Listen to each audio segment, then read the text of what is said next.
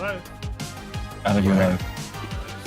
Welcome, one and all, to the 14th installment of NASB Junior. Definitely agree. Sorry, the soundboard cracked me up.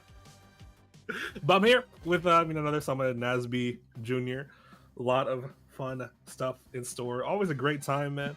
Definitely feel like it's been a very much a period where people have been like experimenting a lot of the game, finding new things out. Of course, Black Amar here with my boy Bean. What's up, y'all? We're already in this already. Yeah, man. Starting. Looks like Simba's already got Solidus off stage in the ropes, but then getting back on stage was a nice recovery. Yeah. Interesting too on Nigel. He's a character that's really sort of come into his own development wise very recently. Like Connor J, especially put a lot of work into proving his character is more than just a fluke kind of thing. He's more than just kind of a gimmick meme character. He's really got a lot of that Puff DNA shining through. That really makes him a formidable opponent when played correctly. Oh, definitely. Not back to the stage, but I like the offstage presence we're seeing from. Look at these down strokes. Yeah, it's so good in this dude. The move in general is crazy. It is really good. Yeah. For those who don't know, it actually makes Nigel's head invincible during it, so you can really get a lot of pokes with it. Oh, not even necessary there. Zula's not gonna make it back. Looks like Simba's sitting here with a pretty comfortable lead. Yeah, man. Solidus definitely a bit of trouble finding his footing. Definitely makes sense. Simba, long-time Nigel player, plus 2 games now, so it's pretty neat. It can be difficult to lock down the aerial space that Nigel wants to approach at, especially when most of your attacks go kind of just straight forward or in linear directions. So you really have to jump in there and just control all that space with the forward air, which Solidus seems to be doing a lot more of now, but when you're 2 stocks down, it kind of is a big hill to climb. Yeah. Definitely big things for Solidus, having trouble sort of dealing with the movement from Simba here. I feel like they're getting caught off guard by a lot of things. Yeah, I see that too. Nigel's able to just kind of do these weird off angles and just kind of float around in one spot long enough to find an opening. Yeah, kind of makes up for his lack of disjoint and just being able to attack from all these angles and just sort of make you feel unsafe with him floating around. Yeah, we gotta get punished for that. That move fucking sucks. That's hilarious. It is pretty funny. Yeah, that's facts. It might have killed at that percent. I don't know. Yeah. So it might have been cooking. I mean, it was the EX version, so it did have a little bit of armor, but yeah, if that gets blocked, you're getting punished either way. Very much so. Either way, despite that, Simba's still a very comfortable lead. Thought his struggling to get the combos down, packed on him, so definitely he's living a pretty long time, feels like. Back air, a lot of damage being traded back and forth. Simba kind of run away with this, 60% has him off stage, come out to chase, get him back, but don't know how long they'll live for after. This back there is going to put Azula in a very, oh, wow, stage spike going to take that. Random dash tag. Right back, yeah. That works too. That Crocodile Dundee. Keeping that momentum going. Not letting up for a minute. Definitely solid play overall from young Simba right there. Definitely has been having the better end of all these interactions, get a lot more damage on openings. I love to see Solidus kind of get more combo going. He didn't really feel like they had really much started. Honestly, kind of tricky sort of get in the groove of the tournament sometimes. I feel like it kind of happens sometimes, but it does happen. Man. Azula definitely has got some aerial combos or juggle combos rather. This is up air into forward extensions, shit like that. So hope to see more of that. I think Nigel could be a pretty tricky character to combo too if you're used to more fast faller kind of characters or characters who aren't as floaty. Yeah, that's right. Why is there Subway Surfers, Cherry? Why am I seeing this? Times you did. Yeah, that's funny. I added a redeem where you can do zoomer stim, so that when you're bored during these times of the scenes, you can just redeem with channel points, just some Subway Surfers. I'm low-key watching it right now, but yeah. I fucking figured that. This is derailing the commentary. Can't look away. I didn't even intend on doing that, honestly. I pretend it's intentional. But yeah, we'll see what the counterplay develops here. We'll see what stage Solidus wants to go to. Right here.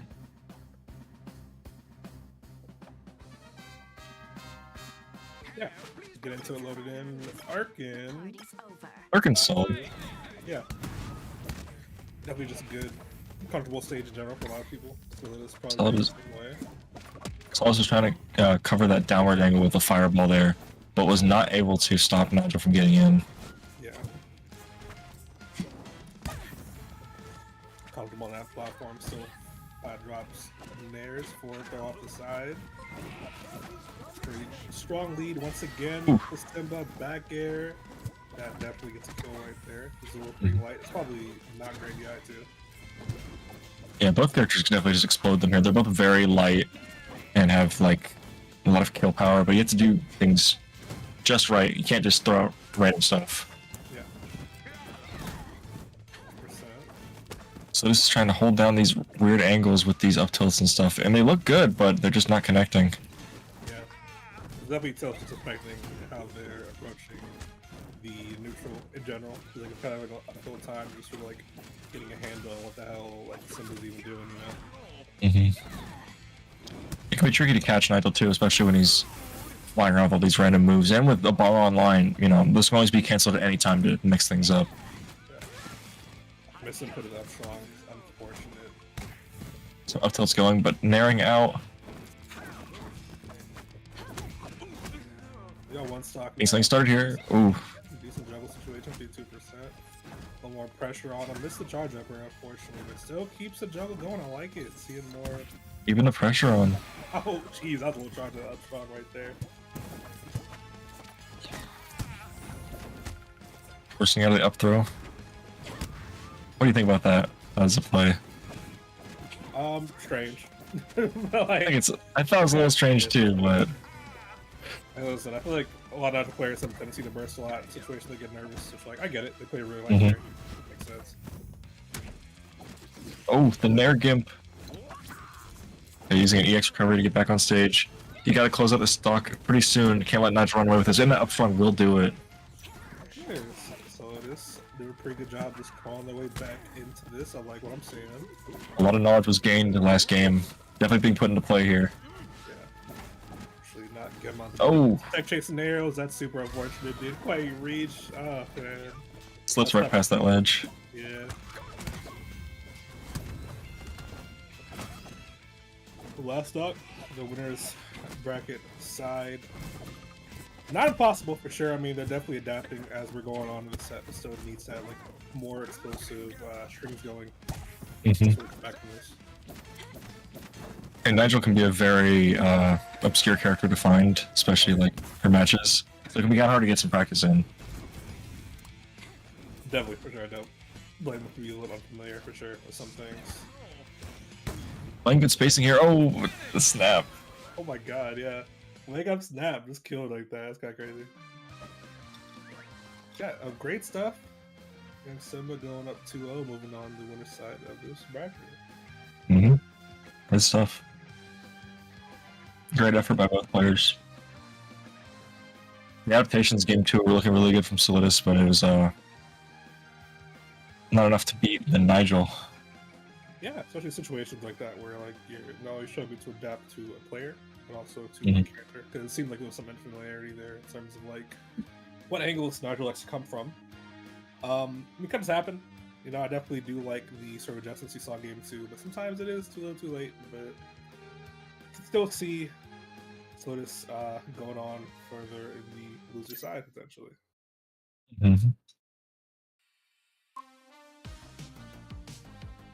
Who do we got next up on the roster? Let me see if I can check the start GG. I think we're gonna have Sappho Young. No. I think we're waiting on a match.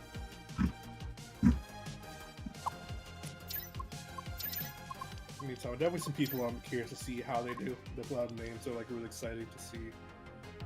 You know, who can make it to the top of this. There's definitely some really still talented players in this bracket. Sansa K, Sansa answered, Laudan, back and entering. Rawin is in this too. It's really cool to see. Mhm. Lucy on that Zoom. There's a lot of Zafra put in the effort too. Yeah, Zafra, like Kenzie. A lot of just good players that have been really getting better and better at the game the more they play it, and I really want to see how it ends up.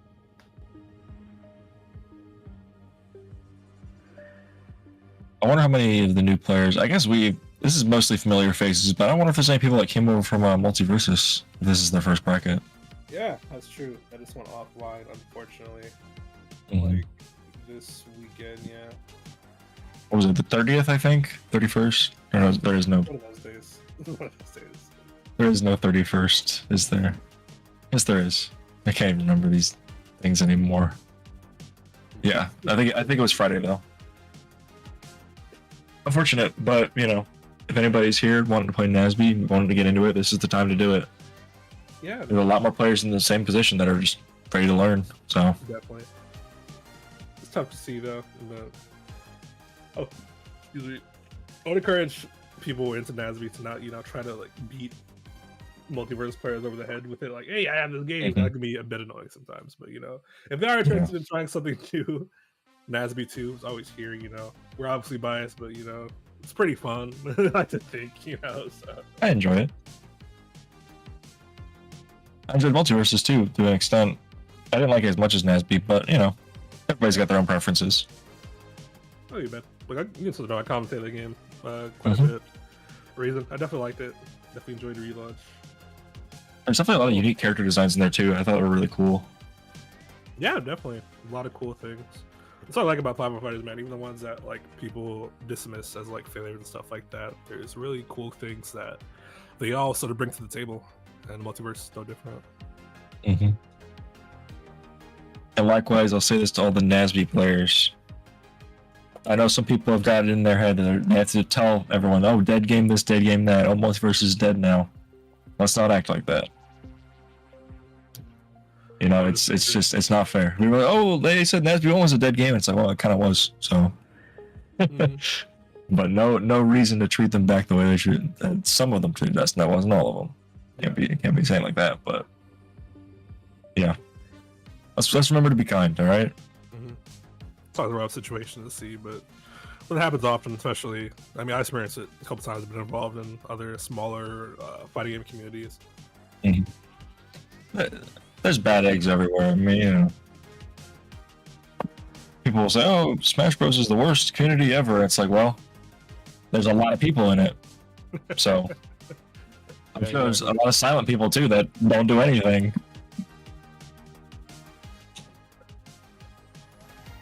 Yeah, man. Yeah, I feel you. Looks like we're looking for Marcachino's in, and there will be another player. Results be determined.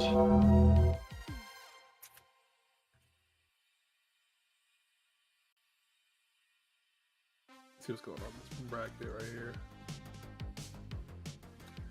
I think all these tournaments, man, like there's so many good players that like round 1 and round 2 even are just gonna be like it's already kind of tough.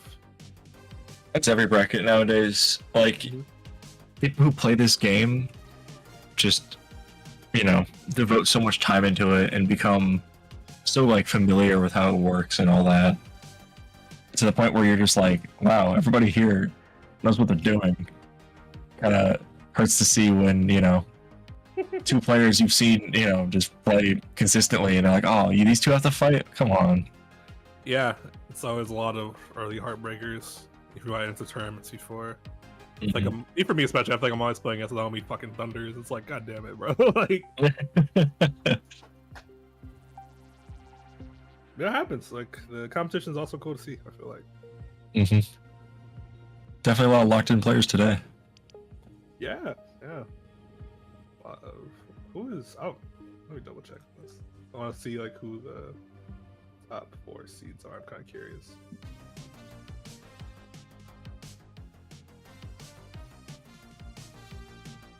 Sansa is 1st seed, Easter Chicken 2nd seed, Rawin 3rd seed, and Lottom 4th seed.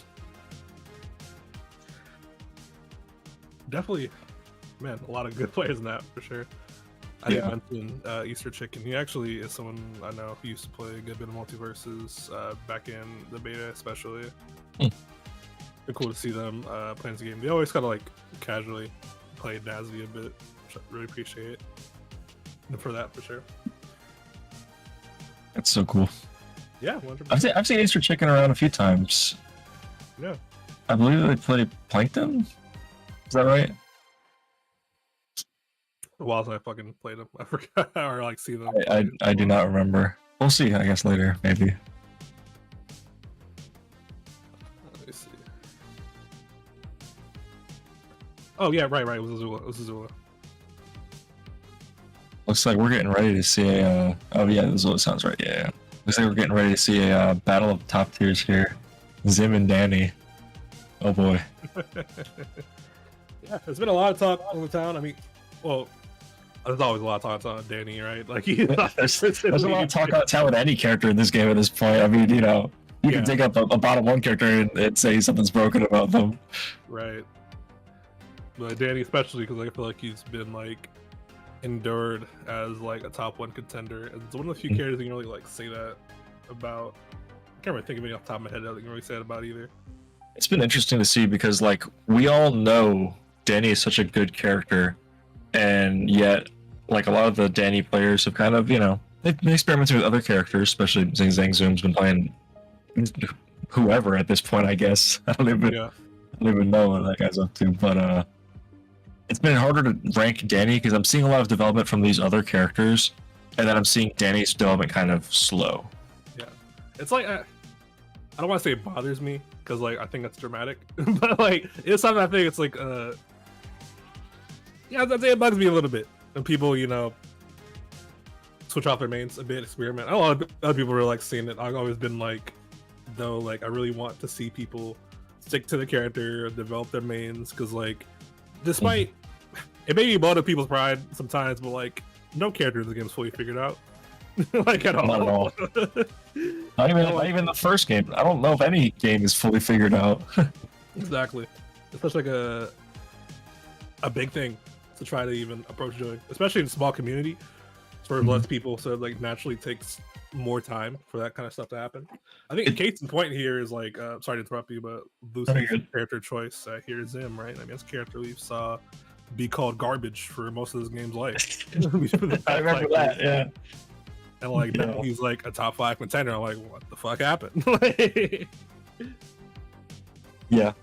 I mean, there's definitely like a pendulum swing, right? We had Zim as this character who was seen as bad. Something needed to be done to help him out. And then they proceeded to give him like the most insane like options and tools. And it's like, whoa, okay. This was lying under the hood the whole time. But at the same time, I think he also has had some other crazy tools that are underutilized. Like laser's always been like a plus on block pressure neutral tool. Grenade's always been like insanely useful and insanely versatile. Sup air has always been a demon fucking move. Like it's crazy how much of this like people didn't know until someone tried to like sat there and like develop them. Especially I know someone just sat there and decided they wanted to use only Sup air, and that changed Zim's meta for a little bit. Literally, that's easy, bro. Like literally. Yeah, but sometimes it happens though, man. I feel like, especially you have a character that's like on the surface as complicated as Zim is, with all these moving parts and pieces around his game plan, it can definitely be really easy to sort of overthink that, right? I think that's even me testing the game. I tended to do that a lot with Zim as well. I think person actually got a lot of the Zim stuff toned down, which for you, it may be hard to believe that Zim was better at points, yes. But the person actually got a lot of his stuff toned down with Sanji. He's a character person that's like really good at like, you know, finding these abusable options and, well, like having the abusing them. Yeah, like being able to like abuse them. People have like a lot of pride to like do that a lot of the time. I'm like subconsciously even guilty of that too sometimes. But I mean, like sometimes that is what like a character needs to further develop. I think Zim's a perfect example of that. Especially like the archetype of character, it can be very easy to, you know, use one oppressive option because that might be what you have to keep an opponent at bay. So if that oppressive option becomes everything you have, or become so good you don't need anything else, that kind of becomes a problem. Yeah. Anyway, to summarize, develop these fucking characters, stop switching off and bracket, play your fucking mains. Anyway. Well, these two main these characters, so I think we're in for a treat. They do, yeah. Lucy been practicing a lot with these the Zim, I know, so I'm definitely really excited to see what they do with them. Listen, I know Zim annoys me a lot of the time, honestly, but I think his design is like pretty cool and people do cool stuff with them. Lucy's still also one of those I feel like tries to do some really cool stuff. Like this cool sequence we're seeing right here, 97% on the board already for Lucy, big percent lead at least. I noticed Lucian using the Zim, just the laser without Gur, which is very rare, I feel. It's like, it is, I think it shouldn't be, because this is such a good, just mid to long range sort of like pressure tool. Kind of like, especially for a zoner too, it just stops people from like in the tracks and getting in, does a little 3%. If they run up shield, it's plus on block, the charge in there, getting very close to killing ledge scenario, yeah. That's up there is like so good for ledge trapping, bro. Especially because you do it while retreating as well. Yeah, exactly. Pretty hard to get around. Mark, one stock deficit. Lucy struggling, or threatening rather, to make it a 2-stock one, but 120%. Mark trying to find this kill, but having some trouble getting in. Lucy putting up the wall. Back airs in though. If it's edge guard, they do up the top. That'll get a kill. Here comes Gur into play. Definitely gonna like change the tide of the battle. Especially that frame 1 explosion. I believe it's frame 1. Ugh, yeah, it's so scary to deal with, honestly. But anytime Zim can just have this little remote bomb chilling around, Yeah, interrupt combos or save Zim from a tricky situation. that's the thing with Zim, right? Not only do you have your projectile on top, but you have a whole puppet to deal with. Right now, Mark not dealing with it right at all. Threatening to get the kill off the side, 63%. Mark saying, I'm not out of this yet, do not count me out. Good job weaving through the bombs on that suffer using Denny's Esther. Also pretty good Mark DI'd the forward throw out. If he DI'd in, you would have comboed up strong. You do it the forward air will cover the jump off that ledge. Lucy, the lead is getting closer. Mark is definitely fighting back. Pick up strong. Wow, it's probably gonna kill. Big stage. You know what's surprised? Like the top last one's actually pretty small. Really? Yeah. I feel like this is one of the bigger stages. I think the side blast is a pretty big fight, remember? But I think the top blast one's actually like surprisingly the same height as like rooftops. Really? The more you know. Get something started here. Traditional Danny combos. I like Mark sort of getting them away from Gur too, separating them from that combo so he could interrupt it. Oh, DI that in? Yeah. That hurts. Yeah. Oh, that hurts a lot. No. It killed Infinity 2B. But all we can do is laugh, and I'm sure that doesn't feel good to get hit by. No, not at all. I mean, it's Danny though. He's very light. So I mean, it's kind of what you sign up for sometimes. The cost of all that power, but the power of that snare is just too much, bro. Second time in a row. Killing with that. Lucy going up 1-0.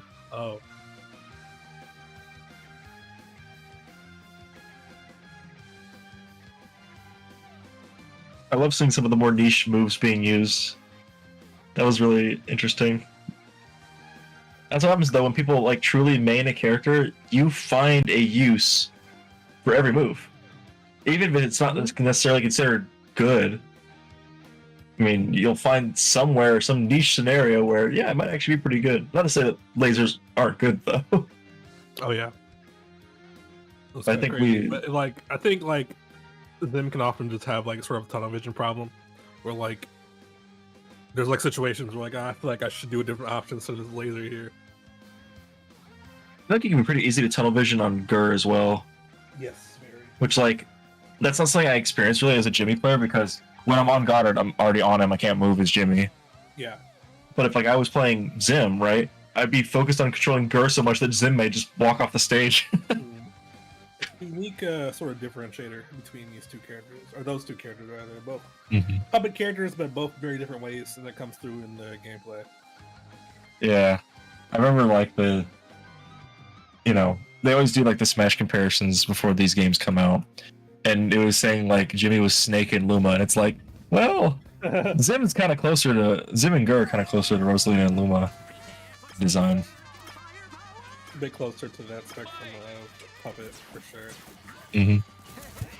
But game 2, going to Miracle City, very like counterpick stage, so not too surprised to see it come out. I think Mark likes having this room to run away from whatever Zim's got. He does not like being pressured by his Gur though. That is like making it very hard to get things started in the first session of this game. Well, with Gur out of play, it's time to get in. But you're gonna get grabbed in, back throw into the snare. That's gonna be the problem against Zim sometimes, man. When you get in, you still have to deal with a character with like decent close range options still. It's kind of a double-edged sword of this stage is that it may have give you a ton of room to move, but at the same time, like those side blast zones are kind of close. I like the catch with the down air, but didn't follow up on it in an optimal way necessarily. Ooh. Still alive, but the charge down Nasty air angle. Do it, yeah, very. It makes like damn near straight. Okay, we see a lot more hero pressure on this, patrolling the platform. I love to see that from Lucy. Deny that movement, deny where he can go. That's Lots of maneuvering here. Yeah, it's like a really neat aspect about Zim, right? You can sort of just set up this area denial, excuse me. Almost like you're playing like a fucking that's a comparison, like an engineer in Team Fortress 2 type shit. You know, you have your sentry there doing shit for you, you know. Yep. Definitely get that. Yeah, that's definitely one area that Zim has expertise in, is just denying you from certain positions. And when a character like Danny has so much movement, you have to be very careful not just, like that side special there. Don't run into the bombs, don't run into Gur, don't run into whatever Zim's doing. Right. It could be like I think it's a very back and forth matchup, because like Danny is better up close, of course, rather. But like being able to just deny how much Danny can move is like a privilege in that many characters where you have, right? Yeah. Especially with how like async Zim's stuff is, where you can, throw out a bomb and not necessarily worry about it, or throw out Gur and not necessarily focus on him. Yeah. That kind of stuff gives you so much room to work with, because you're not really tied down. Exactly. At least you try to tie down this top 16 placement in the winner's bracket right here. True, that's true. Away. Mark definitely having a bit more trouble with this one, man. I feel like the stage choice kind of coming back to bite him a little bit. Yeah, I think Lucian may just have better experience on this stage. Yeah, it just seems like. I think the zoner characters will really kind of excel here. Yeah. So once again, it's area denial. Yeah. It's an interesting, sort of stage, because it can really depend on the characters, what kind of character, so I was going to hear better. Either way, Lucy's so to work on this one stock. Mark try to even up percents a little bit, but every hit is hit so hard from Lucy. Side B through it, but still gets down there for the trouble. Stacking up more Mark's credit. Ooh. That's one advantage that Danny has, is a lot of his moves just let him, with a slime cancel, just snap back to where he was originally. Yes. And that gives you the ability to just dodge some pretty crazy stuff. Big dash attack though. Mark wants last stock scenario. Yeah, definitely big situation for him. Yeah, we see him being careful on the approach.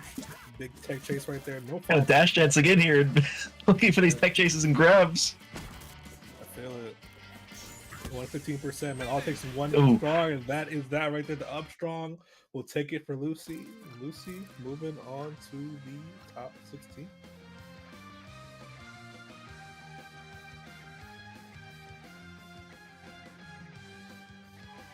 Definitely very solid play from both sides of it, Mark, it definitely seems like Mark's probably not used to fighting a matchup.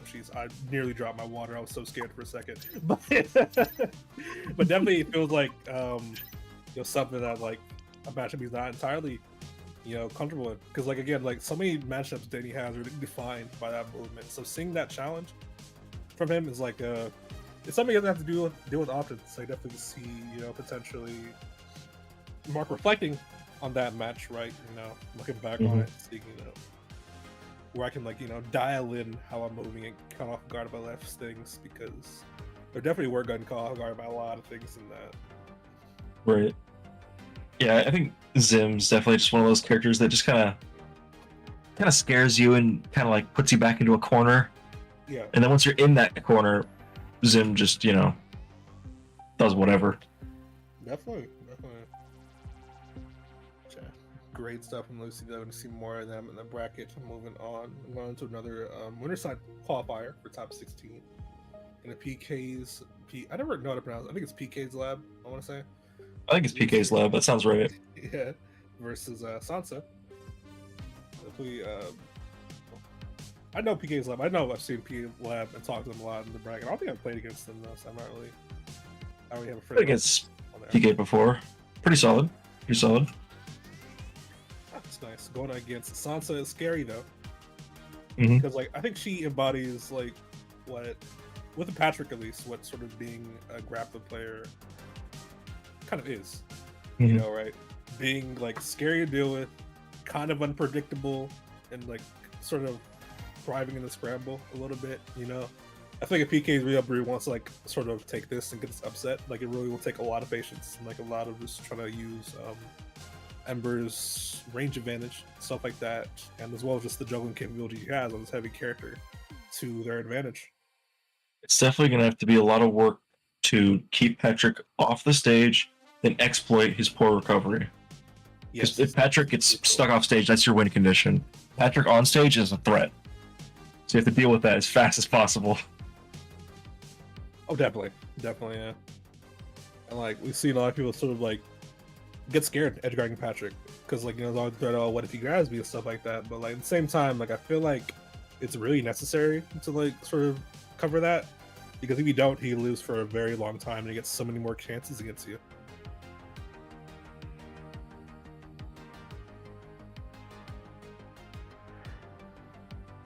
Should be getting started here pretty soon. Yeah, definitely. I mean, I wouldn't call these two characters necessarily rare, but they're definitely less common. There are active players of these characters in the scene, of course, but I feel like Ember and Patrick are still more niche compared to, you know, the Beaver Uprising right now, or whichever character's the flavor of the day. I was gonna say Patrick, not really, but like I feel like he's kind of niche as a main, if that makes sense. But he's like common. He's common as like a little side character or whatever, but as a main is like it's not a many at all. Mm-hmm. There's only 2 or 3 that come to mind, so yeah, exactly. But we'll be watching one of them right here. It's definitely pretty cool seeing the confidence and like competence as well, you know, the Patrick from Sansa, man. Definitely been making and look, I know you don't have much faith in this Patrick character, so I know you're gonna like watching a player just kind of work around those disadvantages and put the work in. Yeah, as much as like I like personally don't believe in Patrick as a character, like I still love, you know, seeing Sansa do well, especially, man. Like how can I not? Like, you know what I'm saying? A little biased, right? But you know, I'm curious to see how PK Lab does try to deal with it, essentially. Right.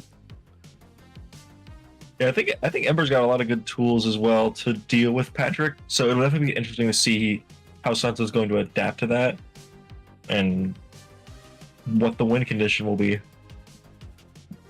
How is neutral going to be affected by Ember's disjoints and Ember's, you know, spacing abilities? Because I don't know, I think Ember kind of wants to play in like a mid-range. Yeah. Meanwhile, Patrick either wants you right in his face or way out where he can hit you with the table. Yeah. In mid-range, you do get the dash attack range, but it can get predictable. Mm-hmm. Those things be interrupted by some things too. Yeah. I guess I don't know much of a difference the cheer meter's going to make in this, but it can definitely be huge. Well, if you route it properly, because like we able to kill Patrick like without sort of like having to fear for like, you know, if you're not super experienced at edge guard, it can be scary to like edge guard him. So being able to kill him really easily without that threat is good, and you definitely can with both cheer down B and cheer up B combos. Tables are already being thrown. Yeah. Patrick is here. Game one, yeah. I think it's stage makes sense. I think movie's characters really like the stage. I think Patrick sort of like has more stage control on here than he does on a lot of stages.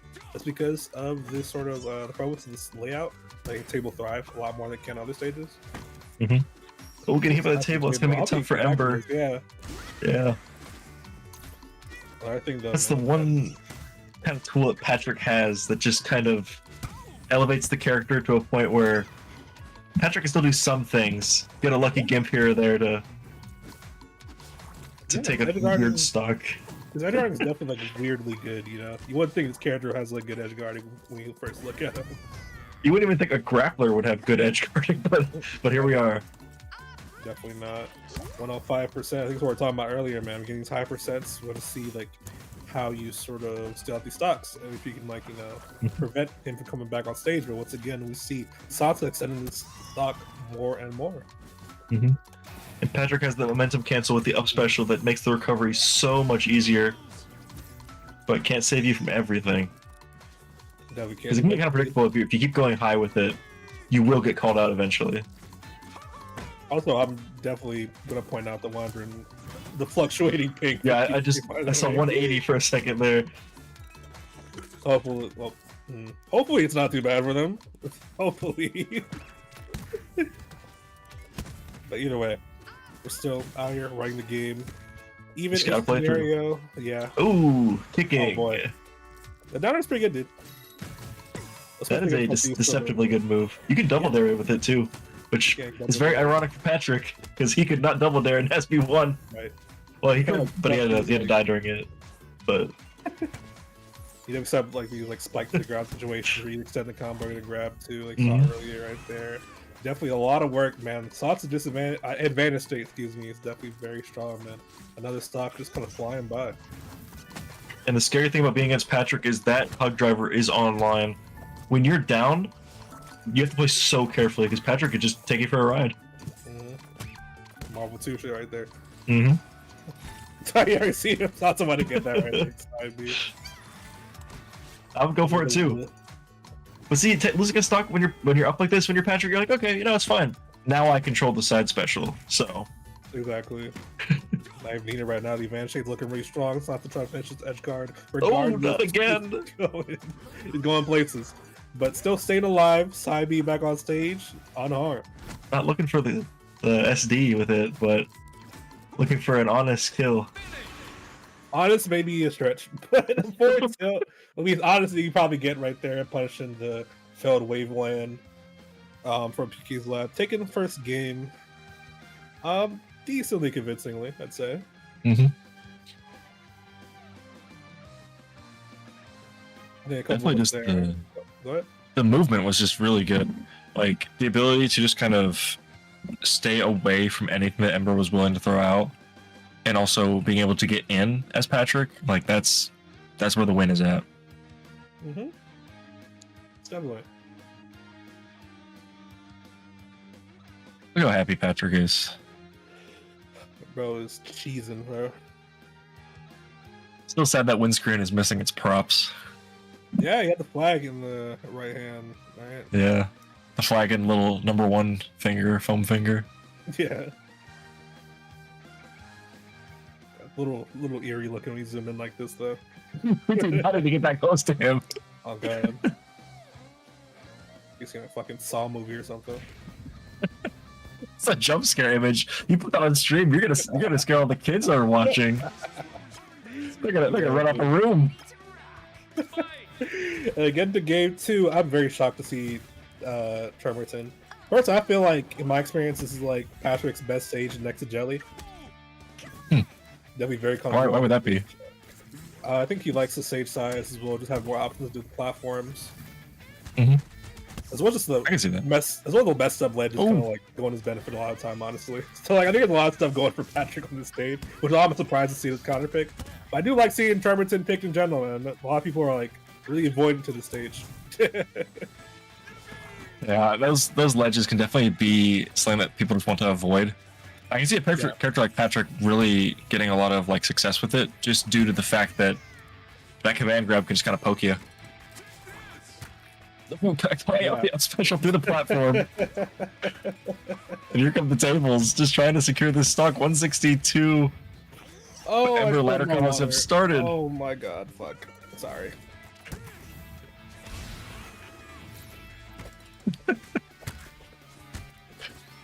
Sounds like getting something started here, but PK is out. We're gonna edge guard Patrick with these S dares, but not finding anything yet. Patrick is back on stage. The grab has been made. Oof. Looking to combo a table into a snare there, I think. But PK is having such a hard time making it home. And Patrick is just going crazy.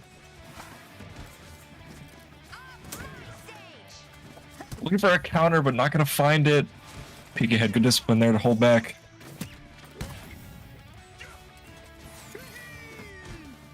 Narrowly avoiding that sub air. PK needs to get a stock here fairly soon to stay in this game. That was just weird. I know people fall out of Ember's up strong, but that was just ridiculous.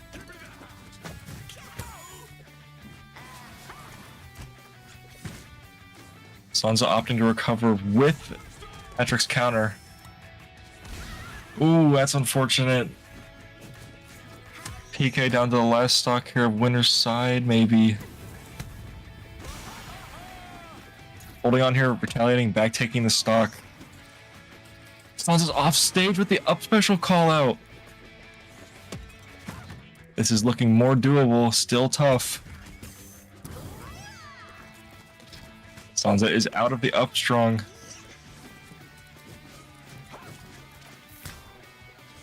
Both players are just looking for their opening. And that up special cancel is really just making all the difference here for Sansa, being able to get back to the stage so fast. We're gonna hear... That's crazy.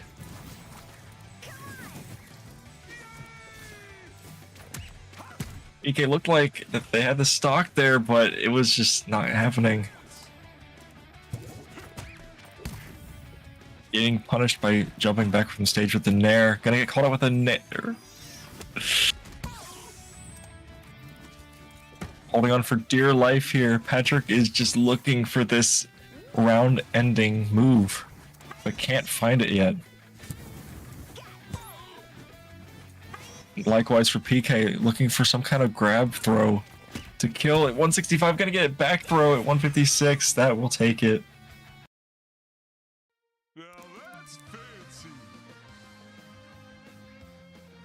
Now that's fancy. Sansa will be moving on. Good effort from PK. But the Patrick don't stop.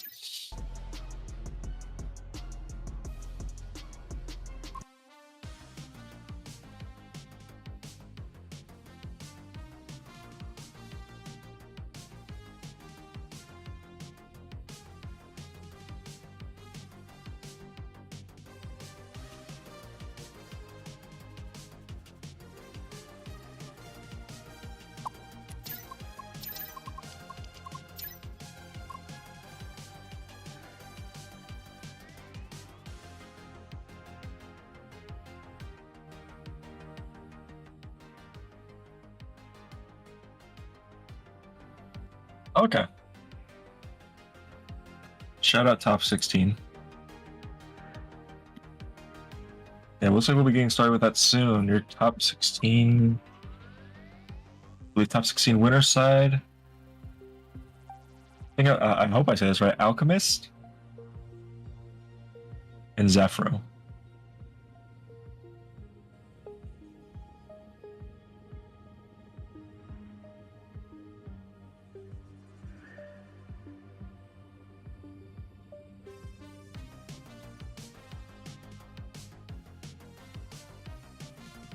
Yeah, who likes NASB? Put a NASB in the chat if you like NASB.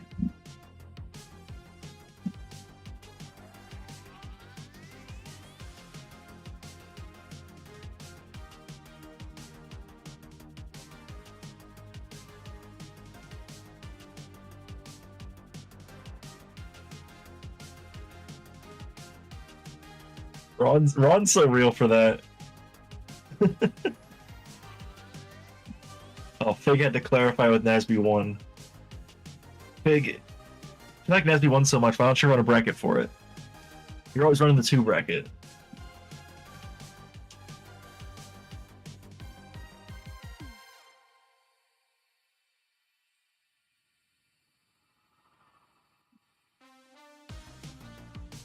No way you deleted that chair.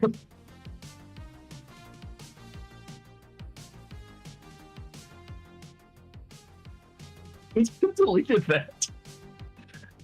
It's probably Fig. That's it. Delete Fig's comment.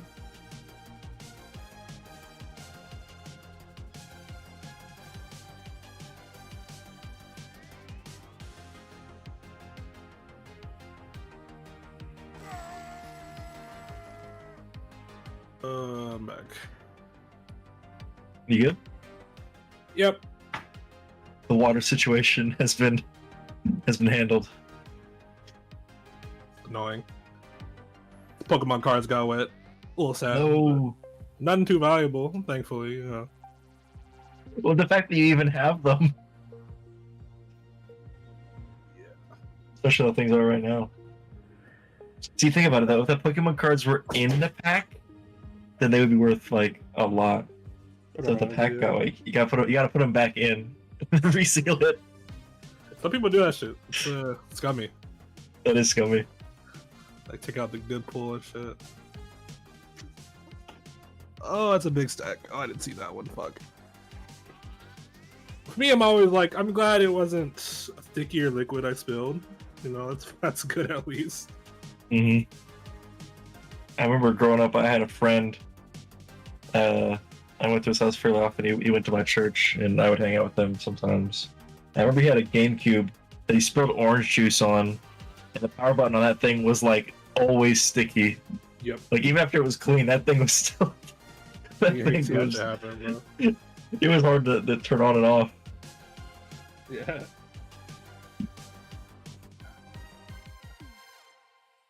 One annoying thing about like this fucking my office room shit is built on a slant, and like my desk is of course at the top of the slant. So some spills on the floor is going to the back of the fucking room. So I gotta hurry up and clean that shit before it. Ooh. That's tough. God.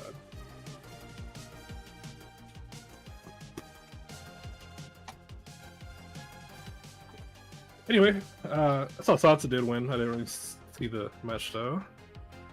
Is this a Rickroll or something? What? No way. No way. That's what's in the chat. Flurries one said, check out my Korra guide. And it's a link to an Amazon listing for Jumpstart First Grade. That's crazy. I just clicked on that. Hey, there's what's this?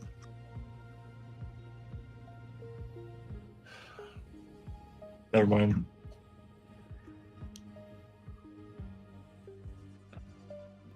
Did any of y'all actually like play those Jumpstart games? I think I had a few. Yeah, I don't remember which ones, but I definitely did play like a few of them as a kid too. Oh, educational games. Those were a product of the time for sure. Definitely nostalgic though. Oh yeah, they were all like point and clicks too. Like A lot of them were, yeah. A couple of the Jumpstart games. I think some shit was called Math Blaster. I think it was called. oh yeah, Math Blasters. It's a couple of them. Like I vaguely remember playing as a kid. Those definitely the type of games like I don't feel like you like super in detail remember, but you definitely remember playing them. They definitely existed. Right. Like I think the names stand out, but not necessarily what the games were. I remember there was like they went all the way up to like 6th or 7th grade or something. Yeah. And I remember there was one where they like explore like a temple or something, and there's like a little like it was like a yellow cube or something, and it like followed people around and had like eyes on it. Right. The memories are very scattered and thin. For some reason, my one memory from a Jumpstart game is like there's one with like a super country twang singer singing like the 5 multiplication tables. Be like 5, 10, 15, 20, 25, like that shit. I remember that. Only that. Like only that's what you No, I didn't even know that was from like Jumpstart, but like low-key I remember it's like exactly that. That's so funny. Small fucking world. That's what it was from this entire time, my whole life. Oh shit, but anyway. So Zacro versus Alchemist. Alchemist, I'll stream you up for a second. Cora versus April, of course, Zafro. Long time April player in this game. Not similar to Alchemist though.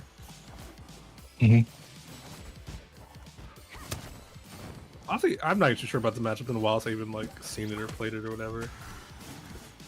I think they're both. I think definitely each character, but not each character against each other. Yeah, these both characters are definitely like versatile in how they can play. They both have like strong defensive options. April with her camera, Cora with charge up air zoning, and they just kind of like try to find their openings off of that. So I feel like similar to that extent. See Zafro set up his camera, these sort of traps off it as well as we see right there, getting that first stock. Alchemist responding right back and forth, not killing. I'm surprised. Good DI. I can see Core having a lot of like setup stuff and a lot of things that require like hitboxes to be hit. But with April, I see a lot of things that are more active, so yeah, there's a lot more like conversion potential in scramble scenarios. Core fortunate active though. Play that. Caught the roll. Okay, little off stage scenario. No wall jumps. I couldn't wall. I didn't wall jump. Very unfortunate to see Zafro with a big lead because of that now.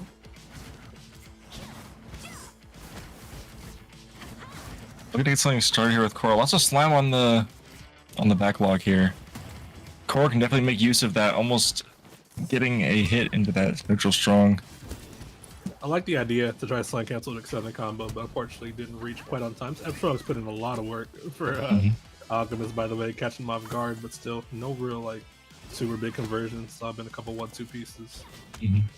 Zafro's looking for oof. Oh no. Zafro's looking for a lot of those extensions and regrabs and stuff. Wasn't able to find them, but still able to get Core off stage there. Alchemist seems to have like some difficulty recovering for whatever reason. Not sure, but like that could be any sort of thing. Yeah. It's like starting here with even the downbeat in play, using a bunch of different moves here. I like that to extend the combo as well as build up ratings. You want to use that too. It's a really cool option. I'm saying. Approaching with the back here, looking to close out that stock, but 3 bars online. Then we're free to see a burst if we decide to. Did not go for it. Wow. I could see my house from there. Sometimes you don't need a burst. Suppose so. But either way, Zafro take that game. First game right there. Yeah, the definitely big thing right there is that sort of Zafro had a easier time killing, especially those 2 stocks too where unfortunately Alchemist had some recovery difficulties, didn't get back to stage because of it, got snowballed from there. I'd like to see how things go more second game, you know.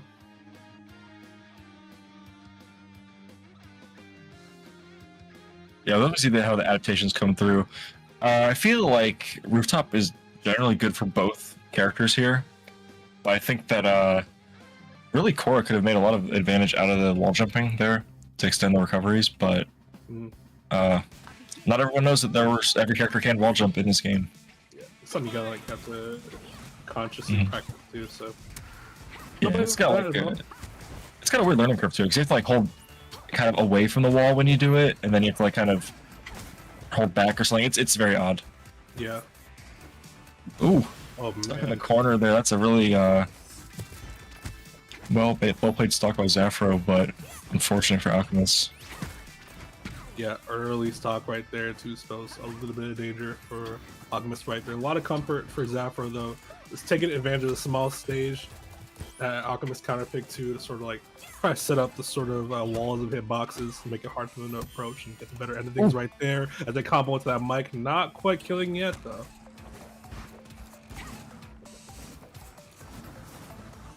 Flying around these platforms here, not wanting to get hit by any stray hitboxes.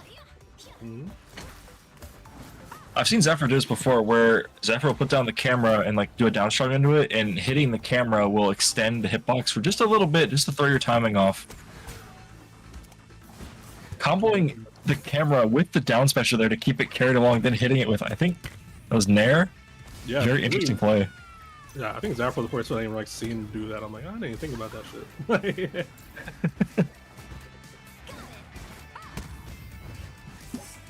Down there, but again, not much of a combo started, man. Big difference maker once more.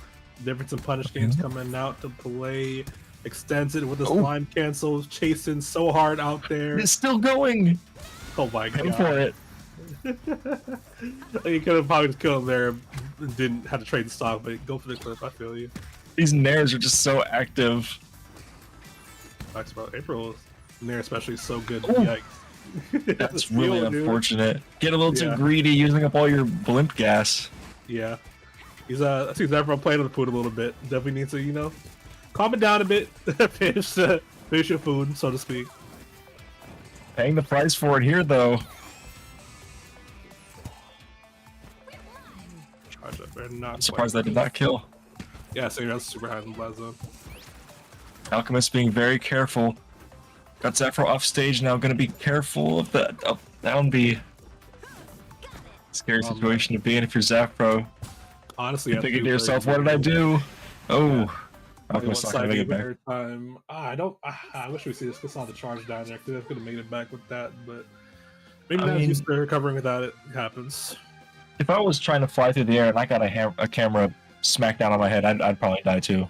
Super real. Super real. Good stuff Oh, for Zephyr. man. Moving on to top 8. Pretty solid play. Pretty probably play overall. Hopefully, less playing of the food in the later half of the game, right there as we saw. So, but still, overall, very solid performance. Still, we expect to see him go farther Mhm. in the bracket. Looks like Alchemist is still in this. I'll be on loser's side now. So, we'll see who we have up next. Oh, this should be an interesting one. At least on the stream, anyway. I see Rowan versus Lucy coming up. Top 8 qualifier.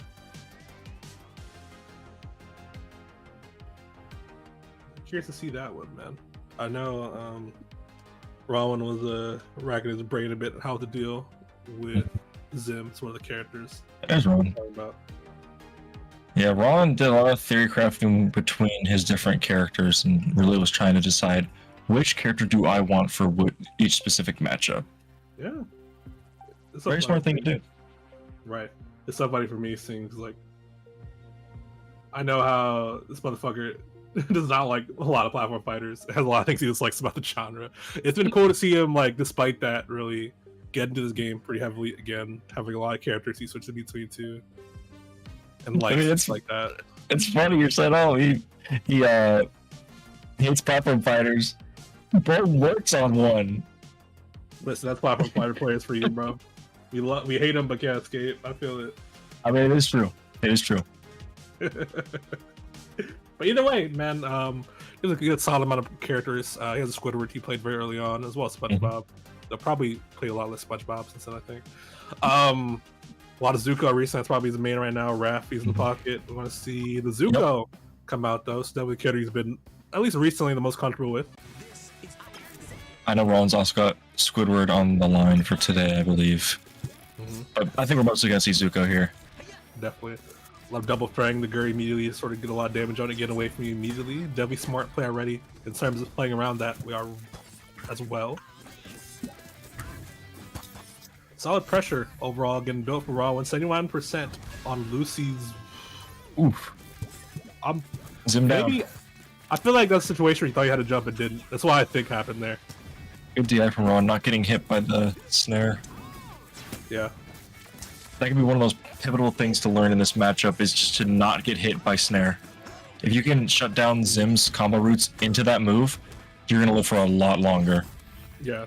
Zuko's like really good at punishing Zim, I feel like, in terms of comboing him, but I feel like Zim gets him off stage once, it can be really hard to come back to that. But Rawin staying solid in the call out. midfield, not letting it come out. Great call out indeed. Force wrong, as you said right there, bro. Definitely great start from him. We see the charge up airs come out a lot. This stage should be pretty good for that too. This platform's man, explosive rate is big enough to hit the platform and the ground like that. Raw was struggling to find his way back, so we're talking about earlier, but finds his footing back on the stage to get able to get more and more extra credit on the stock, being 2 stocks up. Mind you, the sledge on Tremerton strikes again. You gotta be precise with the end of the stage. And it did stop because of that. Looking for a neutral strong there. Probably looked for a sub or up strong, but all kinds of things can happen. Right. Just snowballing out of control is Rollin right now. The last stock's pretty unfortunate for Lucy. He got shaken off. He still want to win this set. Oh, he's looking for the Dragon Punch. Didn't hit the charge Not gonna find properly. Zim's gonna be a hard character to hit with that too. Yeah. Dude, the advantage state from Rollin has been so good. The 4-stock W on Rollin right there. Okay. Okay.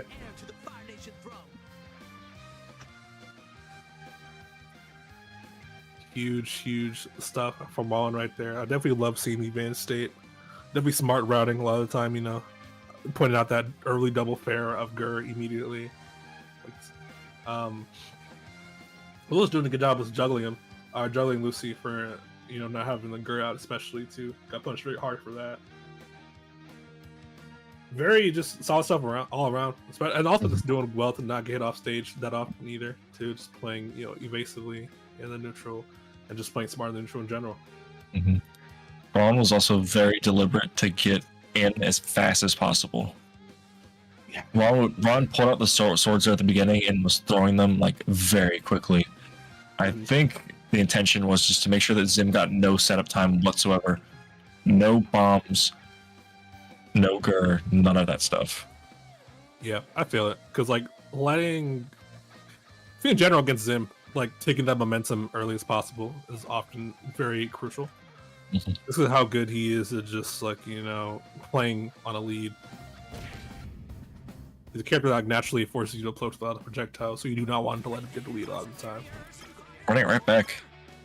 A little surprising, honestly. Especially after this sort of, what's it called?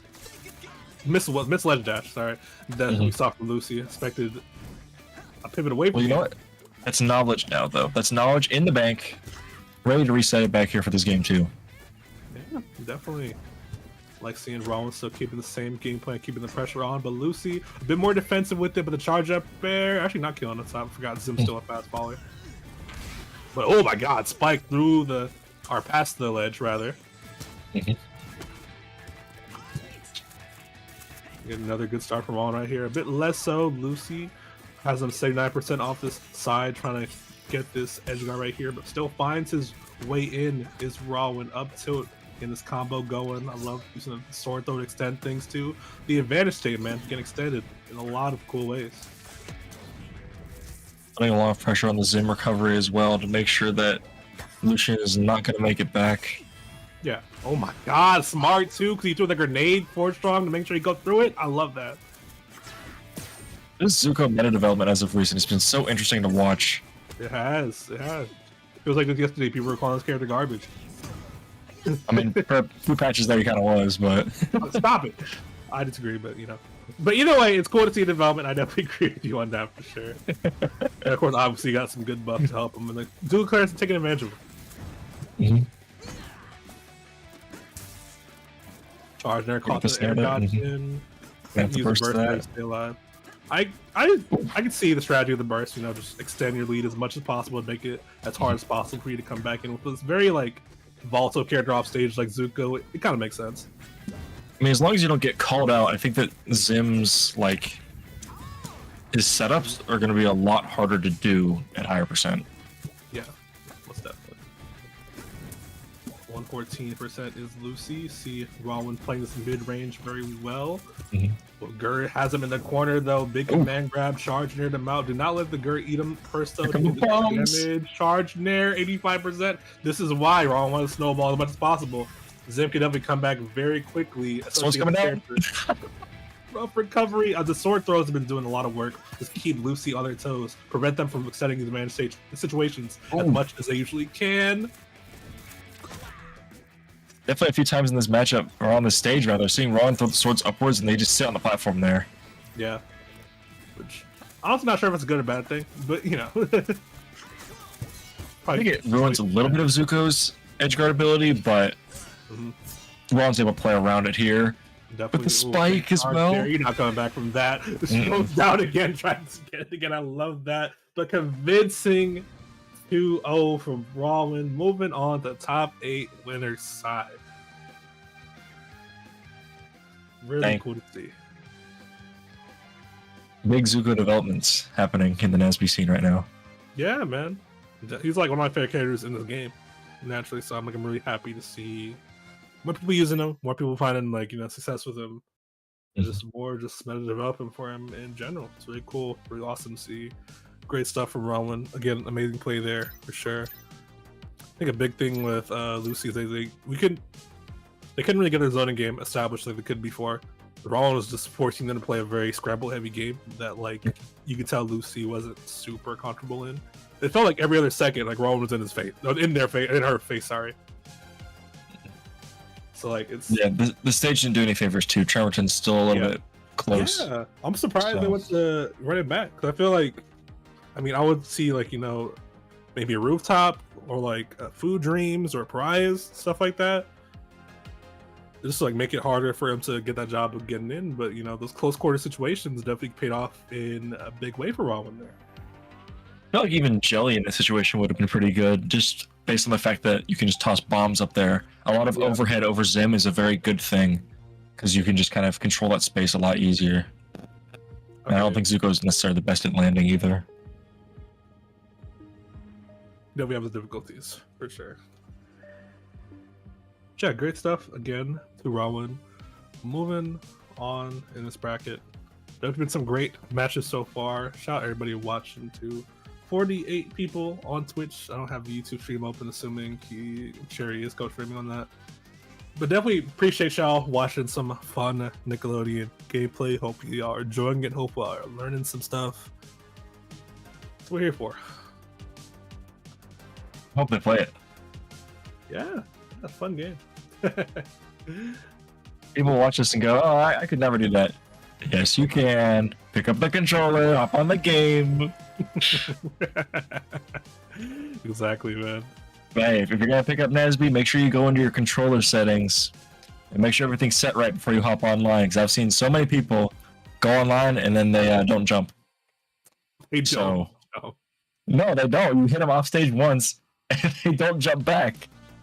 See, people be making fun of me when I say I feel like platform fighters are low key harder to get into than traditional fighters. Because that's a big, that whole having a platform and shit that's a big hurdle for a lot of people. I've definitely met a lot of people in person in real life that what the fuck do I do when I'm off stage instantly die? That's relatively common. I guess if you're coming from a traditional fighter standpoint, but I'd argue most people that are going to NASB probably played Smash before. Yeah. And in that sense, even then, how good were they at Smash? They just played at a party when they were drunk, them, or they just a kid, mashing buttons and don't really know how shit works. There's a lot of factors in that. If you're just a kid mashing buttons, then ranked is not for you. That's real. It's still won't go on. Some quick play. You can pick a flat stage on there if you don't want to jump. You have to jump at some point. I mean, just pick Con Street. You never have to jump. This motherfucker. Doodle Bob will help you out too. Yeah, dodge Doodle Bob somehow, bro. Just roll through him. Oh my god. we're gonna teach players to roll into shield before they learn how to jump. Stupid, bro. Anyway, this is Shishigami versus Pastel Punk. Rimpy versus Korra. Imagine we've seen more before this patch. Like back though chain grabs. I would love that still there. I like the sound design on it. It's so funny. But yeah, Shishigami. Definitely. God, they're not ringing a bell, but I know I played them. Yeah. Let's think of Ren Stimpy, man.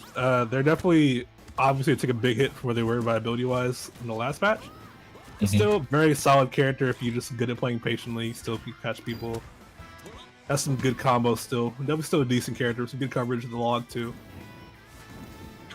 Yeah, if you really like study the character, you really know what Ren and Stimpy can do out of a stray interaction, then you can make it work. It's just never get hit. Just don't get hit. Yeah, disadvantage pretty bad now, but it doesn't matter since Shishigami, because they're currently at advantage state. A quick 2 stocks taken down in this 1 minute time span, bro. We're going fast. We are going super fast here. Looking for the EX neutral B, not able to follow it up though. That's pretty cool. Okay, both of these dudes, man, definitely strong advantage states on both sides, but it really depends on who the better end of surviving these altercations. And right now, it is definitely Shishigami still 140% on this first stock. Oh, Ren and Stimpy not gonna make it back. So funny, died in the most anticlimactic way. Didn't charge up enough, but you know, They were gonna grab it. yeah. That's Looking for a back air here. Mm-hmm. Definitely one of Ren and Stimpy's main moves to get a kill. Playing the spacing so particularly until you can get in with that back air, get Korra off stage and just go at it. Another reverse hit, so didn't send back off stage, but another back air. Yes, it was a stock. Last stock here for Pastel. Got to be very careful here to make sure Ren and Stimpy do not get in, because they got that weird kind of Wario-esque floaty nature to them. Mm-hmm. Oh, that's tough. Oh. That's tough. That's tough. Sometimes you just miss the ledge. First game, going to Shishigami again. It's definitely very intense, back and forth, like fast-paced kind of set. The difference maker just came down to simply just, you know, Shishigami just having the advanced state that led to kills more often, right? You saw like Pastel Punk did have a couple combos that like did put a lot of damage on Shishigami. But getting that kill, dude, it's just so important. We saw like Shishigami being very just like proactive. We're trying to just pressure at this ledge with like the logs and back air stuff like that we didn't really see from Pastel Punk. So I think just keeping the pressure on is something in general I would like to see Pastel Punk in this game too, but hopefully it goes well for them. I think Korra's a pretty versatile character on the same time. Korra definitely has like her fair share of projectiles to throw out and control space. Yeah, they'd like to see those coming back from Pastel Punk, but we'll have to see what she does moving on in this game too. Miracle City, solid pick. We see a lot of Miracle City today, it feels like. Here come those rocks. Definitely a very scary tool. Definitely love seeing that come online, especially on this bigger stage too, because definitely helps control a lot more space, make it harder for Shishigami to just run at them with no like reckless abandon a little bit. Oh boy. I still get a little whiplash seeing Korra do a down air and those little rocks don't appear. It's so funny.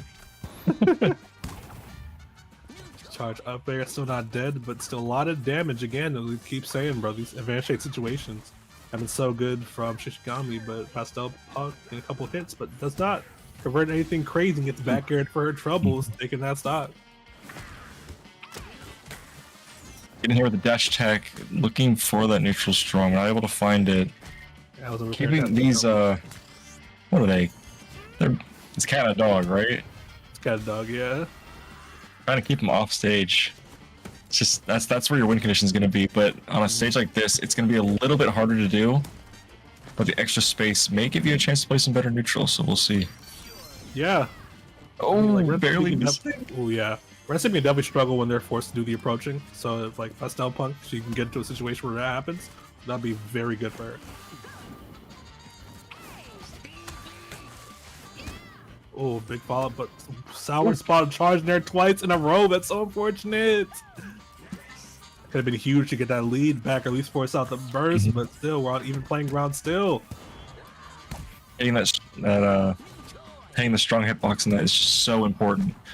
Missing that can mean life or death in this game. Yeah. Like the charge up airs again that we were talking about earlier coming out. Unfortunately, well, flubbed the execution there a little bit, but they've definitely been helping catch them off guard. No slime block, unfortunately. But the burst is online, that's okay. Okay, but 2 bars off, and you get down shot for trouble. Basically wasting those 2 bars. Not the best thing to see if you are a Pastel Punk, but still very close right now. Also straight to the meter from Shishigami as well, so not the worst situation. We need to get a hit at some point back that would do it, but still 50% extra credit Not amazing. Not amazing. I'm still trying to keep a little bit of space here, but Ren Stimpy just keep floating in. Waiting for that log to go down, reflecting with the sub air hitbox. These close scramble scenarios are just making things so awkward. There's so many of them in this set. It feels like got the down there, but traded. Unfortunately, you can get follow up. Getting hit by the log. Yeah, it's helped him so much in sort of this advantage state for Shishigami, bro. The back air charge there, gonna strong hit. Not gonna kill yet. Looking to call out the weenie car, but not happening. You gotta know the height it needs to go to for sure. Back air getting the kill. Shishigami's still in a slight lead right here. Looking to close out this stock here, but nothing seems to be killing yet. Nice punish on the burst, evening things up here. That's why I say it's risky to go for these bursts with high percents, man. Sometimes it just doesn't pay off. You just lose 2 meters for nothing. These nairs are coming out. 89%, not looking great. Shishigami trying to run away with it a little bit right here. Again, stronger advantage take showing consistently charging there, and that's the game right there. Shishigami takes him 2-0 right there. Nice extension with the slime dash. Really just called out to the exact position that Pastel was going to end up in. Yeah, definitely just felt like that sort of handle on where Pastel Punk, where she would be in general a lot of the time. I mean, yeah, in the second game, you definitely saw a lot more neutral interactions going Pastel Punk's way, just because a lot more tools like the charge up air, for example, came out a lot more. So it was harder to get in, but still, the difference maker was that advantage state, and consistently, even though it was pretty close at the end right there, it really felt like the advantage state was typically stronger from Shishigami right there.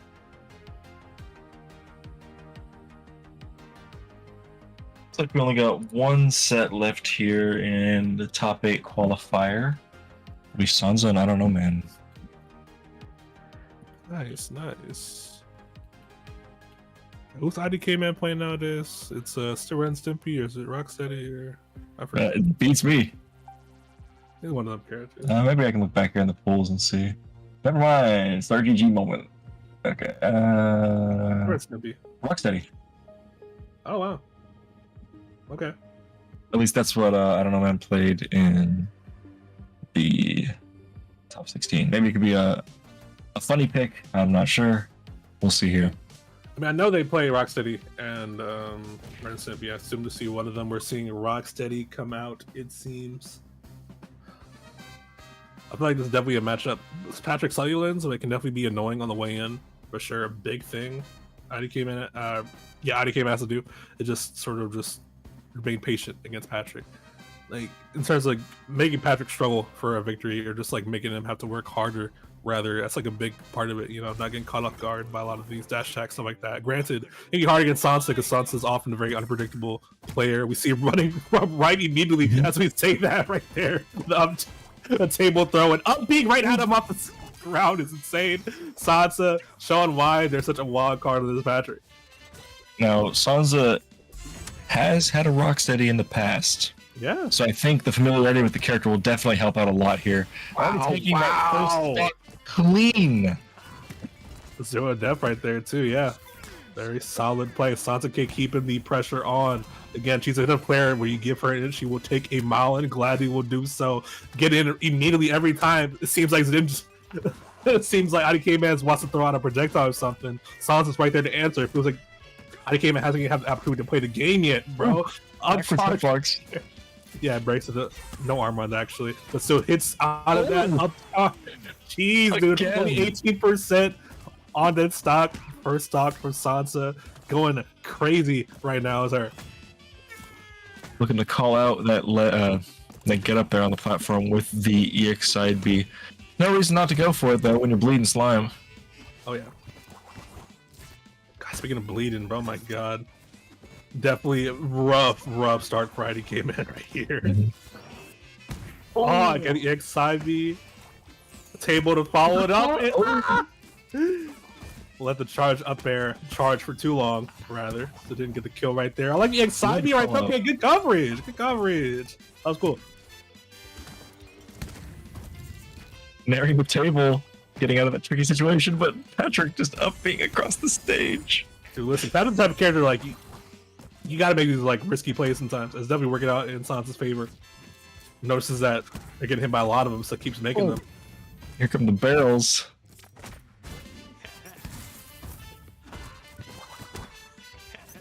Okay.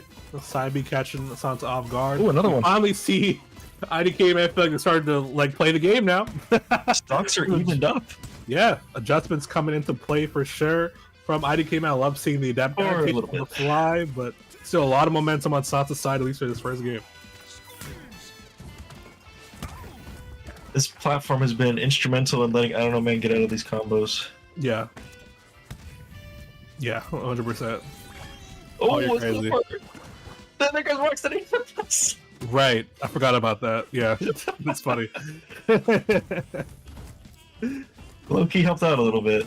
It did. It did. 2 tables? Toss him out there, bro. 138% of his last Hawk Mighty came in. Definitely not looking great for him for this first game, at least. But it's a 4 strong armors right through it, though. Oh, yes, use the counter. Yes, I love you seeing the counter use for that. Because, like, it's so good, his anti-projectile tool. Makes you happy. Patrick to see it. Oh, into the ground.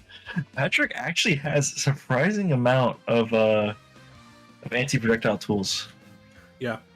I was actually like, well, fun fact, I was actually like adamantly against neutral B reflecting, despite that staying, because he already has the counter. Mm-hmm. Like, you know, he's still like considered a bottom, like a low tier-ish character, so it's like whatever. I think they're good for different reasons, though. Yes, 100%. So honestly, I'm fine with it. I definitely, it's all right, yeah.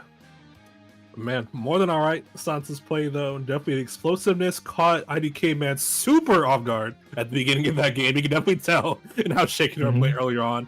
They got their footing later on, but definitely a little too late because he already got 2 stocks sort of taken off very quickly. So it's definitely a hard deficit to crawl back from. I'm definitely curious to see how the second game goes though, because they definitely already sort of were making adjustments in terms of like being a bit more patient and just like not getting caught up by like as many sort of these yellow options that Sansa's throwing out too. I think that's just the way you play against Patrick. Yes. Because Patrick will just throw out random stuff, and it'll work the first few times. But once you get a handle on that, then you start to develop the counterplay. Yeah. Then Patrick changes the game plan.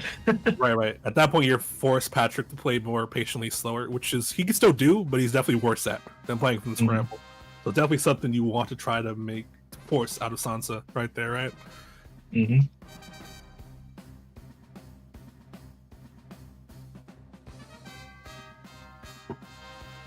IDK man's on Switch. I was like wondering why the loading screens are taking so long. That makes sense.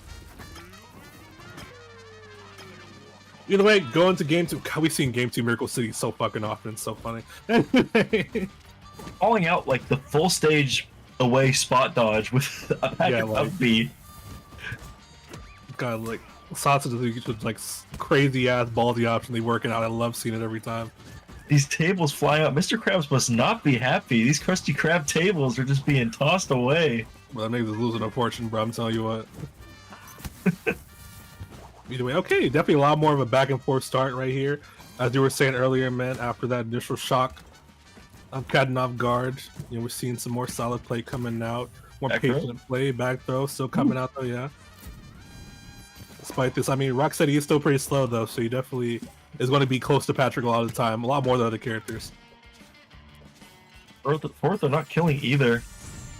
Covering off the bombs, but Patrick is still hanging out over there. So the angles they can go, or Rocksteady's cover can go rather, is so linear that it's like, yeah. So they just like map out where it's going to go and just hit him. That didn't kill? That's a big boy. Yes, yeah. Patrick be surviving a lot of shit, bro, I swear. So you gotta edge guard him. I like the ledge trap though. Caught the grab. Bombs! Coming out right there. We see one of the landmines staying, so that's definitely good Karate K-Man right here. A bit of stage control right there. Platform denial. Wonder what Sansa's gonna do about it. Can't do too much right now. Well, We're seeing IDK just Man. play on the side of the stage. That's what you're gonna do about it. That's true. That's true. Good tech right there, though. Converts the edge trap to theirs, but the counter coming out right there. Give me that. Did not punish on time. Can jump now. Yeah, I like it. Using the sort of it's an advantage. Fortunately, reflected right there, though. Yeah, it is. Oh no! I hate it every time I see it. Fucking back throw bomb glitch. Anyway, still happens regardless. Reflects the bomb right back, but causes it to explode in the process. Big area now is gone. Good player on it from Sansa. Probably a little bit lower there. That's what you have to do with the rock recovery a lot. Because a lot of people get hit by the side B. You just block the side B a lot of the time. Or just like dodge it. And just punch them afterwards. Good strategy from Sansa on that ledge guard. Good re-hits on the barrels here. Really just trying to extend the pressure out of that one move. Down throw. Not gonna kill. Oh. He's so heavy, dude. That boy, hefty.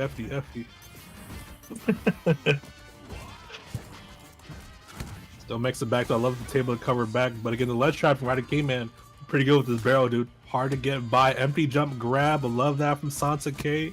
A little pressure started. Reflects the table with barrel. Platform. Yep. Oh my god, that could be killed. Does not slime cancel though. Decided to not go off stage though. You don't really want to do that on even stocks, especially when it's as close as this is. I respect it. Confident of an advantage to know they can take this stock right here. Goes a little That deep. could be. Yeah, I wish I saw the grab there, but decided to roll, getting caught up with up special. Yeah. Oh, down airs too. Gonna get that stock. Sansa, another stock away from getting to winner's side top 8.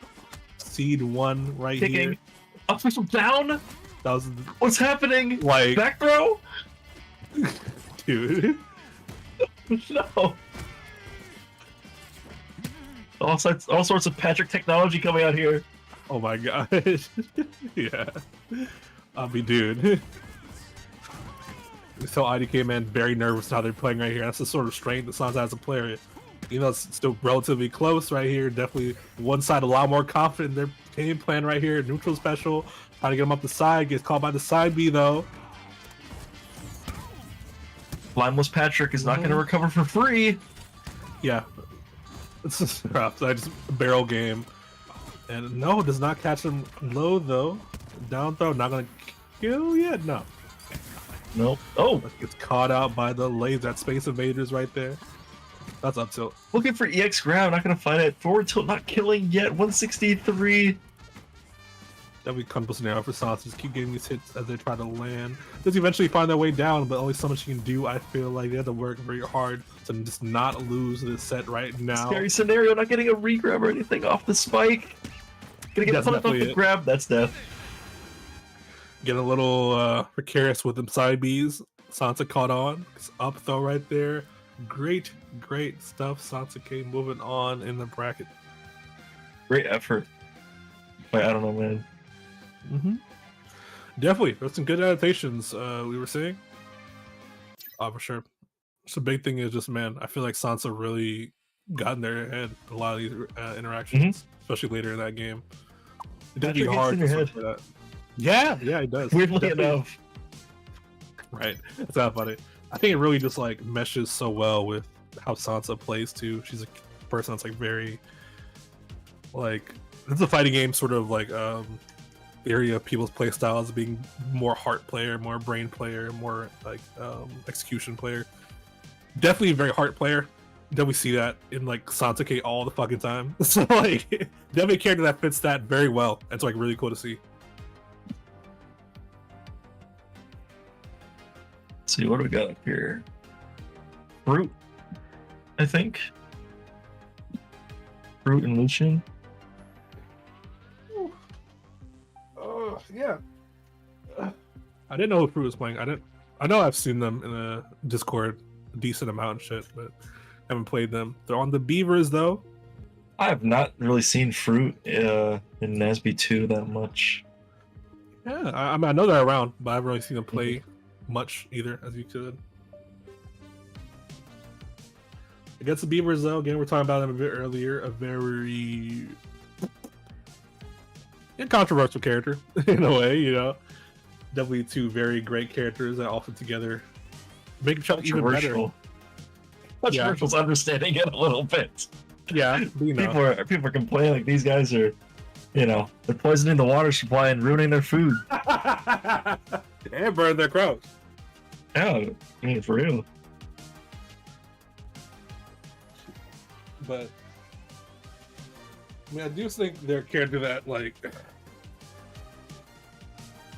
if you do the basic autopilot with them, then you're not gonna win tournaments. No. You can beat people that like aren't like, you know, like equipped to like have to deal with it. And granted, it's like harder to deal with than most people like to do to like a low effort strategy, but just having that sort of first layer is not great insurance. So WC, I'm honestly not sure how Fruit plays this character. We'll just have to see. Will be interesting to see for sure. We'll see what the preferred beaver is here right off the start. Okay, sticking with Daggett for now. Yeah. Already off stage, but Oh. We are not going to get robbed by Trevorton again. Yeah, the super messy snare right there, but both players come back to stage from it right there. Lucy, it's better end of it. Zim is a character can do pretty decent against these beavers for sure. Patient reaction there off the back throw, waiting for Daggett to jump up and do the snare, but missing the rebuttal. Definitely, yeah. Charge nair. Ooh. Great trade for Lucy, sends him super far out. But the mashed potatoes make a hard edge guard, but another charge nair says, I do not care about that. Here comes the other brother. So didn't let the Gur explode. Gur's in their hands, gets killed. Oh, fortunate. Again, probably another didn't have a jump situation. Sure.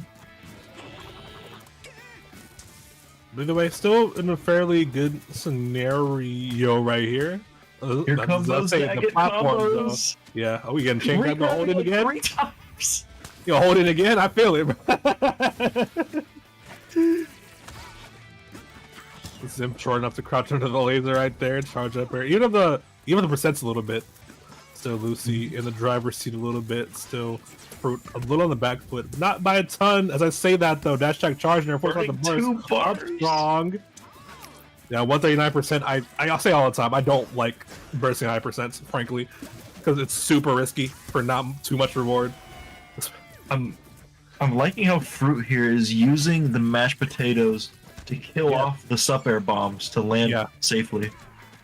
Yeah, definitely is doing a lot of work to just make it easier to sort of get in or get back to stage. Definitely smart stuff for sure. Charge up air, not quite killing. Take that. Tech chase. Called out the get up attack. I love that. Charge near. God damn, send him far. Taking a little more space to get a bomb in there, but not able to punish any of the get up options.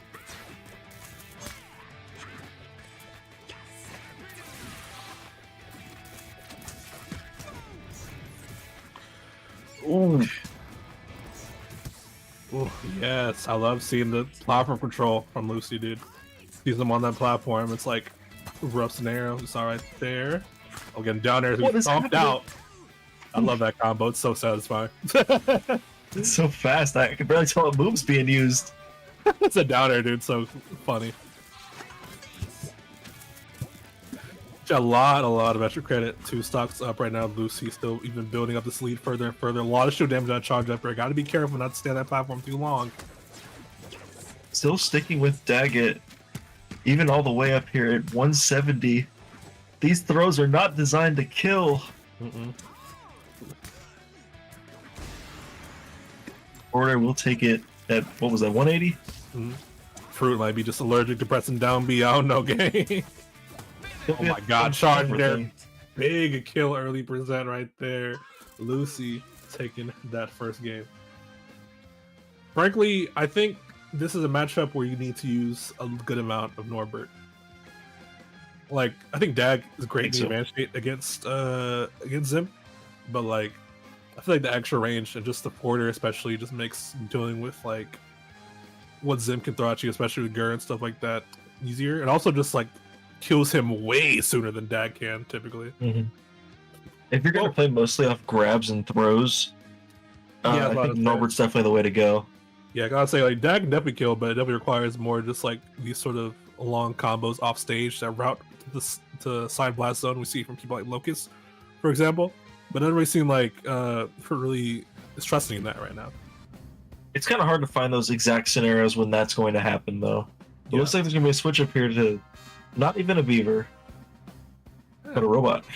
Jenny, I feel like presumptuous to say, but I feel like this may fit how Fruit wants to play based on that first game more than the Dag, at least for this matchup.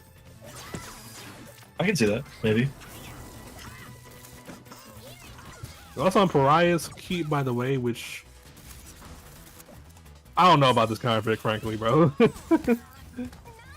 You're taking Zim on the campiest stage in this game, and like people, I mean, Jenny is pretty decent at zoning, but like not Zim zoning, bro. Like you can already tell like they're taking so much damage to them way, and I don't feel like Lucy really landed combos like that. 73% mostly just from those straight hits. Things are kind of weird here.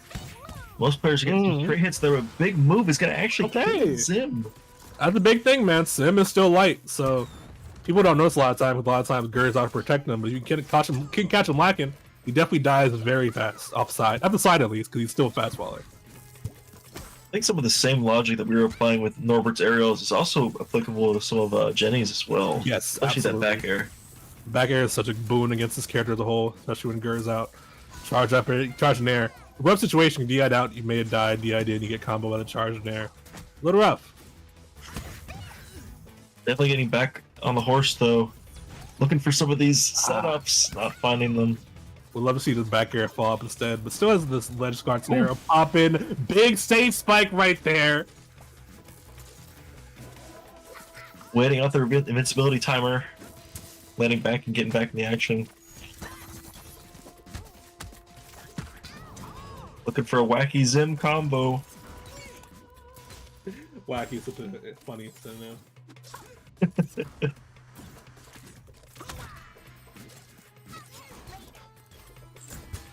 Yeah, stage pick actually working out, and stage pick and character pick rather help working out in Fruit's favor. I feel like this is sort of simpler sort of straight hit playstyle definitely working to their benefit a lot of the time. Whereas you don't have the assist to deal with stuff like this though, so it definitely makes it harder to find their way in when they do get zoned out. You definitely notice that in this sort of back and forth of this game. Once again, when you're zoned out in the lead, there's no pressure to go in. Yes. But snare, yeah. Even that lead is getting smaller. It is, yeah. Forward strong. The missile edge guard goes way too deep with punish for their troubles, but not by much for Fruit. Looking to guard with the missiles. Looking for a call with the back air.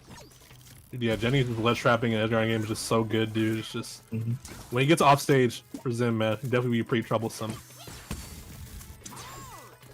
Definitely a weird pick and weird play, but I think this is definitely like counter to the momentum.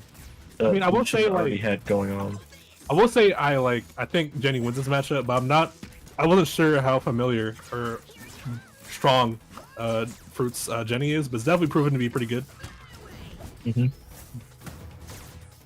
definitely do think Jenny's a character that does beat this character. I did not think on this stage, but like, prove me wrong for sure. The hammers. Oh, interesting.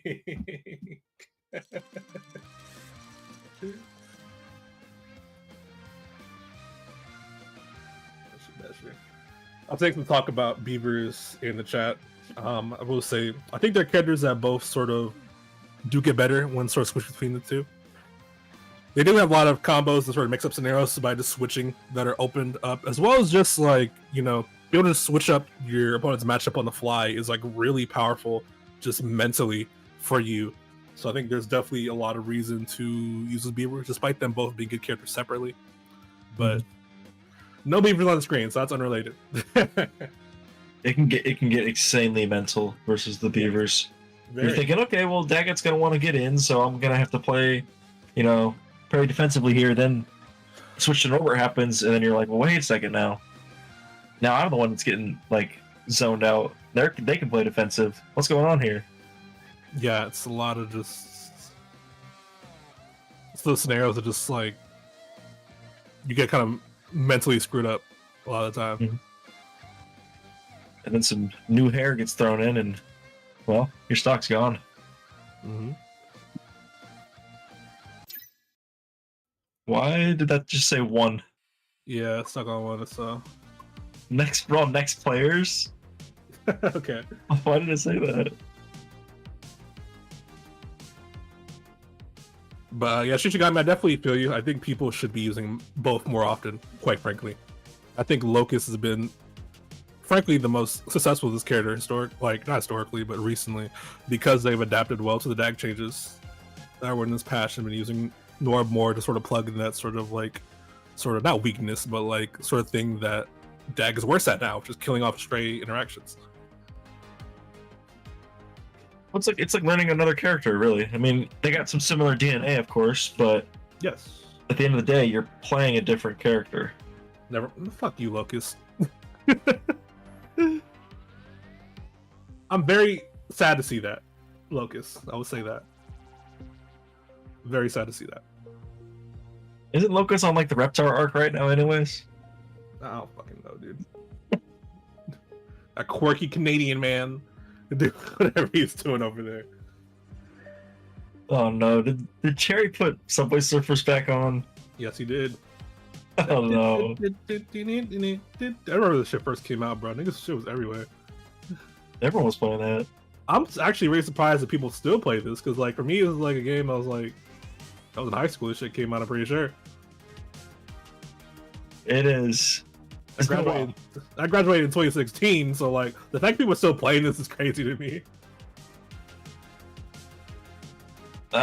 Good game. I mean, same with like Clash Royale. I remember when Clash Royale was new. That's true, yeah. And like, kids are still playing Clash Royale now, and I'm like, dang.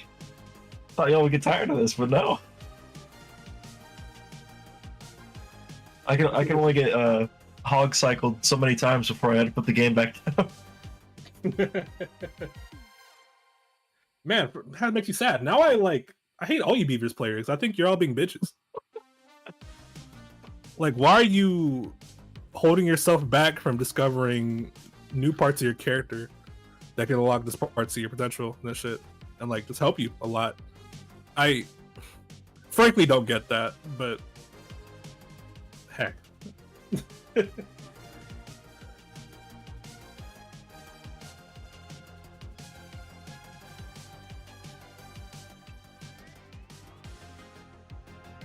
Back where you tried it. I mean, you tried it and you've done well with Norbert. I don't know why you're not using Norbert anymore.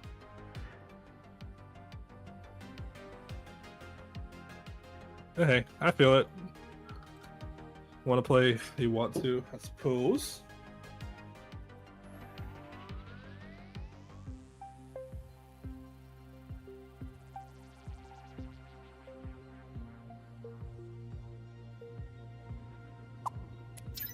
Why do the Beavers just create like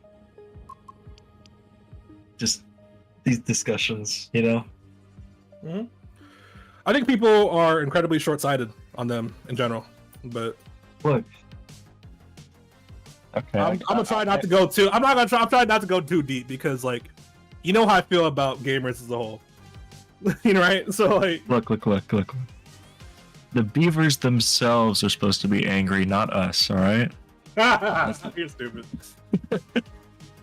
That's real as fuck though.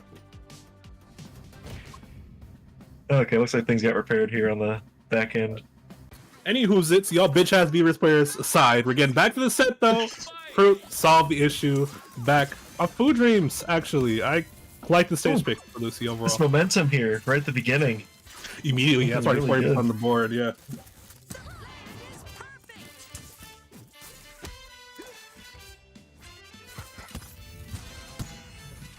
Big opening, Some go combos up throw started. again. Again. Another one. Oh, too well, probably slightly too high for it.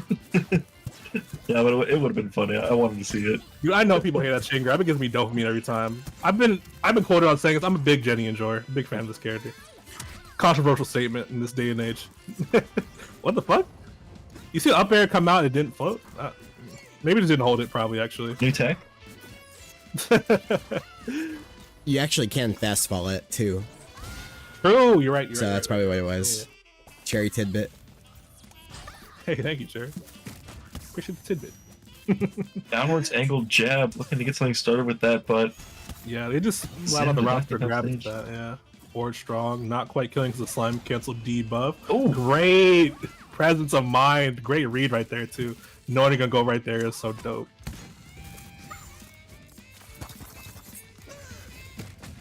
we have a regrab combo, but you hit with the regrab combo yourself.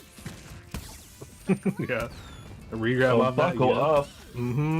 Taking you for a ride, Marvel 2, but no finisher though. Still off stage, not the worst predicament. That downward angled jab is putting in the work today. Man, DI that down throw in, that's crucial too. Let him get the confirm and getting a decently healthy little stock lead right here. Oh my god, 3 dash attacks in a row is kind of crazy. Lucian getting out of it, throwing out more bombs, looking for an opening. And they're coming out. Caught the get up attack. Hitting with the bomb. Slime dashing in with the snare. Good follow up. That was clean, that was clean. No kill found point yet, though. Yeah, but Lucy staying solid right here, not going down without a fight.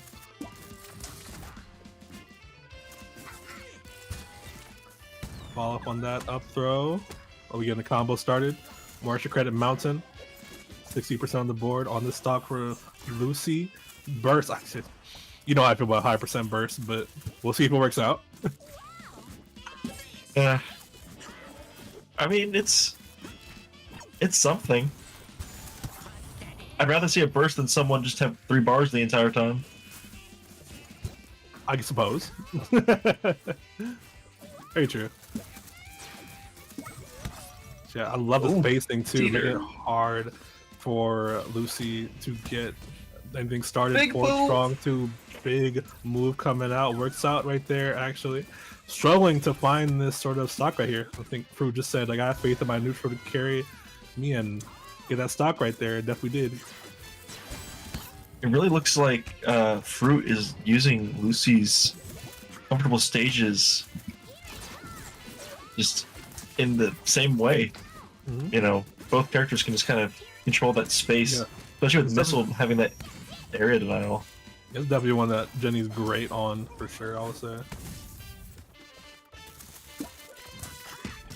Going past the Gur a little bit, but caught by the grab. No follow-up, though. Again, it's looking pretty dicey for Lucy, especially on a light character like Zim, man. 70%. Could be their tournament life coming soon. Big laser for the read. I like the attempt. Charge there.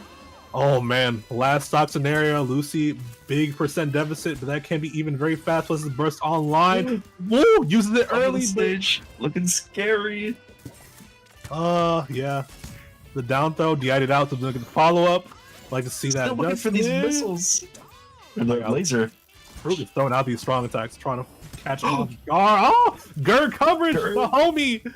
Oh my god, it's so close on both sides. 64% on the side of Fruit. Oh, more mounting. Charge there, barely missing too. Such a tough scenario. Forward throw, no, gets him off stage, trying to finish his edge guard. Follow up on the charge up there. That's it. Fruit moves on the top 8 loser side.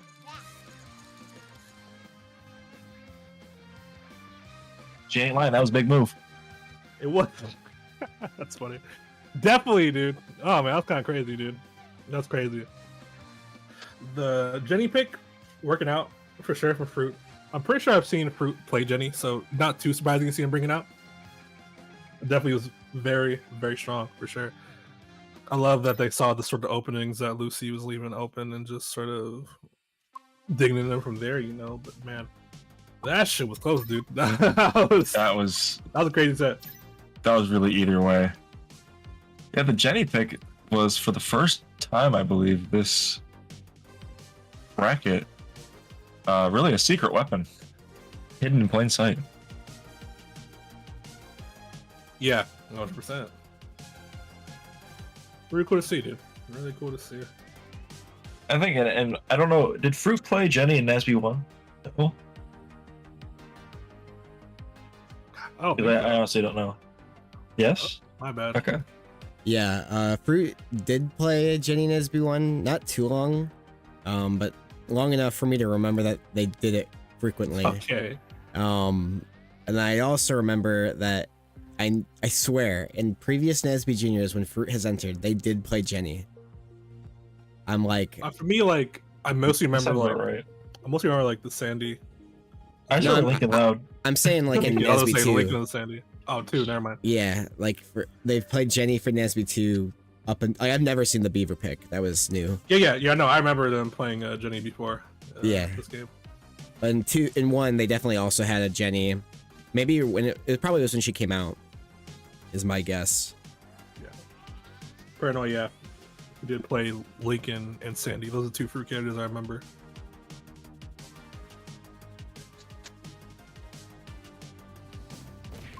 Anyway, we're getting into the next losers qualifier for top 8. I think top 8 is probably nearly rounded up in terms of who's in it right now.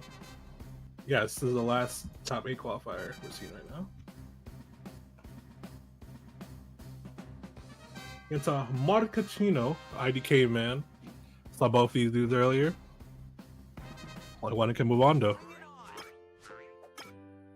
I wonder if Marcatrino is secretly using a custom skin that Cherry doesn't have here on the setup. I'd imagine, bro, has like a million custom skins, bro. Mm-hmm. Anyway, this is a top 1 contender versus a bottom 1 contender, matchup wise. So definitely can be pretty uphill for Ren Stimpy, but they hit hard at least, so they can sort of just get these situations where they just kind of just like find the kills. Especially like if Mark is like sort of rusty, or not rusty, but like lacking the combo game this game. So definitely would like to see Mark finishing his food as well combo wise. IDK is being very careful with the spacing because Danny can really just explode when he gets in. But right now, though, things are looking pretty even. Definitely. Well, the patient's side B just ignoring it. The invincibility, but the back throw. We'll take that first stock right there. IDK man going up.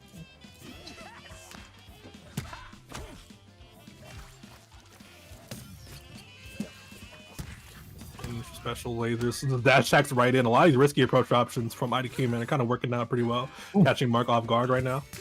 Jumping over. Choosing not to interact with a lot of these moves. I feel it. Dash attack. Down B, the toast counter coming into play right there. I love to see that. Back air trade. Mark should be able to get back to stage right now, yeah. Mm-hmm. Did not catch the up strong, but the forward strong right afterwards will get the hit.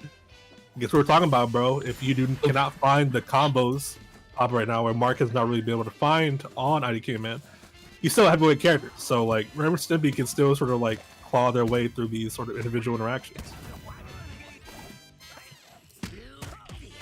That's for sure. Mark looking for an opening. Getting an opening. Might be right there. It's a down throw. Get the tech chase. Ooh. No, commits the wrong way. Down Getting strong. called out down strong. These, yeah. A little rough too. No longer invincibility on that ledge. Another back air. That'll do that stock right there. IDK man 1 stock away. Into game 1. Oh, caught the jump too. Nice. Oh, combo fish right there. Reverse back air. Gonna get that. And the dash attack. I feel like it's weirdly prevalent from IDK man, but it's working out really well for him.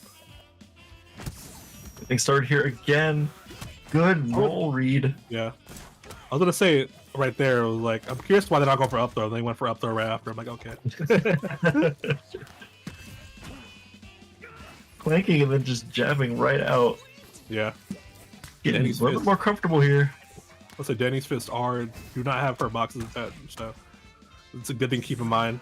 Like these mid-range scramble scenarios are kind of inherently against his favor, especially against Red Stimpy, who have a lot of like reverse hitbox scenarios in their moves. Or reverse hurtbox, sorry.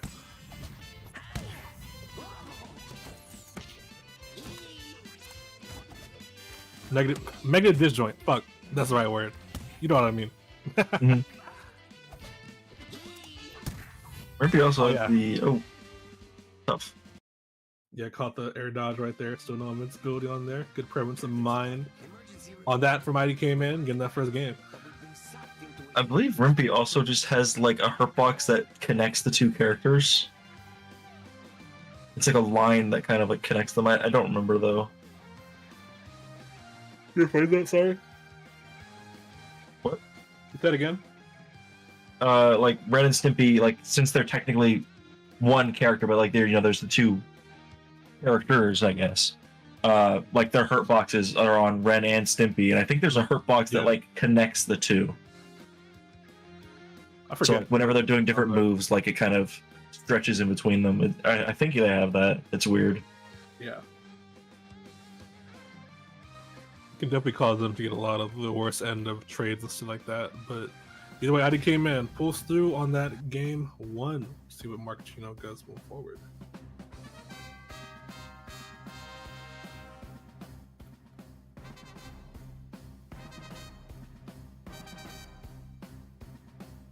Hey, Toast, I'm just saying, bro. People do say Rinson, he might be bottom 1. I don't think I agree, but he's a contender.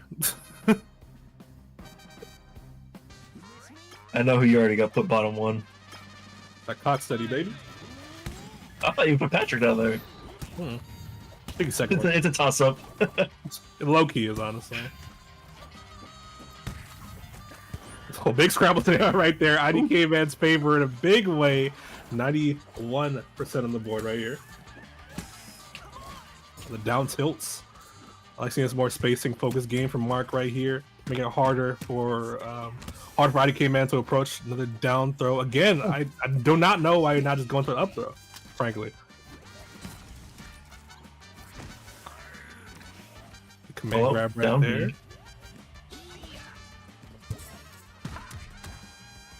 Wow, jab after the parry, still coming out. Laser getting caught by a couple of these right here. It's IDK Man. A lot of trades. First stock of being a lot going forward in this game. Is that forward back air technique? I think I am seeing that. Yes, yeah. Very interesting. Why can he do that? I don't know the reason, honestly. I just know you can. It's just weird. It definitely is, but Mark either way taking an early percent lead right here. Staying pretty careful. Amazing strong there. Get past the projectile wall. Good adaptation from IDK Man. Looking at a very even game here. Mark looking a little bit more comfortable on this stage. Oh yeah. Actually, we saw earlier in the tournament, bro, the movement on the stage should be pretty crazy from Danny. Mm-hmm. At the same time, though, IDK Man standing 10 toes, not being too intimidated. Up strong, anti-air that's going to kill mad early right there. Low top blast zone. Keep that in mind. I think it was bad DI, too. Rough combination of stuff for Mark. Suddenly, you're on the back foot. Another dash attack, too. That's like the third or fourth one that's hit. Oh, another reverse back air right there. Eat it back up. Yeah. Extension, down throw. Down throw. This up. Sorry. It's like I'm just wondering why you're not up throwing. Say it a little louder next time. Make sure they hear me. Yeah. So they gotta hold on to this game if they want to stay in it. Yeah, it's a little extension off the right there, and then that's like another dash attack too. By the way, so many of those are hitting.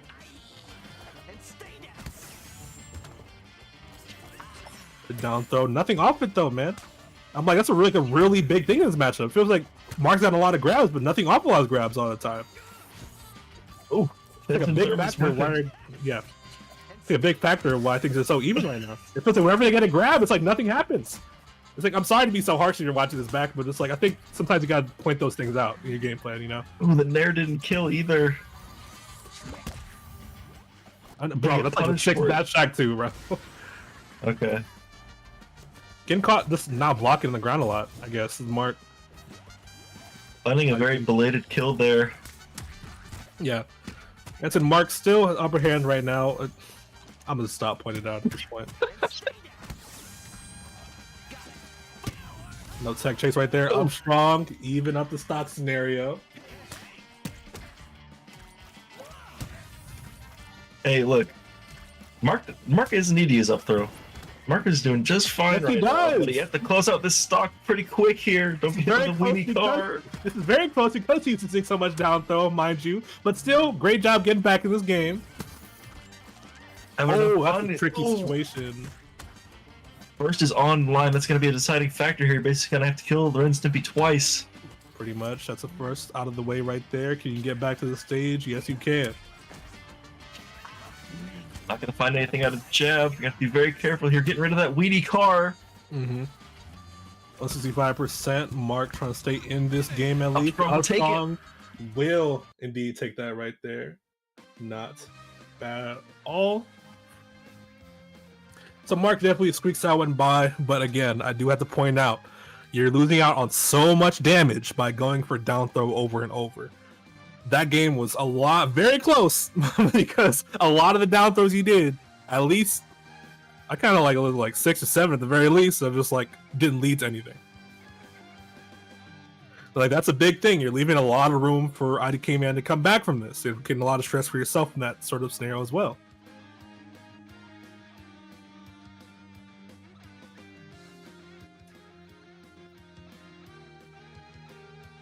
What to see though if that ends up mattering, right? IDK Man playing pretty good, but sometimes just like you get kind of overrun. That's kind of like this is the nature of this matchup sometimes, right?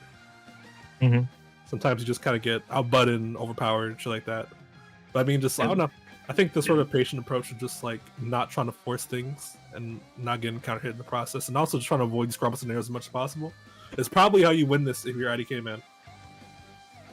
Marcachino has responded. Thank you. Man, I like my down throws with a broken heart.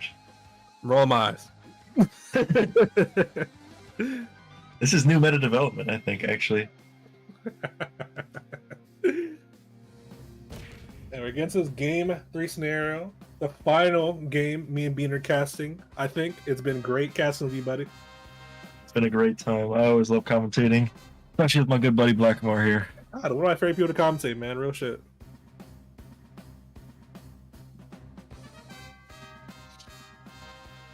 So you get the Switch loading time out of the way. We get to look at these awesome loading screens thanks to Cheap NASB, made by Markervan, who's literally right here in the match. True. Amazing modder he is, for sure. Now we're getting game 3 on a rooftop, though. A very scramble-heavy scenario. Matt, which is not a great scenario for IDK Man, honestly. Because you're always just right next to him. That was some amazing conditioning there. Mark was hanging out underneath with the jabs. The second that, I don't know, tried to go above, got hit with the command grab. Dope, man, yeah. Love seeing stuff like that. A lot of trades happening back and forth, though. Again, another situation. First stock would be very crucial. Mark trying to get the one to get that one. Look, get that forward strong. That's the first stock right there for Mark. Was that a little foxtrotting there? What was that movement? It was, yeah, I think. Something like that, anyway. Ooh. Dying early. A little extra credit, though. Definitely goes a long way in these kind of matchups. Mark building up more and more percents. Dash attack too, man. I've never seen it hit this much in a set, honestly. It's so crazy to me. Ren Stimpy dash attack? Yeah. The dash attack too, specifically. The little clap part of it. Or the little slap part of it. Is actually a pretty good anti-air, surprisingly. Yeah, it's definitely come through a lot for him in the set. Did we see how he came in so upward so often? I think Mark catching on. Mark is catching on for sure. Trying to stay out of the range of that dash attack. But it doesn't even matter because IDK Man charged up there. Yeah. Danny's light, but not that light. Still, you're approaching kill percent for both of these characters right now. Yep. Charge up there definitely will do it off the top right here. Mark maintaining this slight health advantage, slight stock advantage, mind you. Being so careful getting hit with these moves is just so scary. Yeah. Because when you're playing a light character like Danny, it's death. The IDK man scrambling to get the kill right here, throwing out a lot of them. I don't blame him. Trying to catch the movement lacking, trying to catch Mark lacking somewhere. There's a back air getting started with the side B, man. The invincibility. It's hard to contend with if you don't see it coming. Scary moves being thrown out and hitting. Again, another situation. Mark only has a very slight health advantage right here. The slide cancel combo getting started. Yeah. Evenish percents. Oh, great parry leading to a big pop. Didn't get the second charge up here. Why with the command grab? Do we get it again? Can we get a third one? No. I don't know. Got wise to that one. Yeah. Yeah, he came as recatching him off guard a lot of these charge attacks and takes the lead for the first time in this game, I think. That's kind of huge. Ooh. Looking to kill off Ren and Stimpy here. Barely missed that charge down there right there. Mark needs even as soon as possible. Does not want IDK man getting much extra credit. Does not finish edge guard though, unfortunately. Makes it back. Lets him get a little bit of percent off. Dude, another great down B, man.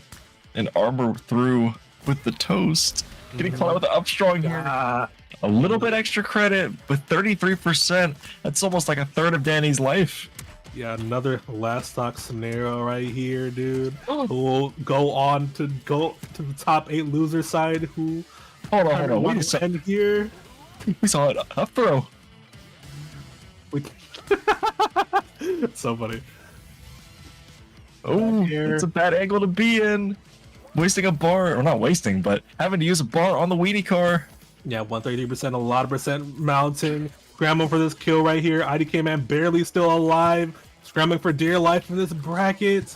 Marcus taking center stage, getting caught with the up strong. Wait a second. That can be huge. Danny's basically at kill percent right now, bro. So both things super crucial on both sides of this right now. Down strong reflecting the projectile. Got caught by the weak kid of down strong, so he's still alive. Both of them are so nervous right now. No slide shield! No slide shield! IDK man taking the set 2-1 over Mark. Moving on in the loser's side of this bracket. God damn, bro. You can feel the panic. You can feel it. All the way from here. Yeah, dude. It happens. You can't get fault Mark for that, bro. Just like a very high stress scenario. Great stuff from IDK man for clutching that though, and great set overall, man. That was awesome. They both played so well. That was very good. Yeah. Gets down to the wire like that though. Who has the propensity to just stay calm in these sort of scenarios where you need to clutch up? Very huge, and right now, that was IDK man. A great run for Marcachino, man. Again, 9th place. Now he's doing right here. Not bad feat at all. Same to about who the other person was. So. What? Was. This is the other people, by the way. Saw Pastel Punk knocked out at 9th. Lucy knocked out at 9th. Alchemist knocked out at 9th. You have a great play all around, man. Definitely gonna be a fun top 8. It's definitely been a great time watching this with y'all. Really appreciate you, Cherry, for having us being here and shit. I appreciate you for running these events, and I hope y'all enjoy the rest of the stream. Yeah, thanks for casting y'all. Of course. I always love gassing up NASB Junior. That was my first NASB bracket, so I always gotta come back and wrap it up. It's awesome, man. Always fun to come full circle like this. It is. But yeah, don't go anywhere. And come back with the top 8 very soon for y'all with 2 other casters. Yep. Enjoy. Take care.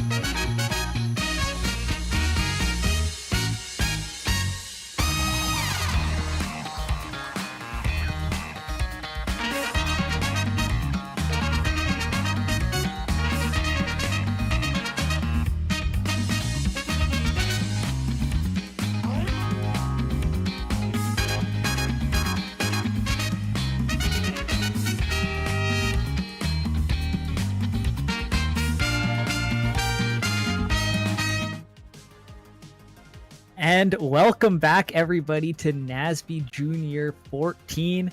I am Locus, and I'm here with Cherry, the man who's put this all together. How you doing, Cherry? I'm good. This has been a very silly, but like very nostalgic NASB Junior. A lot of the early ones kind of looked like this, where you have like that like raw like a lot of NASB Juniors. I'll say for NASB2, the skill ceiling I feel like has been a lot higher. And this one has felt like, not to say that the players, especially the ones that made the top 8, like Fruit has been one of my favorite players to watch thus far, I think. Same thing with like Rawlin, who's been practicing extremely hard the past couple weeks to make it onto Winterside top 8, which is crazy. Like, but just, you can tell that there's a lot of like care into the people that made it this far. So it's just very nostalgic for sure. Yeah, and it's cool to see the different types of characters that we have in this top 8 too. 2 Rimpies is kind of wild to have in a top 8. I feel like we don't see that very often. Yeah. Just a good character variety in general. And yeah, like you said, I feel like I've seen just from the matches I've seen so far, you can tell that everybody really wants this.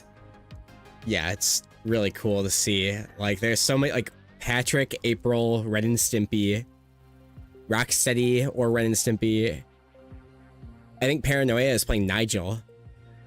Okay, a couple Nigels then. Yeah, 2 Nigels in top 8, which is, I mean, it's possible. Definitely not a bad character, but like it's crazy. For sure. I know this is when it gets intense too, when players really start to feel that bracket pressure once you get into those best of fives. They've been kind of slogging through those best of threes up until now, but you know, you get that extra game or so to work with. So, you know, maybe we see more of those character counter picks now that players have a little bit more time to work with. Yeah, I'm excited to see how it pans out. Yeah, this is definitely gonna be a hot set, and both these players too, for maybe those more in tune with the NASB1 scene, or NASB2 scene, excuse me. Both of these players are NASB1 veterans. So both Simba and Fruit were OGs. Fruit was the best Lincoln Loud player back in the day, or one of the best. There was Blazing as well. But young Simba, Nigel through and through, so we're getting into it. Let's go. And I love obviously seeing the beavers, and especially the dag. We're going to be seeing a little bit more dag from Fruit here. At least if it goes about the same as the earlier set did. Right. Got room for one beaver? One more beaver. One more beaver?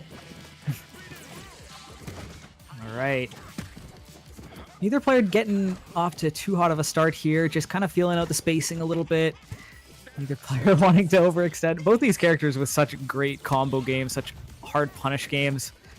Dag never wanting to be off stage against that scary Nigel. Yeah, it really is Dag too. You gotta worry about that back air, and right there, Simba throwing it out just there. Knocking Fruit to center stage, but back throw gotta take him off. Oh! Ooh. To the other ledge you go. Yeah. All right, some pressure.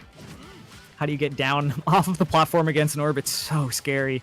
Landing against an orb in general, especially if you're one of those floaties like Nigel. Oh, Those tries Dash not quite there. oh, you gotta be careful. There is Nigel as well. There's actually a weird situation there. If you do bull rush into a wall like that, if you have too much momentum, you'll actually get boosted backwards. You can just die at 0. So definitely a scary situation to be in. Granted, it is very funny when that happens. Right. That's the Okay. fun being pretty good with the advantage right now, just trying to get this beaver off stage. Oh, we're trying to down strong. Yeah, that move reaching so far below the ledge. Can sometimes clip Dag, but good recovery there from Fruit. Back throw. Rough situation off stage. Nope, Tornado is going to save it.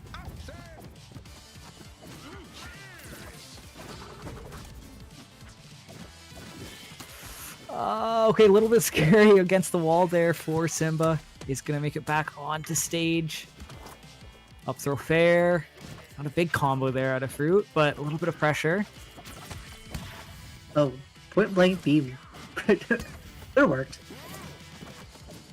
Okay, we get the burst. Can you make it count? Some of these high percent bursts are a little bit scary, but it's always about what you make afterwards. Oh, and the forward throw is going to do it.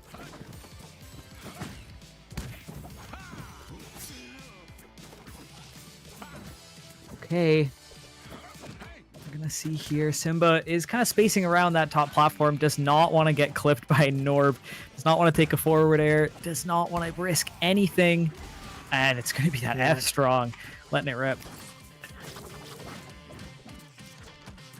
Let's be real careful about where we're spacing taters there. Because Nigel is the aerial master of the skies. He can, yep, he can just do that. Yeah, you gotta watch your airspace against that character for sure. Fruit's been doing a pretty good job of it so far. Ooh. Armor. Up throw. Into the up strong. Gets the backwards hitbox on it. Doesn't get the hitbox that sends straight up. Ooh, Another forward strong. Bull, hitting the bull rush. With the bottom of. Go ahead. Yeah, no, that move can sometimes be good for those kind of like mid-range anti-airs. It just covers that place where people really want to hover around your shield. Get an early percent combo here.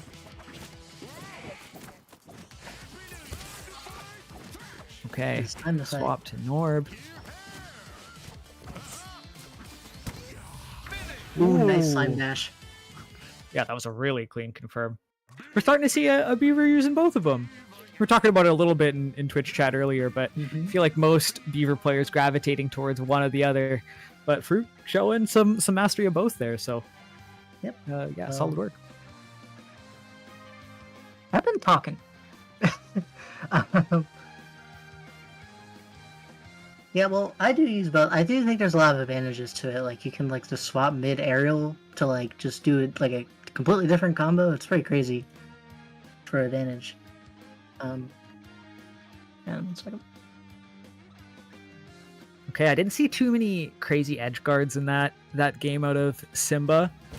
So that's something I'm hoping to see here in game 2 as a little adaptation, is maybe punishing some of that offstage, especially when Fruit's on Norb. I feel like you can really get away with punishing that mostly like vertical recovery sometimes. But yeah, we'll see how this goes. Game 2, we're going to Tremerton. The whole community's favorite stage right now, back air. I'm gonna do it, that stage spike. Oh my god, he is just landing right into there. Yeah, Simba being so tricky with the Nigel movement this game. Just kind of floating around. Really ambiguous. Oh my god. Good. Yeah, there. I mean, this is what we needed to see out of Simba. I mean, the edge guards are on point, the pressure's on point, the movement, not taking any big risks. Snipes Norb.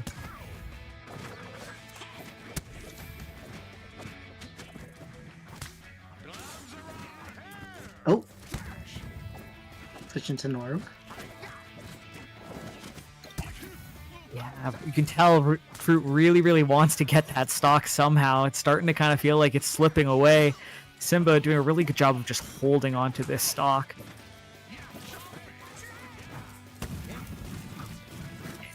Oh no! Oh, so That was scary. really dangerous, yeah. Alright. Doesn't fall hard half strong this time. Gonna accidentally bop Fruit right back on the stage. Alright, we're doing bullish again, gets the ball bull again. You gotta stop doing that, buddy. Yeah, gonna need quite a bit more though if they're gonna make this road happen. Long ways away for this comeback. Ooh, like the laser into the down or the strong down air. Ooh. The simple or really tricky movement? You decide. Ooh. Down throw, hair. Not quite, but I mean, Fruit really establishing some control here, looking a lot more comfortable. Oh, spacing around. All right, as I say that, going to need to burn that burst to live.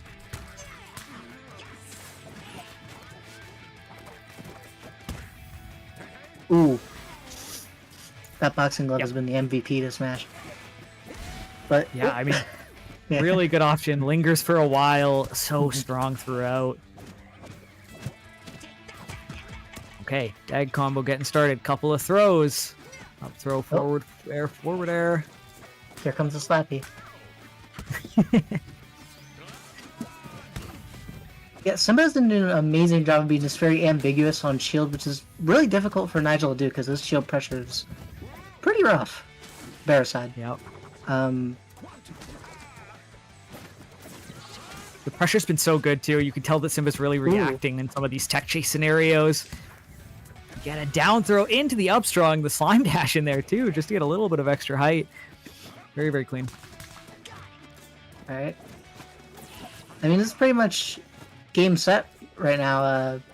Really takes us like one beaver combo. Yep. Oh, it's starting. Yep. Oh, drops it.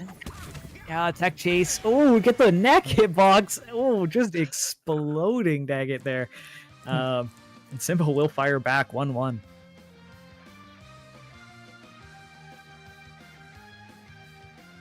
So yeah, I felt like when Fruit was able to kind of like slow it down on the pacing a little bit, it felt like it was a little bit better. That those first couple stocks, it really felt like Simba was just on point with the conversions and the pressure. Absolutely. So, see if Fruit can hold that momentum a little bit longer in this game 3.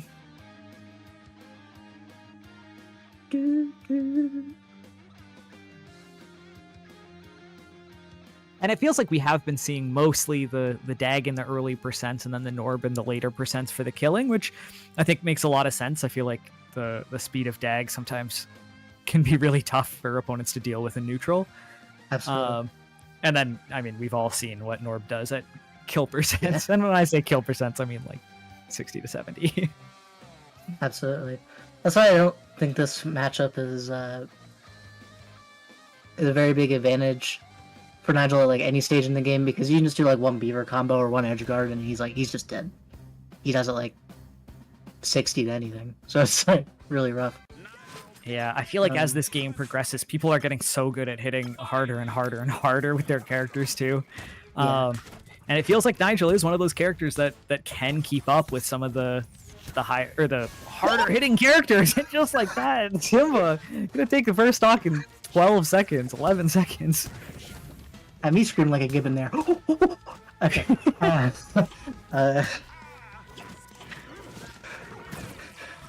Ooh. Yeah, I mean, and this is how game 2 went as well. Like Simba gets that momentum rolling at the start of the game, and it's so hard to slow him down. Oh, accidentally gets tumblebug. Oh no. Okay, I think it's saved by the whale crash there. Ooh, some pummels. We are smacking Nigel against the ground. Oh, Nice. wrong way. Yeah, going that way. Alright, doing the up the shield. Classic. Ooh, hair, yep, is going to take it. And yep, right back to Dag. We are playing neutral. Simba doing such a good job of like just seeing where the assists are placed and just killing them outright in a matter of like seconds. Not letting Fruit get any advantage from those moves. Alright, got sideways beaver for the taters. It's such a funny bug. Yeah. Okay, Tornado back onto stage. How do you make this edge guard happen? Oh my goodness, Simba just kind of sneaking through. Nice kick. Good combo. Overextends though. Still makes it back. That hop is so important. Yeah, but like if you didn't have that hop, oh my goodness, Yeah. that up you would be a little bit tragic. Oh my goodness, combo getting started. Up airs. Okay, good 67%. we are just swapping here.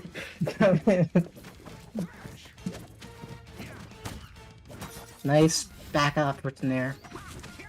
Ooh! Went all the way up there. Oh, and the tech coming back down. Okay, Fruit is gonna live here. Laser set up. Oh, tried to go back into Norb. Yeah, looking for maybe a little bit easier of a kill setup, but does get punished. Ooh! I like the Alright. mallet. Yeah. It is a big move. Like, even in neutral, like, sometimes it's just hard to get around. And the slime dash after the up throw. Oh no! Oh, that would have been so tragic, thank god. Yeah. Okay, good Okay, conversion. it's Snare. so Uh-oh. Nice. Nice coverage. Will be enough. Oh, here comes the hair. Down throw into the hair. It is actually going to clutch that out. So even with the 11-second stock for the first one by Simba, Yeah. good composure from Fruit to come back there.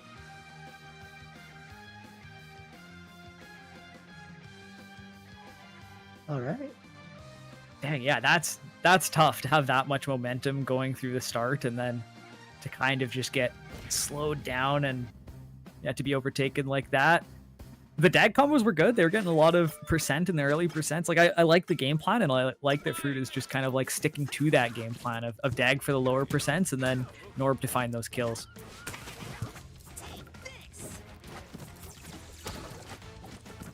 All right, nice coverage to beam. Make way. Okay, yep, we're getting that platform cancel there. getting some more popularity recently. People are starting to use them a little bit more. Oh my goodness, forward air. Oh, Well, what's the Nice punish? super Down bar. throw. he just went all the way Pretty out close. there. Oh, the clash. Makes it Oh, and is going to recover the Down down strong. strong. It's a very good move. It's so good.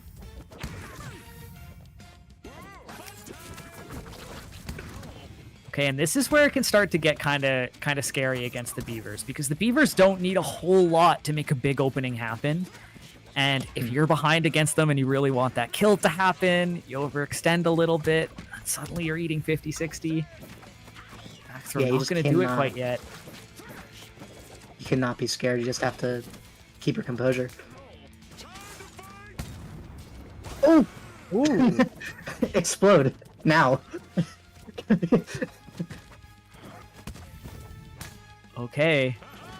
You can tell when Simba gets going, though. He's so confident in his combos. He just needs to find that opening, get in against that wall of golf clubs out of Norb. Oh, gets to grab. It's gonna be so tough. Yeah, here comes hair. Yep. Yeah, I'd like to see a little bit of a mix-up on the DI next time out of Simba. We've seen that same DI a couple of times. It is a little bit weird DIing like into Dag for that, or into Norb for that down throw. Oh, gets hit by beam. Oh, lingering side Yeah. B. Pound lingers for a while.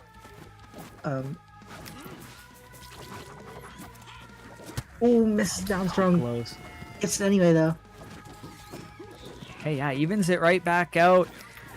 But I mean, this is still really scary. How do you find this opening against Dag in neutral? Oh, slime up B, trying to stay safe.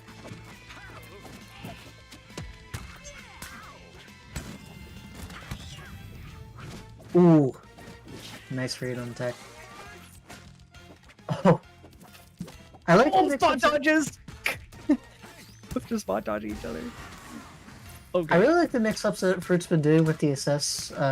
Goes for like a an assist and then switches to Norb for the strong.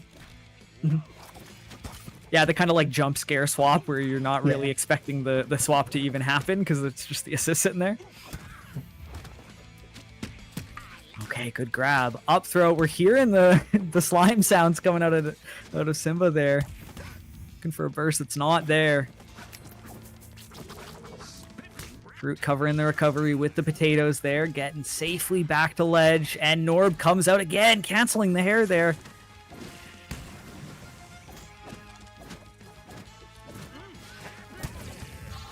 Ooh.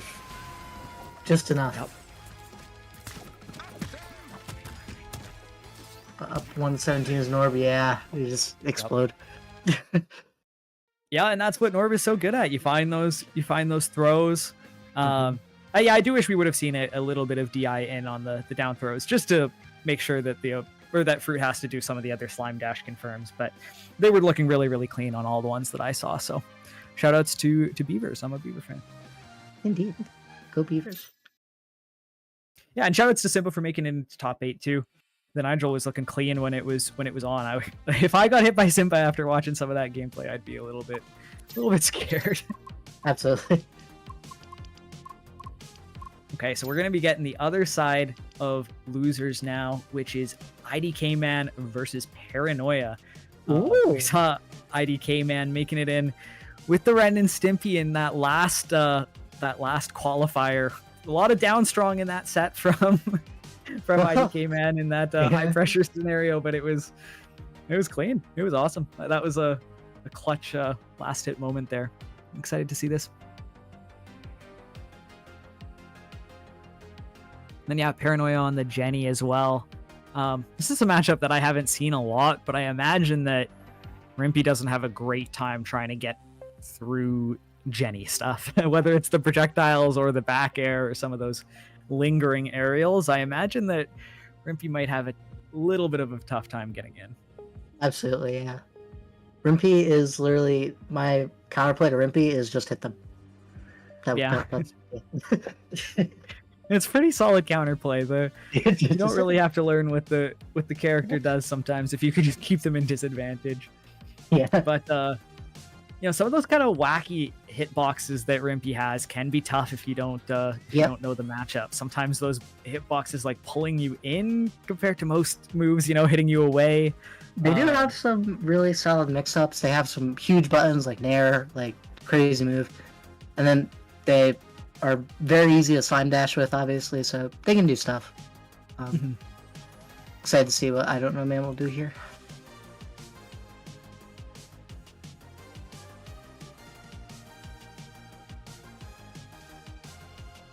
Alrighty.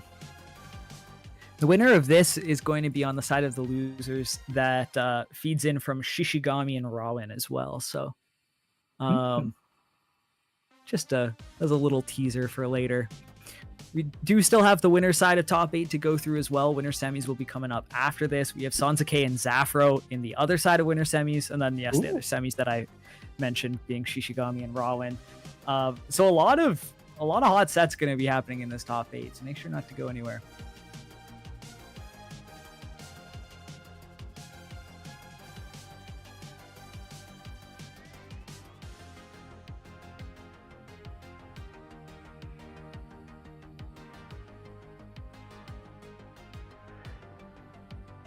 Okay.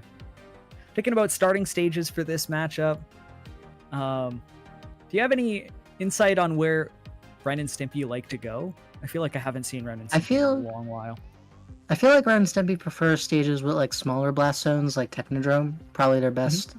And Stardoll is a pretty good stage for them. It's neutral enough. Their up air is pretty good on that stage. They don't like big stages because they can't get in. That's my perspective. Gotcha. Yeah. Yeah, and I imagine that would definitely be harder against Jenny too, trying to close that space on top of getting in through the projectiles. So yeah, that makes a lot of sense. We'll see how IDK Man is able to, close that space, get in on the super fighting robot. Jennifer. Okay. Ooh, Rocksteady jump scare coming in. Yep. Yeah, I didn't even consider that, but yep, that is definitely another option for IDK Man. And this is going to be interesting. This is a lot of projectiles, a lot of big moves. So I'm excited to see just how some of those interactions turn out. I'm not even sure how. I don't know if I've ever seen this matchup. I can't imagine it's that good for Rocksteady. Just a hunch. But I wouldn't think so, but the more Rocksteady I see, the more I feel like I believe in the character, at least a little bit. A little bit, yeah. with some of the combos and the projectiles being just pretty tough to deal with at times. Switch player loading times. It's cool that we're in an age, like, I don't know, I'm dating myself a little bit here, but the idea that like you can play with a friend on a different console is like pretty crazy. Really to cool. me. Like growing up on like playing on my PlayStation at home. Someone in the yes, chat it asked. definitely affects the loading time. Yeah. Someone in the chat asked, how viable is Rocksteady? Rocksteady isn't that good, but he's a really good matchup check character. He's probably like bottom 2 or bottom 1, maybe even bottom 3, depending on who you ask. Some people think Rimpy is worse, some people think Reptar is worse, but like... What I'd say too is just that like a lot of character, like... Oh, okay, we're gonna have quick remake on the lobby. One thing I'd say about characters in this game too is just that like the worst character in the game is a lot better than the worst character in the game in a lot of other titles. I do really think that Slime allows characters that wouldn't be that great to break the rules a little bit and to keep up with the top tiers at least a little bit more. I think that even the fact that like the bottom 5 is a little bit of a discussion where people are like, this character is like too good to be in the bottom 5, or even seeing tier lists where like the bottom tier in the game is like A- or even like A tier sometimes. it's cool to have a game where you see a lot of the characters, is I guess what it comes down to for me. Absolutely. Because I mean, I almost got blown up by a Rocksteady on Tuesday. I did get blown up by a Rocksteady on Friday. I have lost to Rocksteady as well. His big weakness is that he's like really slow. Like he can't move around. So it's like he relies a lot on neutral and like sniping you and bombs that sometimes blow up in his face. That's why he's and like, I feel like you have to have nerves of steel too to just kind of like Absolutely, take yeah. combos and just like be like, okay, I'm heavy and I'm floaty, like I can deal with this until a high percent and to get out of disadvantage, because it's he has not the he has a great recovery. Bizarrely enough, his recovery is great, but like some of the mix-ups, even like people who don't really play him that often, like Musky, I saw yesterday in the Ironman was doing like some crazy like side B confirms off like the ceiling. I was like, whoa. Like, what is that? So yeah, Rocksteady definitely got sauce. He's a fan favorite character in this game, but so what differentiates him from Plankton and Rocksteady? Plankton is much faster. He has better aerials. He has a much better recovery. Plankton's stuff doesn't really blow up in his face. He has a command grab. He has sauce that removes DI. Plankton has a lot more tools. And they've done a pretty good job of differentiating the heavies in this game. I feel like they do all feel like they have a pretty distinct play style, which is nice. You don't just have the like generic I'm gonna hit you hard on all of the heavies. Yeah. Okay, Alright, we're getting the start. I'll start. Yeah. Alright, get that grab. That grab is pretty crazy. It like reaches like at least one full platform. So expect to see that a lot out of this Rocksteady. Okay. Okay, yeah. Those Jenny aerials.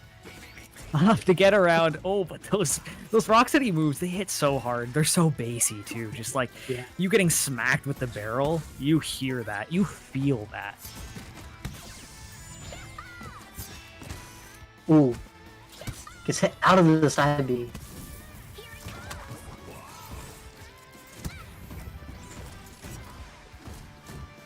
Ooh. Yeah.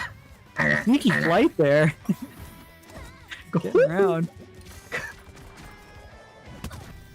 Yeah, again, the spinning pile driver, that's just a straight up kill. Alright, this is I don't know man's favorite thing to do. He goes all the way up there, gets the EX bombs, and comes right back down.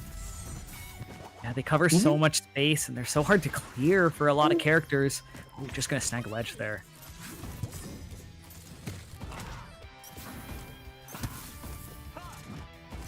That laser is such a scary move to deal with.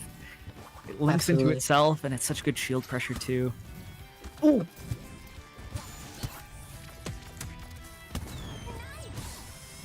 Oh, snare. How do you get back on stage? Oh, the EX side B with the armor. Gotta respect it. Again, a lot of Rocksteadies use that EX side B to just like close the gap against a ton of characters because it's so good. Has like ton of armor, like really fast. Sometimes it's buggy, but that's really the only weakness. Okay, these combos. I'm getting too much.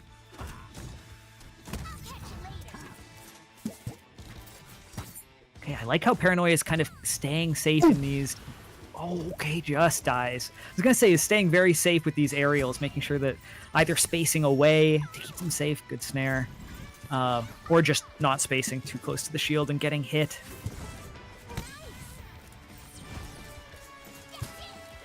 Ooh. It's a grab. Okay, clean 38%. It's funny that Rocksteady seems to get like the same percent off of a throw, whether he goes for the down throw, the big pile driver, or whether you go for up throw into like one area. Yeah. Big damage, this fella. Ooh. Okay. Dash attack, lingering. It's such a good pressure tool for Jenny. Rocksteady disadvantage. Nice. Oh my goodness, the strong up air.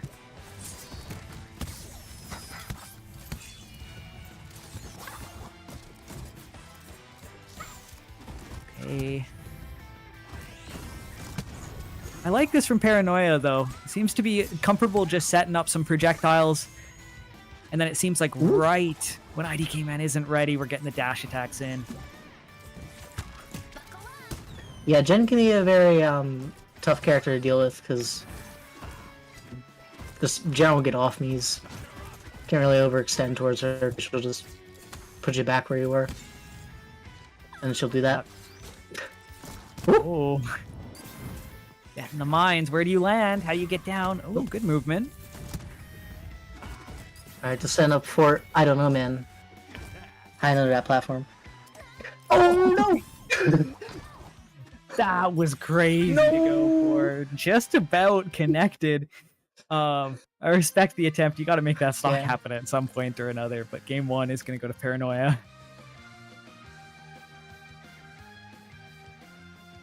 It really does say something that NASB doesn't really have any clone characters. Like, the only clone character in this game, by technicality, is Norb. Yeah. That's it. That's it. Yeah, and I don't That's even all know if I'd call him a clone character. Well, if you're attached to your parent, that's not really a clone, is it?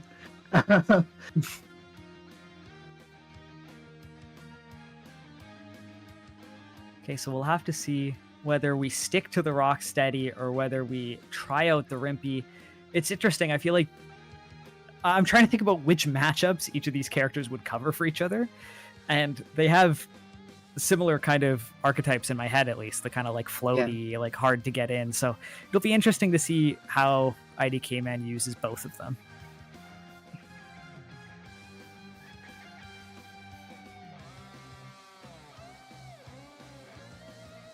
I'm guessing as Paranoia, we're probably getting rid of some of those smaller stages like you mentioned earlier. Mm-hmm.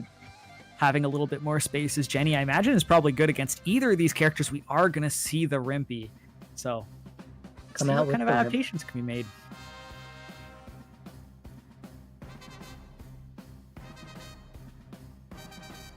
Stampy. I like the little Can't cactus. lose to this robotic child. Stampy. Which one is which? Ren is the Chihuahua on top of Stimpy, who is the Manx cat. Okay, great. We're learning today. Yes. Some people confuse them. I'm like, yeah. Okay, so we're already seeing IDK Man scrapping a lot more with this Rimpy. Approaching with those nairs, throwing out these aerials. Trying to kind of stay up in Paranoia's face here. Alright. In those big snares, you want to get those as soon as you can. Hello. I love the sound effects in this game. Yeah. Both the voice acting and just like the sound effects on hit. I like the sound design is great. Joy. Oh my goodness, deep back air going out there. One of Rimpy's best tools. Very similarly coded back airs too between these two characters. Yeah, absolutely. Ooh, going for the strong down air. That was a funny swim to hit in NASB1 because it would like spike on the. It still does, but it's like not as cool because you can like slime and stuff. And NASB1 was like super fast, and it was just like really funny to kill it.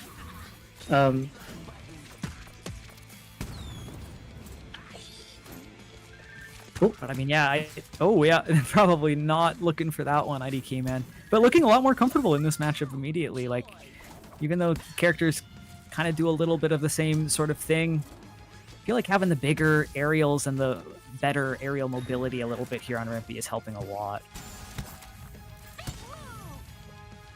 Good recovery there too. Ran out of resources, but still made it back anyway, just from good knowledge of what Para was going to do. I do feel like Rimpy has a little bit of this effect where sometimes it can be just so awkward to kill him. The weird weight and gravity sometimes make it tough to find. If you're not used to finding the setups, 30% here. IDK Man running away. Log.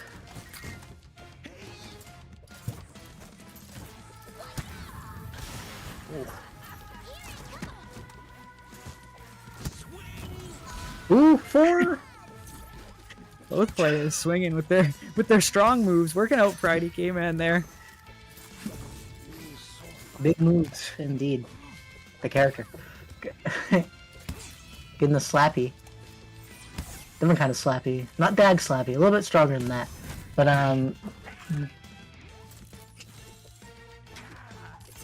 Okay, we're getting those down strongs. Covers for such a long time. We definitely saw IDK Man using that earlier on. ooh. Nice fair. From ledge. Ooh. All the way across the stage. It's killing. Oh, we're swinging though. Oh, coming back down, using that invincibility to its fullest. You gotta throw out moves with that invincibility. Oh my god. Look, I will say it. Ren and Stimpy are like at least a little bit terrifying to me. I didn't grow up with a lot of the Nickelodeon shows, but the like, just look at them when they're grinning full on. Oh my goodness. It's a scary show. Like the guy who made it, who's not a good person, don't look him up. He had daddy issues, and there's like a whole where they like are looking after a kid, and like they lose the kid somewhere. Like the kid goes missing, and their dad just like assaults them. Like it's fucked up. Like Ren City is like a fucked up show, but it's funny. It's like yeah. I mean, I feel like you can see it in their eyes a little bit. They've been through it. They were not designed for 3D, but they did their best. Yeah, I guess maybe that's a little bit why it looks a little bit Uncanny Valley as well. Yeah. You're trying to rip a 2D character. Yeah. It's funny how far we've gone with platform fighters, because I do remember way back in the day seeing some of the fantasy Smash Bros rosters, like Oh yeah. And a lot of the characters that I feel like I saw in my fantasy Smash Bros rosters have shown up at least in some platform fighter or another at some point in time now, which is kind of crazy. I'll be waiting another 6 years for Crash Bandicoot. He'll show up in some platform fighter, I'm sure. Yeah. Fraymakers or something wild like that. All right. Technodrome. I feel like this is kind of opposite of what you were mentioning earlier. It's interesting that Paranoia kind of looking for a little bit smaller of a stage, maybe. Yeah.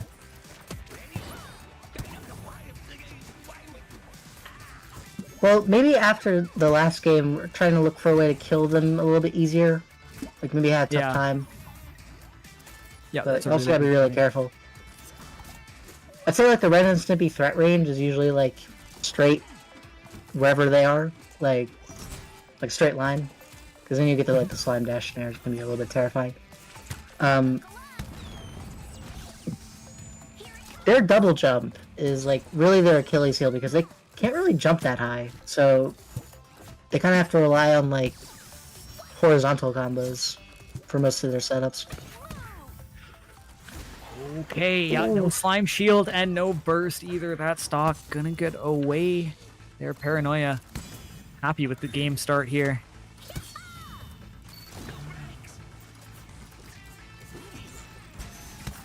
And the resource war going so well in Paranoia's favor too. Using the slime for some good confirms and stuff, but draining it all away from IDK Man as well. Ooh. Bad position to be in, but gets out.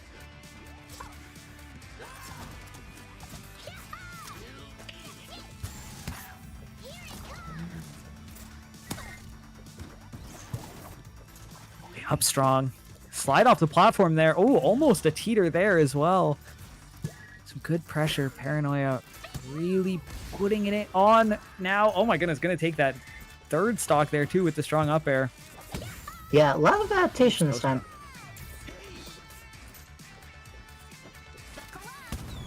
Ooh, butt grab. Ooh, the drag down on that fair is pretty scary. Good reaction. Oh. They are scrapping right now. Neither player taking the time to reset back to neutral. Just scrapping. It's in my arms. Okay,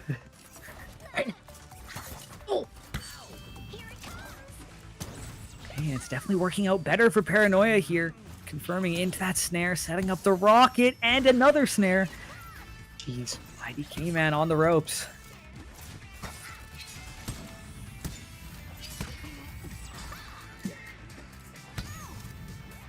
Four. Yep. Still a long road, but good first step there. Mhm. Oh, Paranoia's pressure has been so good with these aerials, and then the decisions after. Oh my goodness, this situation off stage. How do you recover? That was smart, using the slime dash. Or, it was actually... Oh no. Okay, we are taking the time to reset back to neutral here. I feel like both players finally saying we need to breathe for a second. Yeah. Oh, couple of F-strongs there is gonna take it. We're right back to even. Mm-hmm. So, yeah, that snare is terrifying. Yeah, I feel like whether you're getting hit with the back of it or the front of it, it just so much damage, so much knockback. Linker's out for so long too. So very good option there from Paranoia, and that counter pick working out.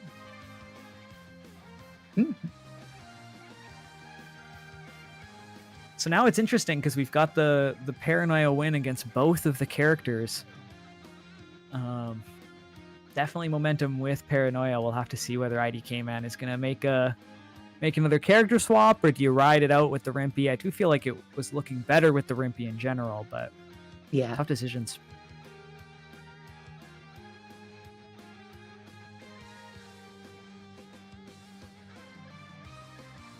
If you were in this situation, do you think you'd swap back, or do you think you'd ride it out Rimpy? I honestly think they could do it with Rimpy. They look a lot more comfortable with they're a lot more comfortable getting those early stocks with Rimpy. Probably not as neutral heavy as like Rocksteady, so yep, we're gonna ride it out.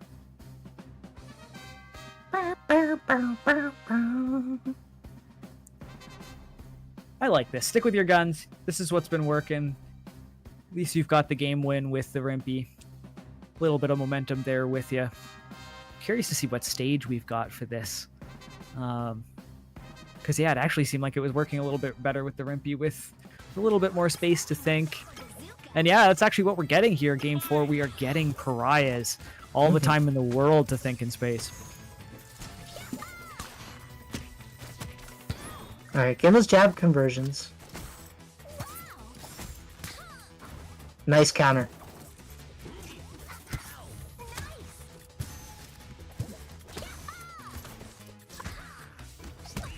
Ooh, some trades. Some Rimpy counter is scrappiness. a really funny move because it originally it was there, but like most people didn't use it because they were already good enough to where like it wasn't really necessary to their game plan. But now that they're worse off in this late game meta, we start seeing the counter a little bit more. Is it a full-on counter, or how does it work exactly? Every time it takes a counter, it charges up the waft meter, and then you can like let it go for waft if you want. Okay, cool. Yeah. Okay, some combos here coming out of IDK Man. Oh, and just sneaks away from that strong up air too. Paranoid's been getting so much off of that option. Ooh.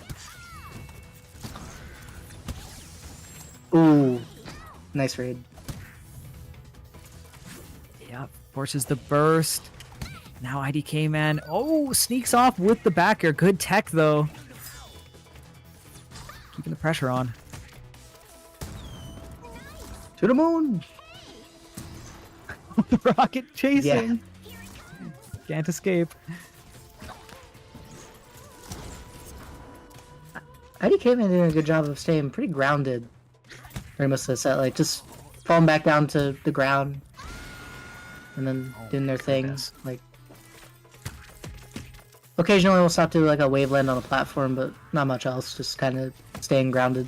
Smart against Jenny. Okay, dash attack into the snare there. I'm loving the Rimpy combos. I'm loving how dedicated we are to the back air as well. Such a good move for these neutral interactions. Nair. I don't know. Momentum's all there with IDK Man right now. Ooh. Using the car. Just hopping out. I believe, I could be mistaken, but I think in one of the patches they put a lot more end lag when they hop out of the car. Which is interesting to me. I don't know why they did that, but... IDK Man's been choosing that dash attack so well. That second hit of the dash attack popping straight up too. So effective. What? Oh, the counter, like you mentioned. Yep. You Oh, can the see 2 counter. I bars was like, filled up okay. immediately. So a lot of meter off of that one. Oh, they used it though. Rip.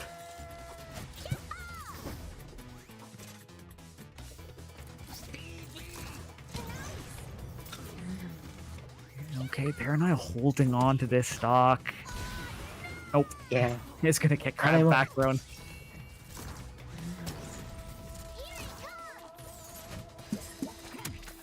American air dodge backstage. Coming all the way up there. Ooh. I mean, staying so disciplined on these recoveries too, not getting flustered when getting hit by any of those rockets or anything. You have to be disciplined against Jenny coming backstage. She will hit you with that back air and she will not care. Yeah.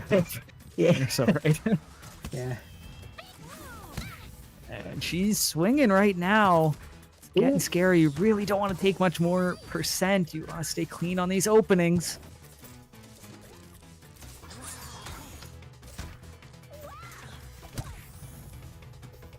They're doing a lot better job of punishing these downstorm jump scares, but natural we get back. Yeah. Just hanging around. Forward throw. Ooh. It's a little bit of meter, but good punish on that counter as well. Paranoia pretty close to bringing this back. Does have to use no. hers, and we swinging again. Four. I mean, honestly, if it ain't broke, let's keep throwing it out. There's a lot of If it really ain't good moves broke, in this game, and that's one of them. Fix it.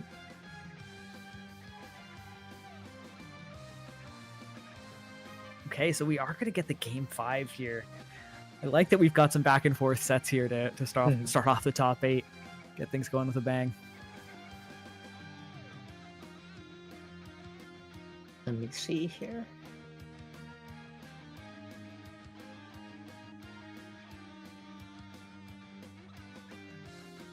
We got nothing. Yeah.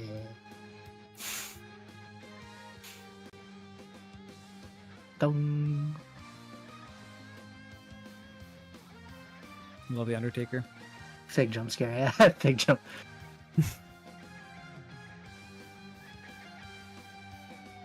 All right, I'm curious where we're headed for this last game. I'm guessing something smaller. If we're following the pattern that you pointed out, maybe we're going to be seeing something smaller again. Paranoia liking that kind of scrappy gameplay, I feel like. It's been scrappy with the Jenny, but the reactions have been quick in those punish games, in those scrappy scenarios. So I like them playing towards it. Yep.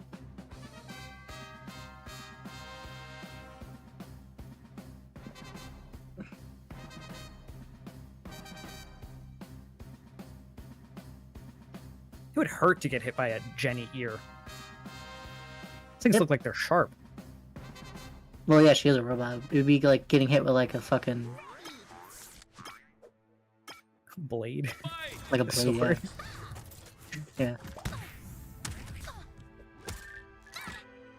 All right. Immediately, IDK Man here starting off good 50%. I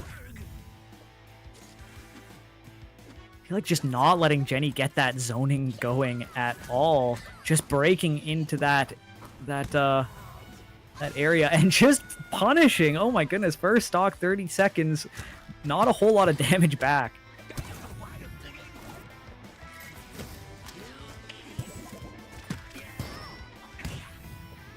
Ooh. Nice read. Good lord, this is a coverage. NASB one set so far. No, yeah. Well, that was super sick. The slime dash, like not even to confirm, but just to follow the movement was so sick there. Absolutely. Alright. Paranoia has to come back from these 20-second stocks. Okay, getting something started here. Oh, the missile was still hanging out too. Looked like it might have wanted to come back around for a second trip. Not gonna get there.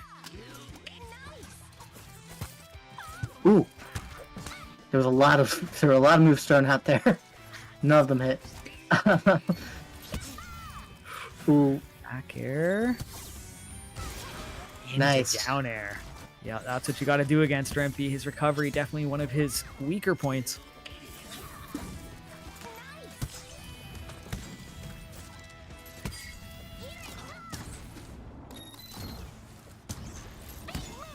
Okay, Paranoia is doing a good job of kind of slowing down that Rimpy momentum. We're seeing a lot of back airs, a lot of strong moves.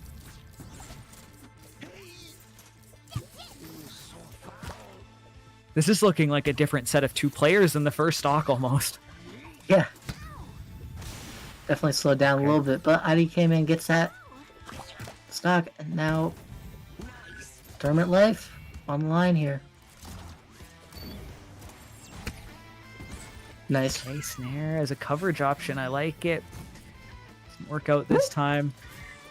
Thank you for a ride. Yeah, some tricky movement there. Ooh, down strong. Stick with what brought you here. We're throwing out some back airs. Oh, and that Alright. one from Paranoia is going to take that stock away from IDK Man. This game 5, real tense for both players. Combo getting started.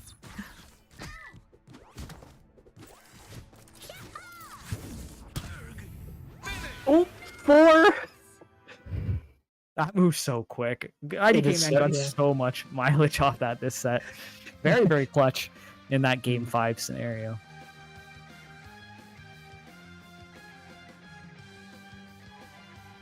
Happy, happy, joy, joy. And shout outs to Paranoia for making it into top 8 as well. Absolutely. Definitely a tough bracket out here for Nick Jr. 14. Not easy to make it to top 8 at all, so shout outs to them. No. Alright, looks like up next we are going to see Shishigami versus Rowan. Alrighty. Another Rimpy. There are 2 Rimpies in top 8. That's quite impressive, actually. And then Nezuko, another character that we've been seeing a little bit of a build in recently with some people picking him up and having some success. The first time I got hit by Midi doing the strong up air into the Falcon Punch, I was blown away. I was like, oh no, we have found ways to combo into this now.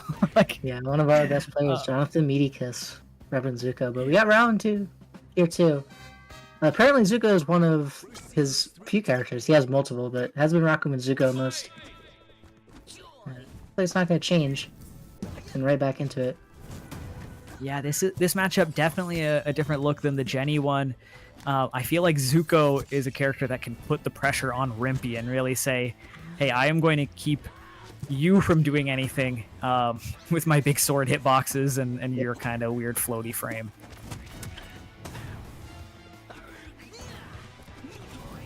A little bit of a role reversal here in the winner's bracket.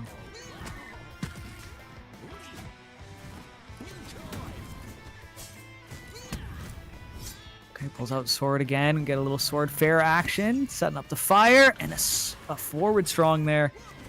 He's gonna take it. Rowan looking real clean here in game 1. Yep. Ooh, here's where it gets tough. The recovery. What are you going to do? Nice.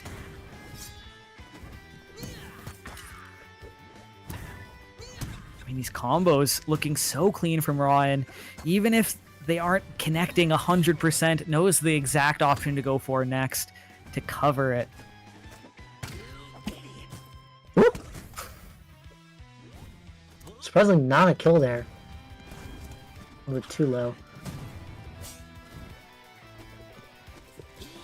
Okay, pulling out the sword, middle of the combo there. Nice. Throw up. I love seeing those extensions. They look so cool. Nice. Oh my goodness, getting the kill with that one too. Yeah, that kind of DI mix up too when it's on the other side of you. It's hard to know which way it's going to send you.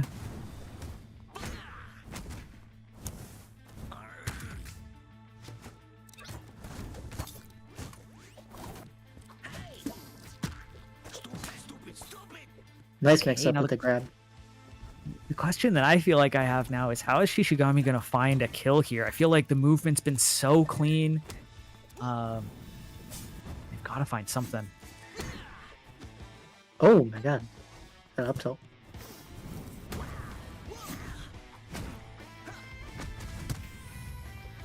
Okay, up. Strong. Oh, does burn the Nice burst there too. This first stock from Ryan getting so much off of it. Sometimes you don't even need to get more percent to feel like you've had an impact with your stock. Burning that meter, it can be a big advantage. Oh, tries to finish it off right there. Oh! Okay, it does get it back here. Yeah. We are going to get one stock at the very least, but this is going to be tough.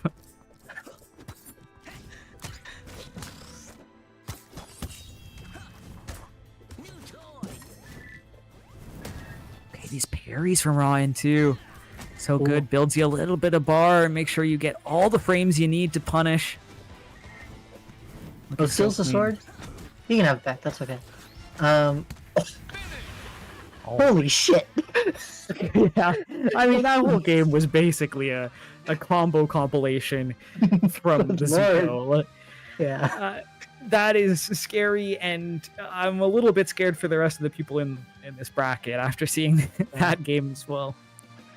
You just gotta slow him down. Like, that was really the struggle there. He could not... He had the momentum that entire game. Yeah, I Fire don't even know Lord's how you slow him down without it.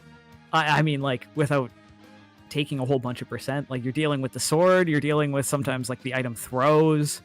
Those aerials can be pretty big, hard to deal with. What you can do is you can get him off stage, and that kind of helps. But like, Shishigami was having a tough time edge guarding Rowan here. On around.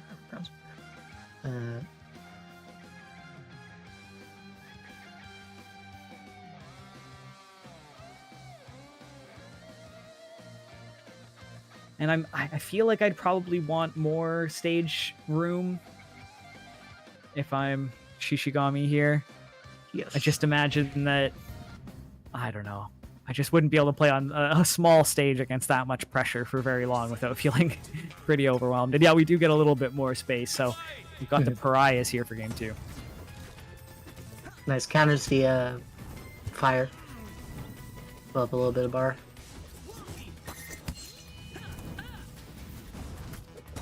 Sword jabs covering a lot of distance there. Shishigami already pushed to the corner. You can tell just how much they're feeling that pressure coming out of Zuko.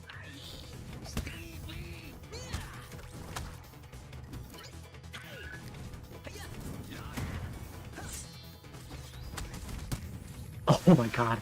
Yeah, the slime dash into the up strong isn't something that I feel like I've seen a ton of.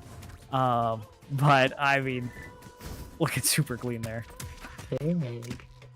Anyway,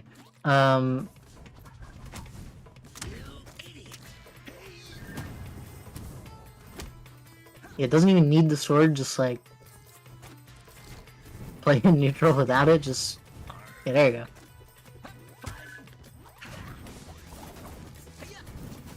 Alright, setting up the fire. Being diligent with the game plan. I like it. I'm in awe of the movement here, like Round is like, So clean. yeah. I feel like you can tell in players when they've played other platform fighters as well that they're Absolutely. proficient with. Because yeah, sometimes you see movement like this and you're just like, yeah, Yeah. you don't really need movement like this sometimes to play Nickelodeon, but damn if it doesn't help. Yeah. You like combo devils, don't you, Squidward?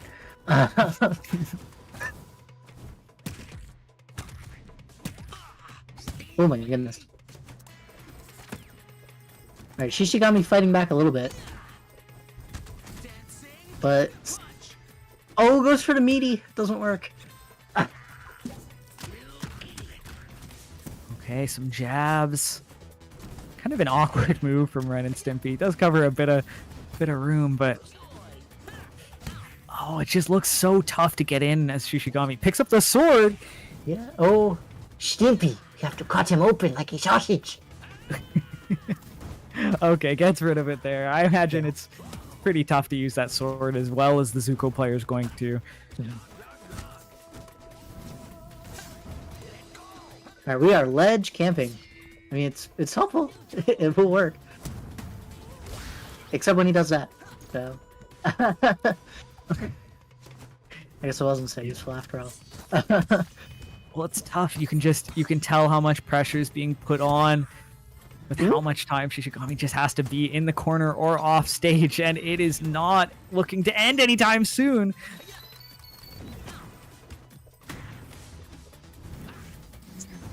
Yeah, it really just is rinse, repeat, and the spike going to take it. Oh my goodness. Game 2 going the way of Zuko. Yeah, fuck your car. That's what he said. This is the sidewalk. You're not supposed to drive here. Yeah.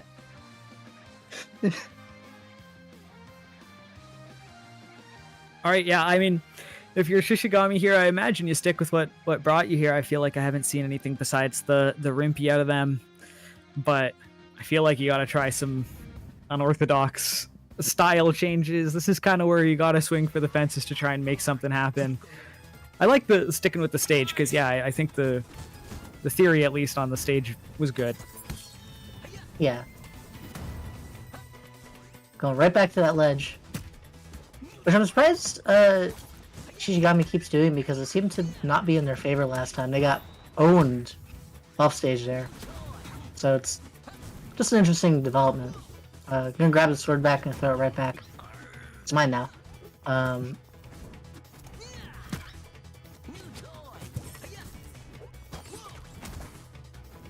Okay, combo getting started here. Pressure being applied. Nowhere for Rimpy to land safely, and the strong up air is actually going to cover that air dodge. Oh my goodness, so much pressure out of Zuko. Oh! Gets sniped by the F strong. All right, this is looking better, at least for Shishigami. This is, you're at least keeping up with the Zuko. Starting the combo. Maybe not expecting to have the sword there.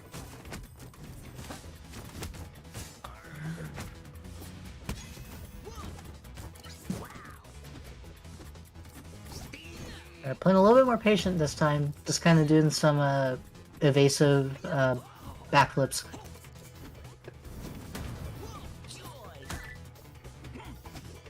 Yeah, no, the spacing has looked a lot more controlled out of Shishigami this game, and it's been working. The spike, into the burst. Yeah, you want to spend it because you want to be able to make it back, but using it down there is just kind of leaving it to waste. And that might be what's gonna let Rowan kind of run away with this one.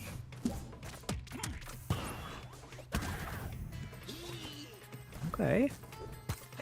Not quite gonna kill yet, but signs of life here for sure.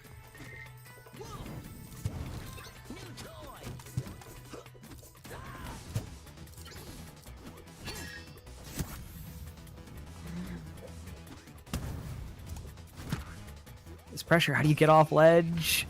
Oh, the sword covering into the burst. We're holding on to the stock. Down strong. Or up strong, rather. Not going to quite do it.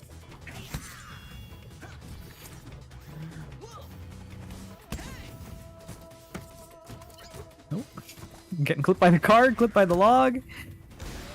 Oh, the up strong Nice. coming past ledge is gonna kill. Back throw. Yeah. All right, we're only one stock down. We can make this happen.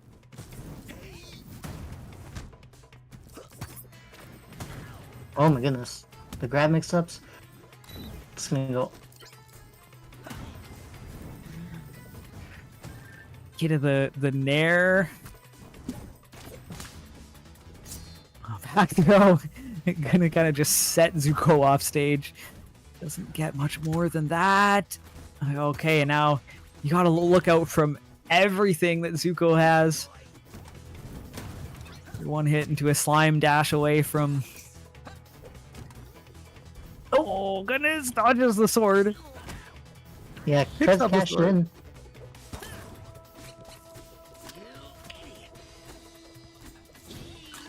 We are backdashing. Okay, but is holding on. Oh, are we okay? We're okay. We're not okay. that was one way to end it. Yeah, yeah, that was a little bit wild, but Rowan looking really comfortable throughout with that matchup. The combos were on point, so gonna be moving forward our first winners finals contestant. But this is what you get when you make it into winners side of top 8. Starts to be some pretty tough matches, but you always got losers bracket, so we will be seeing more of Shishigami in a little bit. Yeah, I will be right back. Alrighty.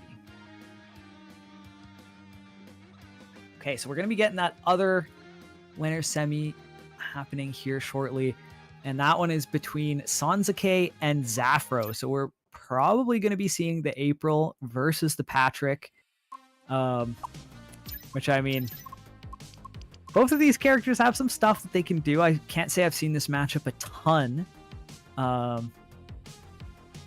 Yeah, I can't think of the last time I've seen this. Yeah, I'm trying to think Like- about like how it would play out in my head a little bit before we get into it. The only thing I can think of is that disadvantage for whoever you are is gonna suck. Yeah. Because Patrick has double dare, right? He has that really strong down air, and April's up special has no hitbox. So, like, that's gonna suck. And on the flip side, you have April, who just loves to, like, up air these big body characters into whatever. And he Yeah. also just doesn't have a great up special either. So, it's just, I don't know. It'd be Just I feel like he doesn't have great tools to deal with April's snare either. Just that like long reaching kind of poke. So yeah, no, it'll be interesting to see how it goes between these two characters. Right, Patrick versus April. This is a matchup I have not seen since the olden times, and by that I mean NASB1. So interesting to see how this plays out in the second game. Sansa, my goat, coming in with no commentary bias, by the way. Love you, Zafro. But there's taking it with the Patrick all the way here. Patrick, a character not many people have a lot of faith in. Today's gameplay is too linear. But Patrick, his strength is that he is raw. He is very raw. He is a very raw character. So, It's true. yes. Hype moments on aura. That's Patrick's strength. Yep. I mean, has some cool tools too. Like the lariat is definitely a good get off me tool. And you know, down tilt is a really interesting option. But Zafro Okay, knows back that either. throw. That mic to hit the camera all the way up there was insane. I've never seen that happen. We've seen a couple throws out of Sansa. It's gonna get a little bit of percent here. I like the counter. That was a really good slime cancel into it. Staying safe. Okay, Zafro firing back. Oh my goodness, Patrick kind of slipping out of some of these multi-hits. I wonder if that's an SDI difference or maybe just a little bit of a fast faller thing with Patrick being so heavy. For his weight, he is rather tiny, which I find surprising. Yeah. like April's like twice his size. It's kind of funny. Yeah. Little man. Ooh, Nair just stuffs out that momentum, and yeah, April not gonna have the fuel to be able to make it back to ledge there. Ooh, the up strong. I feel like that's the Patrick special. I see so many Patrick players throwing that out when people are spawning. Yeah, it's such like a. It's just like what the move of all time. Like it's so easy to just throw out because it lingers for like such a surprisingly long time. It's like such good for people who just want to get in your face on respawn. Yeah. And you get so much off of it too if they do manage, or if they do just kind of come swinging at you. Sansa kind of running away with it. Oh, the upstrong again, like we were mentioning, into the hug driver. So much damage.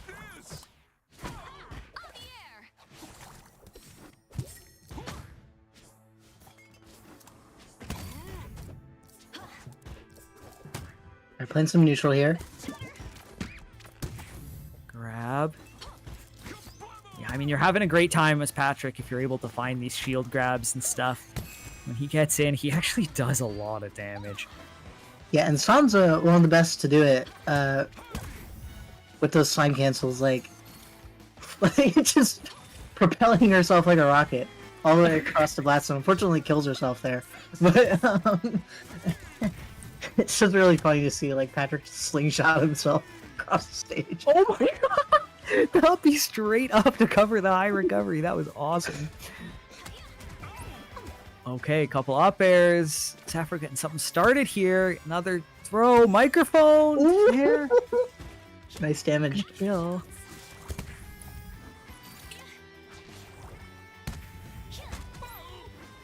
Alright. Oh, kind of Yep, putting he's still Patrick online. back on stage. What in the world? Okay. Yeah, I guess Patrick's real heavy. I was kind of expecting that to kill. I'm sure Zafra was as well. 140%. Patrick just hanging on. Oh my god! Sorry, there's something about that interaction I'm not understanding. It really did look like April's F-Strong just went right through Patrick there. Yeah, well, okay, so what I think happened, that she hit the table. The table caused enough stun to where it didn't hit Patrick. Sansa grabbed Zafro, and Zafro died. I think that's what happened. I don't know what the hell happened there. But, like... Wild. Yeah. It's funny, like, it kind of reminds me of, like, playing against ice climbers in Smash, and you hit the first climber, and then you're just, like, in lag. You get hit by the second climber. Punished by the second one, yeah. Yeah. So it's interesting to have that with Patrick and a table. Yeah.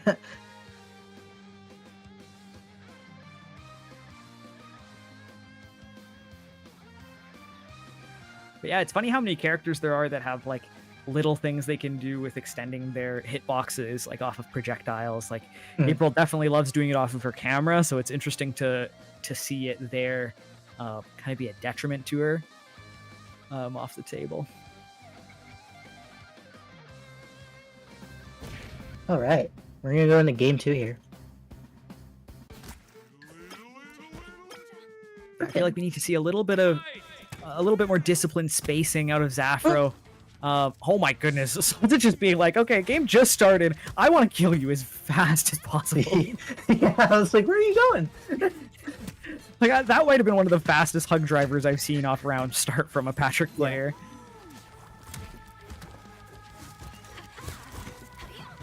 Oh. Downwards up here. Oh no! Doesn't grab ledge. Could have been dangerous. Nice throw. Okay, Zafro using these high recoveries, getting back safely. Oh, well, they're swinging at each other, but neither player getting the punishes that they're looking for, really. Zafro kind of playing it slow here, retreating to the platform. Nice kill. With the up So much damage. Oh my god, yeah, it's crazy. Oh! Yeah. Got dash attack into that F strong. Very clean conversion there. Zafra keeping it a bit closer this game.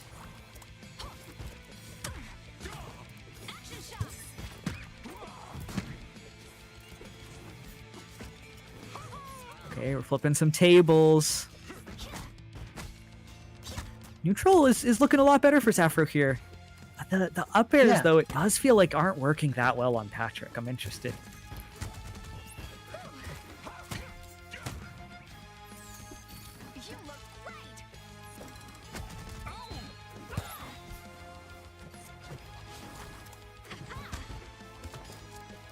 Ooh. Oh, doesn't step back quite far enough there.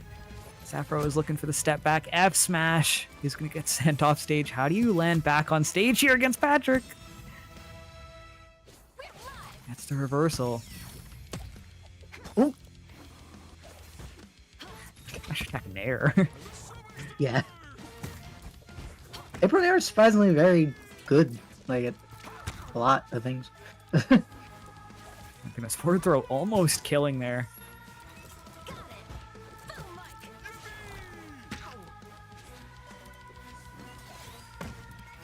Alright, yeah, I was gonna say, bleeding a lot here. Oh, cone crash. Still not gonna kill. Alright, there you go. Bear finally gonna take Zafra out. That's stuck. Oh, there's some learning going on there from Zafro, saying, hey, I know you're going to do this up strong thing. I'm just going to wait. I'm going to use the invulnerability and then punish after. That was really smart. Yeah. Oh, gets to grab. Looking for the hug driver, too. Oh my goodness. Dash attack. Oh, the pressure off stage gets the read on the double jump. Sansa a little bit running away with this game, too. This doesn't raw. Oh no! Ooh! Alright, playing a little bit of off stage there.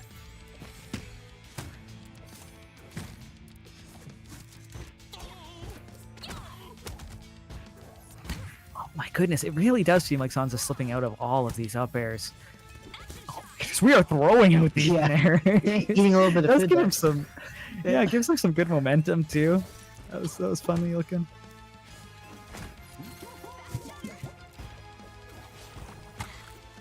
Nice. Another uppy. I like the uppies where he like slides along the ground and he like Yeah. kind of grabs their ankles. Face plans. Nair not gonna do it quite yet, but what are you doing? What? Yeah, I kind of bet the farm on that one. Don't imagine you're recovering after that. Gotta go all the way up, come all the way back down with that up strong. the triple, the double blast zone special, whatever the fuck that was. Yeah, you're like following someone's DI and you're like, oh, when are you gonna jump? When are you gonna jump? And they wait till like the bottom blast zone. You're both just there.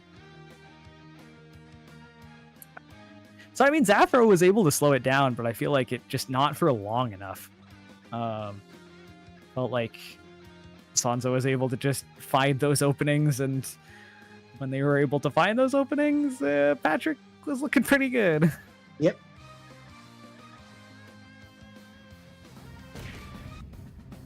All right. Miracle City Volcano, one of my favorite stages.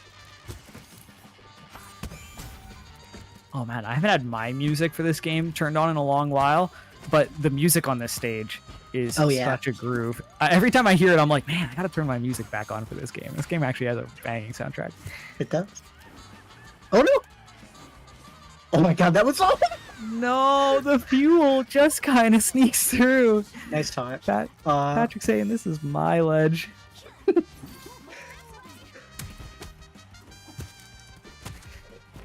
Oh, good conversion. Ouch. Alright. Oh! Jumps right into the boom mic.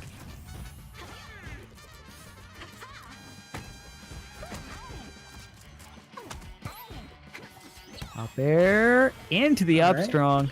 Good slime dash conversion there. I feel like this is a scary stage pick against Patrick.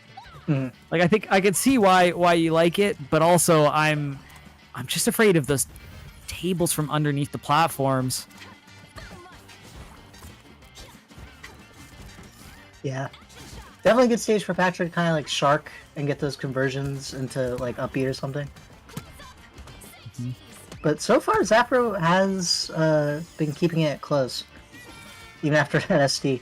I guess that my job. Yep. Okay, strong down air. Oh, goes deep for it, but does not quite get the second snare. Patrick gonna live another day.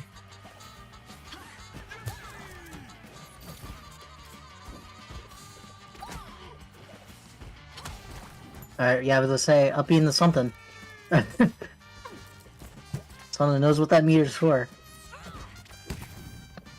Ooh. That throw looks like it hurts so much. Yeah, oh my god. You get to feel the ground for a second before you get knocked back. Yeah, that's gruesome. Ooh, laser. Whoop! Oh, rough. Shouldn't have grabbed ledge there, probably. Right. This is the first time we've really seen Sansa in, like, a lot of disadvantage since this set has started. He actually plays it out. Oh, Yep. like that. It just takes the stock right back. Oh, we're going for the strong up air again, but... Or sorry, the up strong. Yep, strong. You got it. I understood what you Ooh, goes for down strong. You can see in that camera a little bit, but not too much. Ooh. Yeah, the April up air juggles are really scary. Definitely don't want to get hit by those, especially as Patrick, you know, heavyweight. Yeah. Ooh, sends the camera out. Coming through.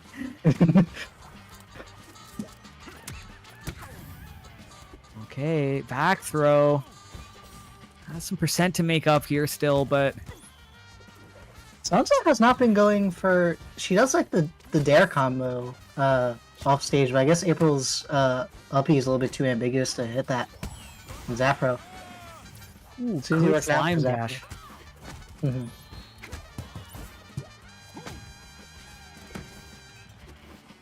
Table. Okay, does make it back into neutral. Zaffro, good recovery there. Has definitely gotten caught a couple of times trying to make it back to stage. Oh, snare just missing. Oh my god, still gets to grab after all that. Oh, crash! Alright, this is an even game. All songs Oh my needs. They are slugging back and forth here. Zaffro with the pressure on back air. Ooh. Oh, jumps right into Mike. Alright, Zaffro gonna take the game. We can just make tonight's edition. Okay. Yep, gonna hold on. This is what being in top 8 gets for you, though. You've earned the right to be in the best of 5s. You get a little bit of extra breathing room to, you know, feel out your opponent a little bit, and you can see that, you know, sometimes that makes the difference.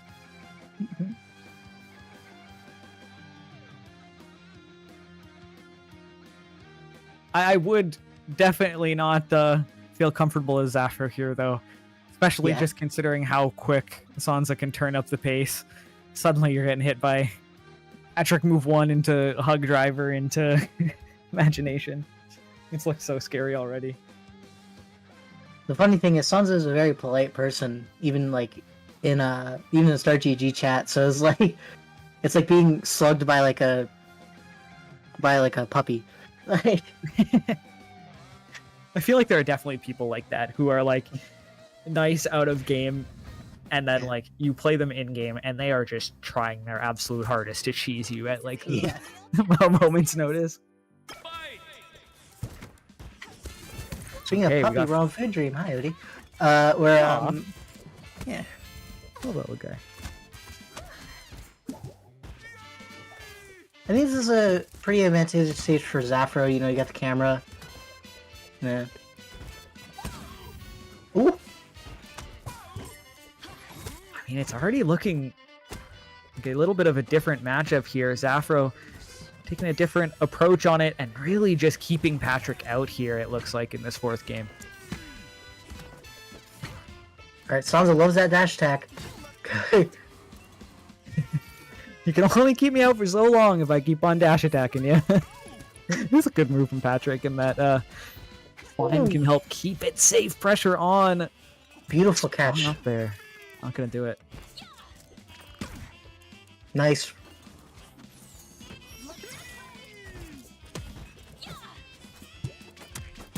Up.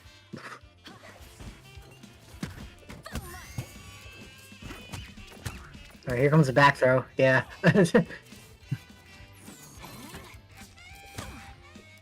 Okay, you can tell both of these players really don't want to lose their stock first. Snare not gonna do it from Zafro. Oh! Did that spike? That looked like Patrick and Air like spiked April into the ground. I believe it was there. Okay, that would make sense. Yeah. Back-to-back stocks. We're keeping it even.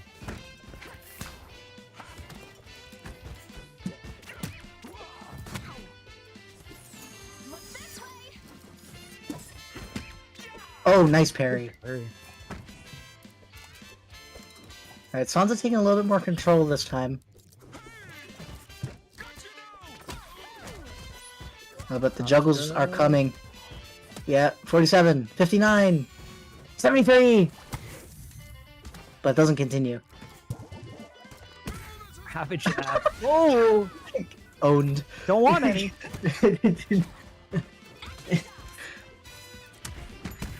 I'm happy with my current cellular provider. Yeah. No comments, please. Oh my god, the...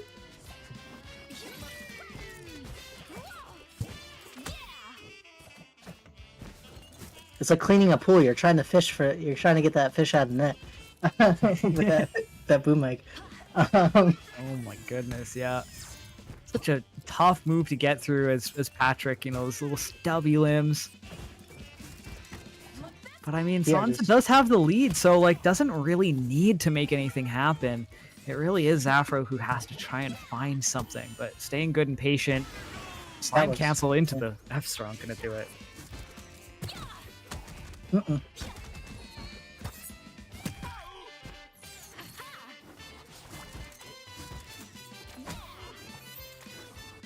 Uh-oh. Accidentally wasted all that ratings. Oh! Not falling for that. Oh, the hug driver! Yeah, so much damage. Getting tickled a little by the camera. Gonna find the grab back throw. Not gonna do it quite yet. Close call on that up strong too. Doink. Goes for back throw. I'm surprised. Okay, well, yeah, still killed. I was honestly expecting an up throw. Maybe that would have killed there. Up throw is like kind of scary. Like you just fly out of his arms and you die. Alright, going to get down throw. No table. Fairy gonna swipe that away. Oh my goodness. She's raw, but it didn't work. Really sent it for everything there. Yeah. Oh, super. yeah. Oh, this is Super scary bad. though. You don't have any meter. Where we're going, on we don't either need player. Yeah. Yeah. Really only needs like a, at this point, 130%? Like, any move will probably do it, aside from like table. Yeah, Larry, Oh my gonna take it. goodness. Yeah, I feel like we didn't see a whole lot of that lariat, but that was a good time for a get off me moment. And Sansa gonna move forward into winners finals with the Patrick. It's such a jump scare. Like, you're just kind of chilling, you think you can approach Patrick, but then like he just becomes giant and like kills you. Sansa gonna sneak in the top 4 here. Yeah, that means we will be seeing Sansa versus Rowan for the for winners finals. Patrick versus Zuko in winners finals is a pretty hot matchup for winners finals. I'm excited. But we will be seeing our losers quarters before we get into the winners finals. So I believe the one we'll be getting first here is going to be Shishigami and IDK Man. So potential Rimpy Mirror. I don't know how either of these players feel about the Rimpy mirror, but we could see that Rocksteady coming out from IDK Man as well. So, Yeah. could be a goofy one. Rimpy Ditto to in Lose was very funny to me. Like, I don't think I've seen a Rimpy Ditto in a while, but it's very funny. It also kind of means that there's a Rimpy kind of guaranteed in top 4, which is also kind of cool. That's right. Nick Jr. 14. We've got one of the, I'd say, like, yeah, one of the kind of considered worst characters in the game. 2 in top 8, 1 in top 4. It's impressive. It's really cool to see that people are able to push these characters. Mm-hmm.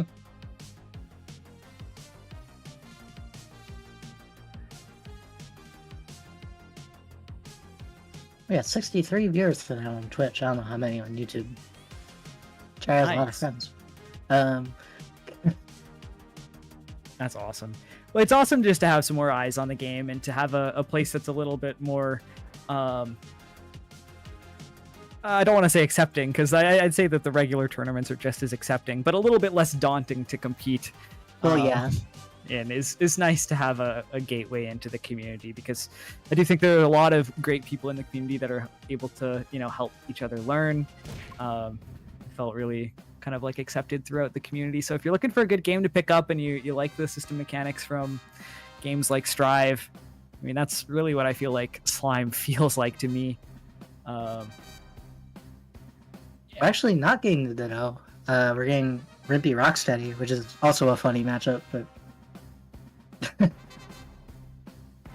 Yeah, this is gonna be, it'll be interesting, especially because I feel like we saw some pretty explosive movement coming out of both the Rimpy players. Oh my goodness, we're getting back through chain grabs coming out of Shishigami here. And Food Dreams for game 1 as well. That low ceiling gonna be interesting for both these characters.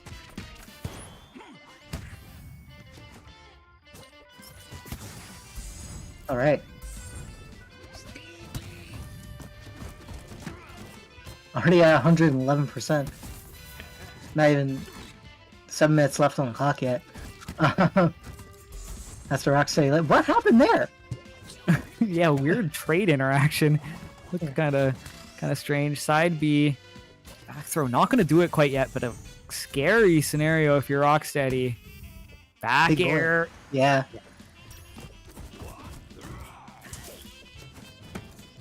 I mean, I'd definitely say that's the obvious Rocksteady disadvantage. It's just how huge he is. It's so hard to avoid some of those aerials off stage. He's a big boy.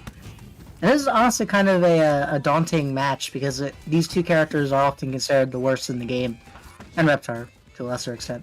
So it's interesting to see like these two fight one-on-one compared to the rest of the cast. Yeah, a couple of snares there. Oh, Back air. Really felt like it scooped there too. Oh, going around. incoming. Hops out of the car. Car turns around. Now tilt. Oh, okay. A little bit of a spaghetti interaction, but if you're out, I don't know, man, you'll probably take that stock regardless. Back off stage again. I don't know, man, having a tough time getting back here against this Rimpy.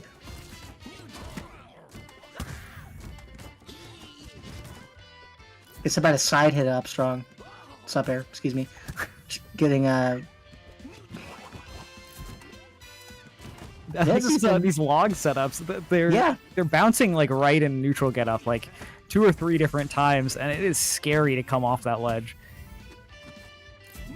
Yeah, it's been hard because he's so big, so it's just like he just gets his head bonked by every single log.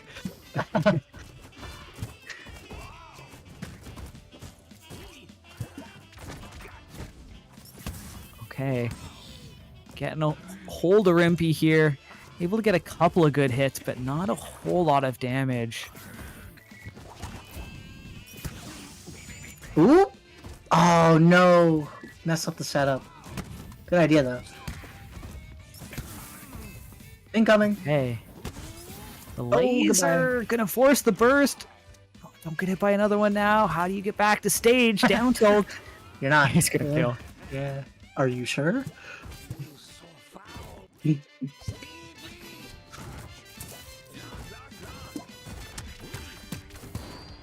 Okay, up throw, snare. Mm. The armor. Yeah, that was very smart. Going for those weird F-tilt mix-ups. That is one of the Wimpy's bizarre strengths, those F-tilt. To suck you in. Oh. Back throw not gonna do it. He is a big boy. What? Slime dash Oh, up really the side B. Aggressive option.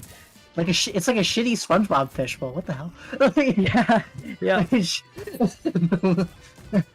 Definitely using it in a similar way there. Just that burst option back onto stage. Okay, some shield pressure. Good slime shield there. Really respecting that that Rimpy down strong. This is suddenly a lot more even. I don't know, man. What is he doing? I don't know.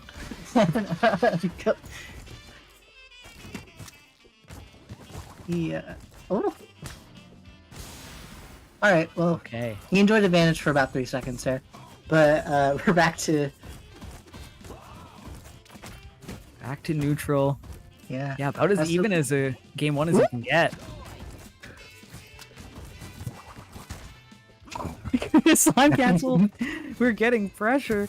Both these players really Donk. wanting this first game. Donk. Alright, this is where it gets dangerous. What you gonna make out of this combo? Burst aside is pretty much dead even right now.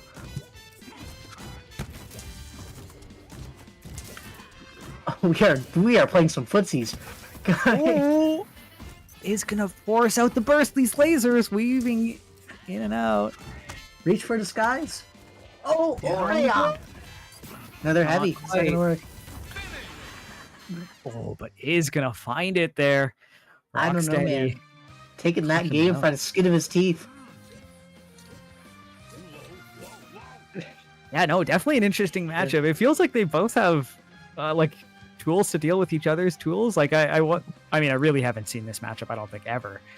Yeah, But it was cool to see them go back and forth. it's goofy. I enjoy it.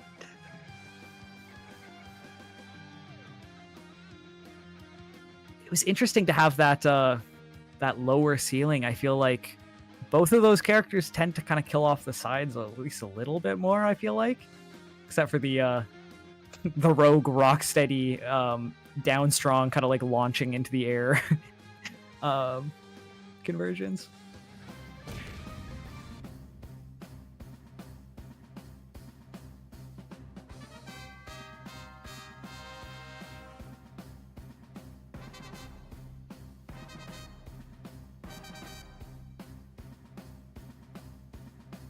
Okay, I'm curious where we get for game 2.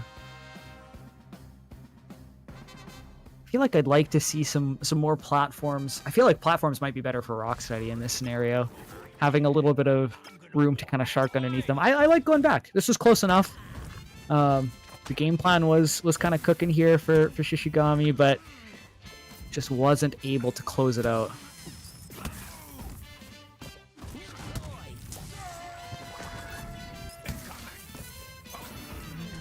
Oh my goodness, and already looking quite dominant here for I don't know, man. Oh my goodness, the slime laser there gonna be enough. Oh my goodness, up air, up strong.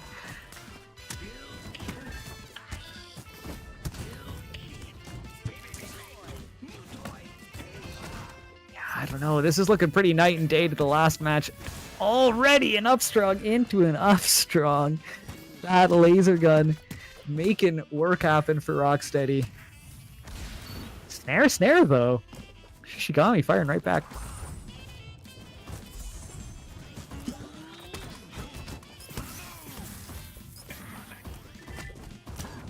Okay, landing with that there.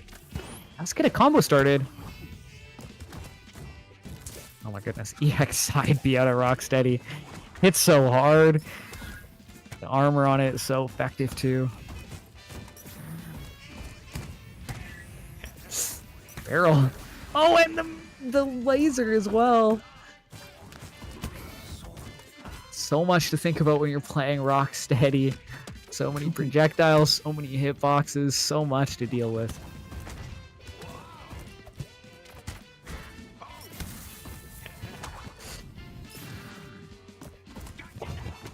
It's always so dastardly when you see that Rhino jetpacking towards you in the air. Like, you know he doesn't have good intentions. I don't know, man. Definitely has the higher. Oh my god, he's already done. He's just like, he's adapted quite a lot in this game too. Yeah, I wouldn't go back again to Food Dreams is what I would say. That game looked pretty dominant, and I feel like we at least need a change of scenery to, I don't know, feel good going into Game 3.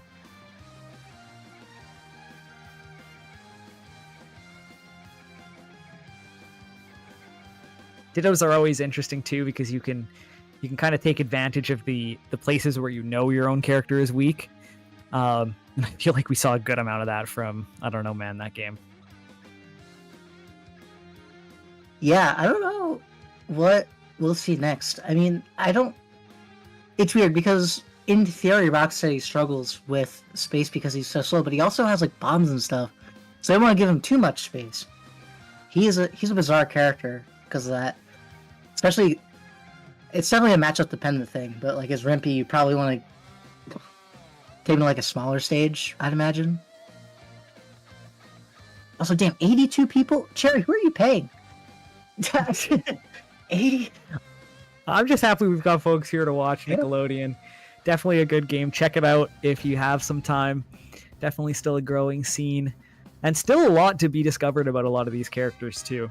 All it takes is a couple of quick thinkers to figure out some cool things with these characters. So if you like what you see, definitely check it out.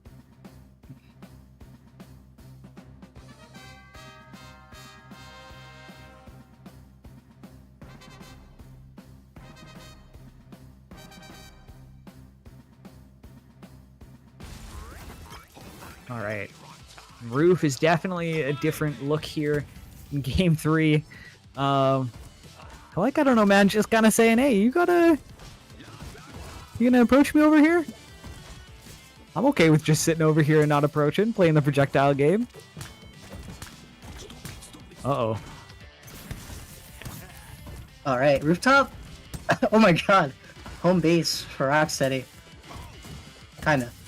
But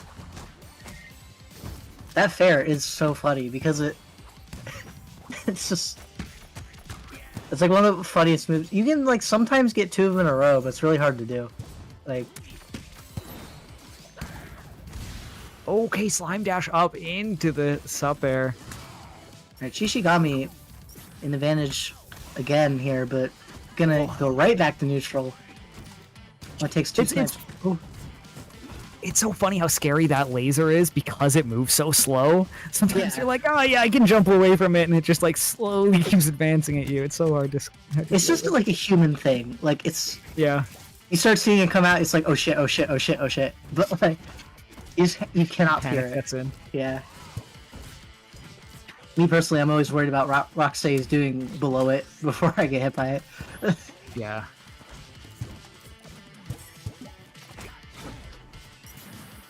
Here it comes again. Yeah. Okay, lasers. Throwing them out there. I like setting up underneath this platform as well. Helps keep you safe from approaches from above. And another laser. Not going to kill Shishigami quite yet. Down tilt. Yeah, not quite. You are dead.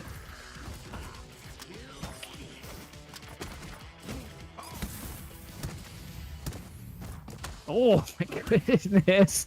This combo. 88 already. 104. I don't know, man. Kind of going off here. Looking to make this a clean 3-0. Barrel. Not going to take the stock quite yet. Laser. Going to go wide.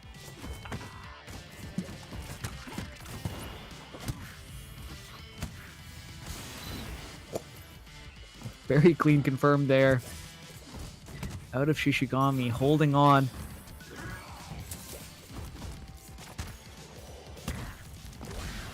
Okay, pile driver onto that platform. Gonna take it. There, go Discord. Okay. Oh, that bomb is just sitting there. Yeah, it is hanging out. Yeah. Oh, it makes situations like that so awkward. You want to be able to chase, but burst gonna come out here for Shishigami. Using the up tilt, that move is so weird. I don't know what they were thinking with that move. It's just gonna work. IDK man. Yeah, Barrel Taking is it. gonna take it. Too strong. Got a rock steady / Rimpy in top 4. But shoutouts to Shishigami. I liked what I saw in the Rimpy. It was cool to see another Rimpy in top 8. And as I've mentioned a couple times, definitely no way you can slouch and make it into top 8 at a tournament like this. So great run to Shishigami as well, making it to 5th.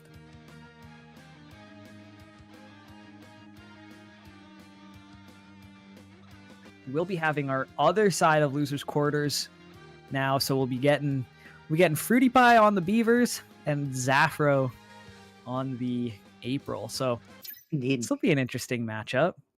April versus really like- Beavers. Yeah. I really like Dag versus April. I feel like he can really punish her recovery off stage. Yeah. The rinse repeat NATO is really tough if she ever goes low. Like she just kind of can't go low against Dag, otherwise he'll just slowly like drain her fuel out and then just hold on to ledge. But also the April combos work pretty well on the Beavers, and you know, sometimes you're trying to like set up an assist and there's just this boom mic in your face from like a snare or something, and those kind of bigger moves can be tough for the Beavers to deal with. So April's got the tools. Just how does she use them?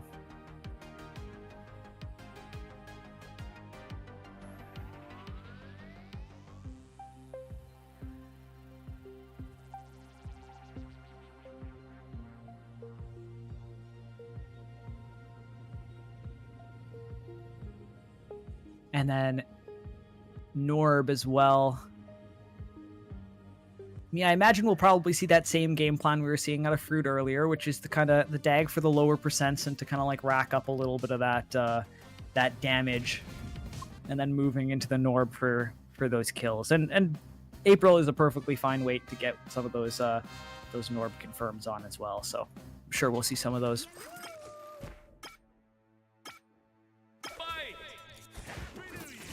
Okay, setting down the camera, it instantly disappearing.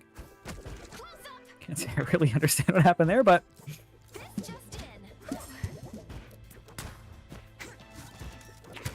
Say cheese. okay. Either player getting too big of an opening started. There's the first confirm coming out of Zafro. Up throw into that strong up air into the slime cancel snare. Such a good conversion.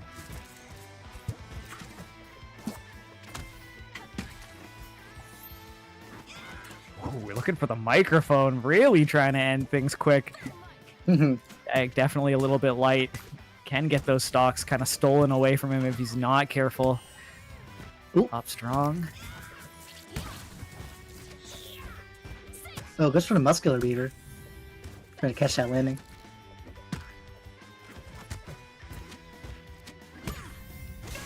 Ooh. Okay, good Nice. punish there out of April.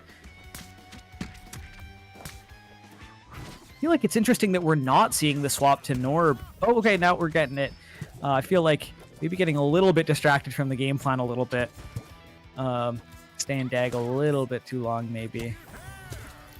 Get the hair.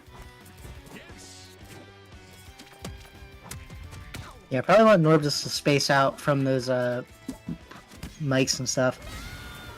April's combo game is really good, but she does have kind of a problem of oh! She needs to get in before she can start it. Yep. Okay, have nice a- plot cancel there. We're starting a combo off of it. pressure is on. Ooh.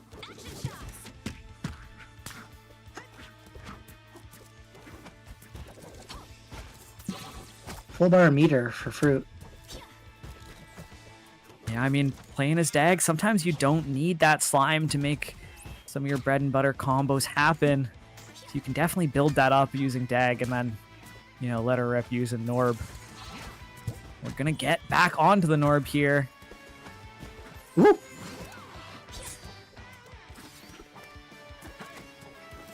A little bit of slime getting used. Oh, good up, he had a shield.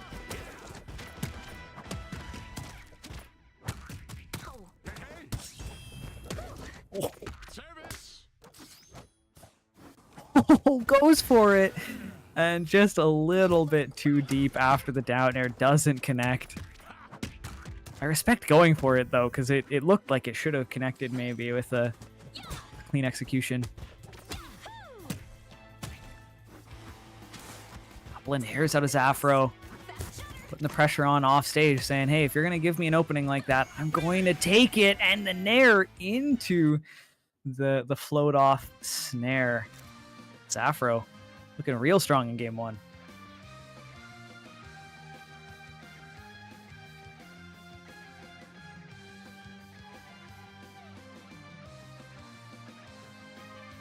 It was interesting. I feel like we saw more Dag than Norb that game, which isn't necessarily a bad thing.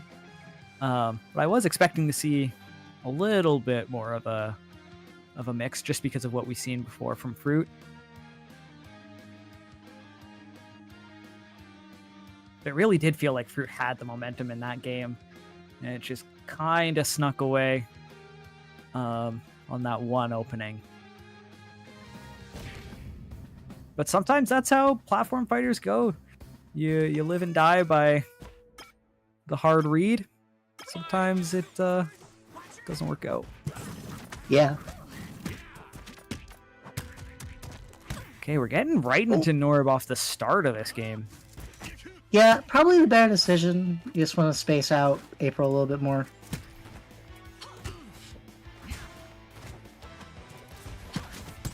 Yeah, and it's already working pretty well for Fruit. Ooh. Does recover Alright. nice. Yeah. Good awareness. Using there just to block April off.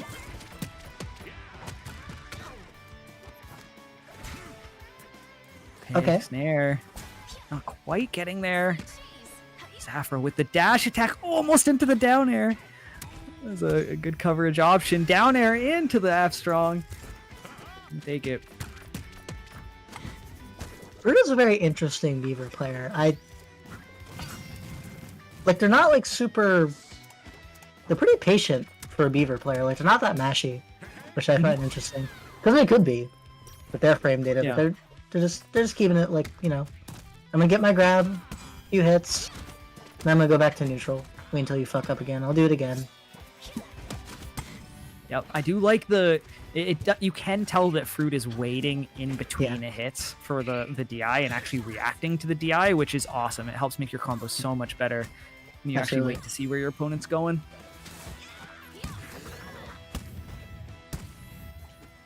Oh my goodness. The aerials. Dag, sneak into ledge. Good. I like the aggressive up B just to chase April.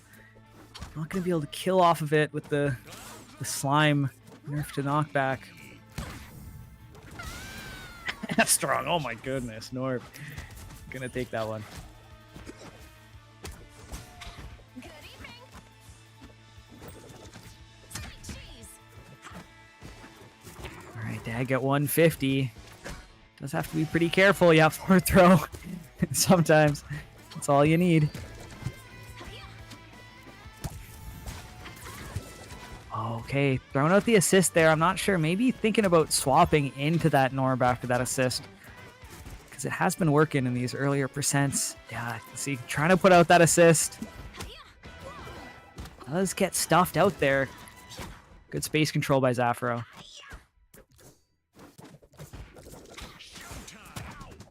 Showtime. Oh, maybe it wasn't showtime. You look I mean, showtime for April. Yeah. Cameron doing a good job of keeping fruit out, but not for long.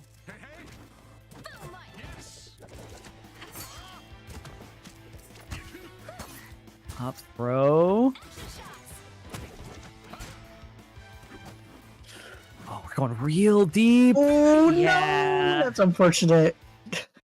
That can happen It- with Norv. Yeah.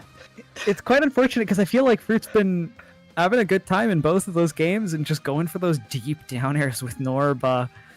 It does have a lot of end lag when you can't slime cancel it. So you got to make sure that you can either hit it so you can slime cancel it or hit it so that you can recover safely, And that's much easier said than done.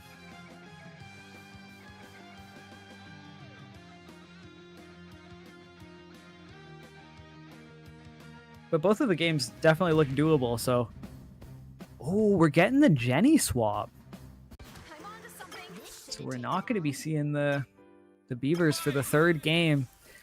Putting it all on this counter pick on Food Wars.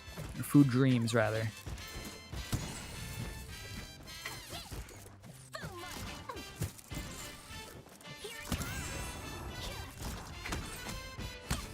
Seeming to play a little bit more of a spacing game here with Jenny, kind of playing that keep away. In for the spikes.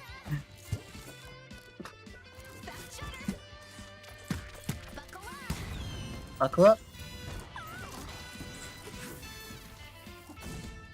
Yeah, Jenny is definitely one of those characters that can really grab April by the ankles, just kind of throw her around a lot. But Zafro's doing a good job of staying away so far until this grab came in. And not going to kill quite yet, but good start. Still has the damage to make it happen, but ooh. Can eat a microphone to the face.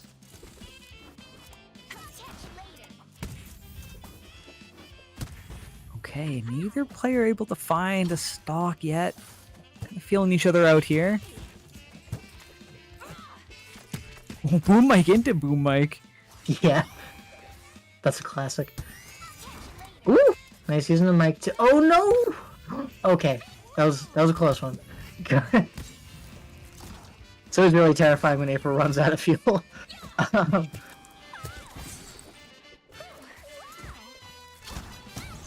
You can tell just how much both of these players want this first stock. Neither of them taking too many risks, hanging out behind the camera. To my understanding, this is a very slow-paced matchup. Just kind of thrashing each other around until something kills.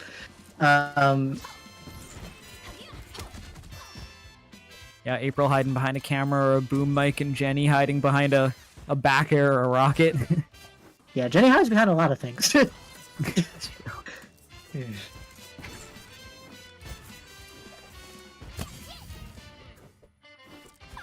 Oh man, this is real tense. Both players 160. Forward throw not going to do it yet for Zafro, but it was close. Woo! Using the down trying to kick the camera. Zafro's camera play has been very exciting. I do like the way he uses the camera. Oh!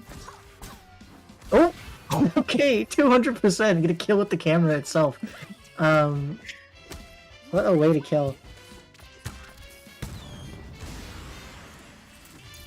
Okay.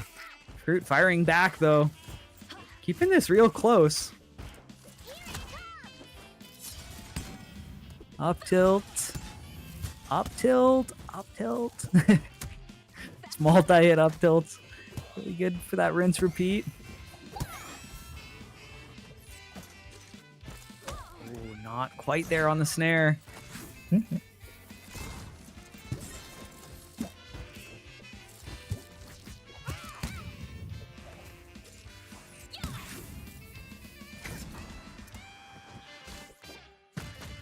Oh, goes for the grab. I like the attempt on the edge guard there from Zafro. Good anti-air is going to take that third stock. That's been a little bit slow-paced here in this game 3, but Zafro making sure to keep the pressure on.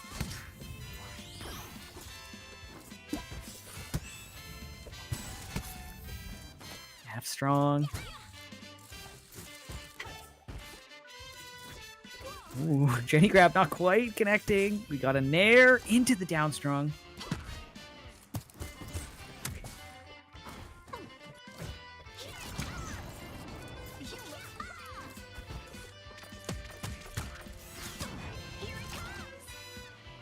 Okay, missile. Forcing April low. You get off ledge here. Okay, the plat cancel there is enough to kill. Bringing it right back to even here.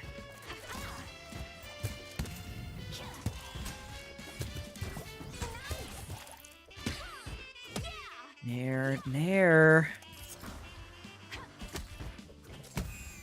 Covers the high angle with the Nair into the snare. Jenny right back off stage. Okay, gets an opening.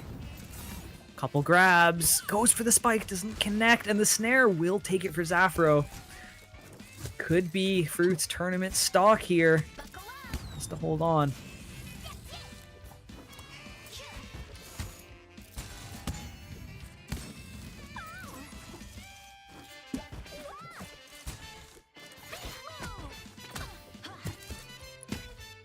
Okay, Zafra with this combo, 3 nairs in a row into the microphone off the side, and Zafro is going to take it and move forward into loser semis. Gonna secure that top 4 spot. All right. Very clean combo there.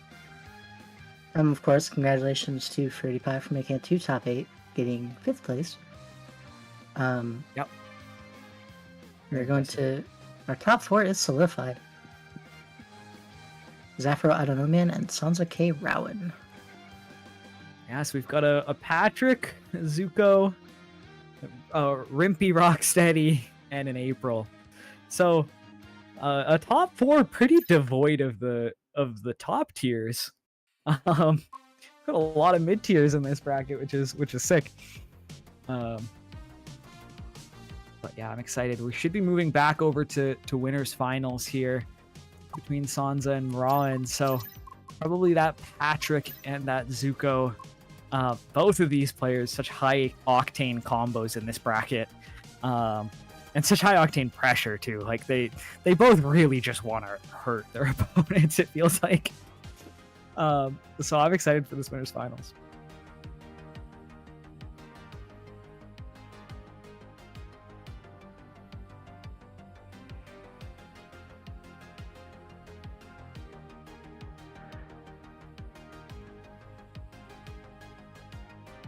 While we're in between sets too, if you're watching, you need a second to, get up, stretch your legs, get a drink of water, take a deep breath. The action is kind of nonstop here in this top 8, so you gotta take a deep breath when you can. Take a little mental reset. These players definitely feeling that pressure and trying to, keep themselves calm and composed as well.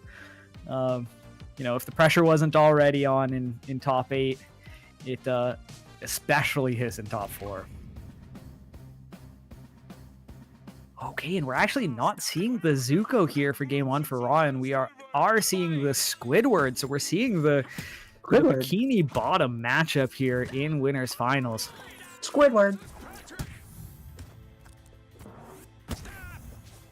Okay, hug driver.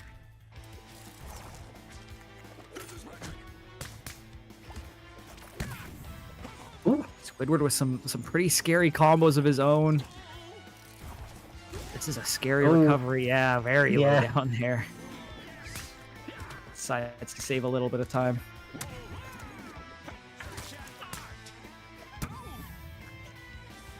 Okay, clarinet.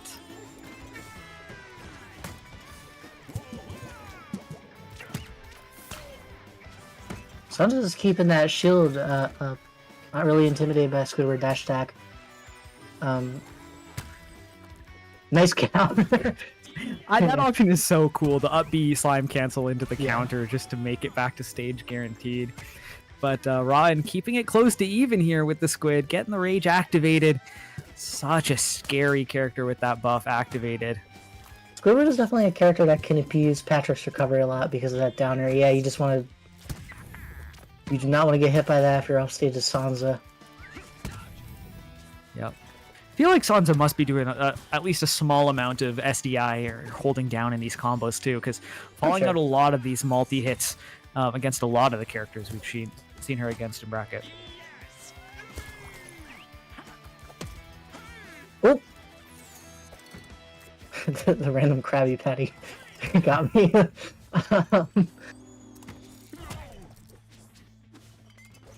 Alright, Squidward's still living here.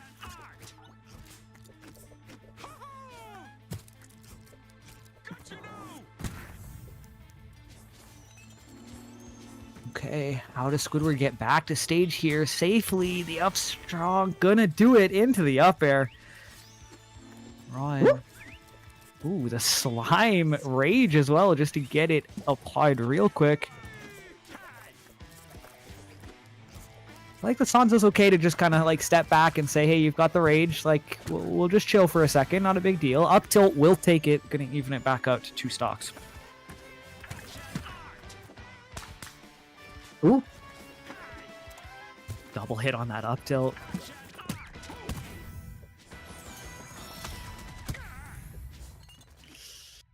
Up strong into the table throw. Ooh, kind of sneaks out of that up strong. Ooh, lots of parries. Ooh, the painting?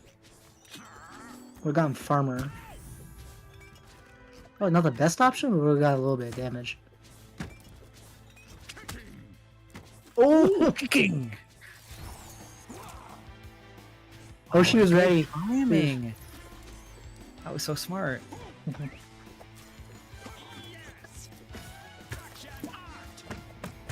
Oh, just not enough to grab. Oh, Sea Bear.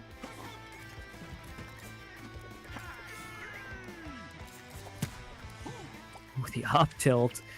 Working as That an was anti-air there. Santa is doing a great job of being like super evasive of the Squidward in this later half of the game. Oh! Oh my goodness, the pressure on. Oh, the counter. I don't like music. Solitude in E minor.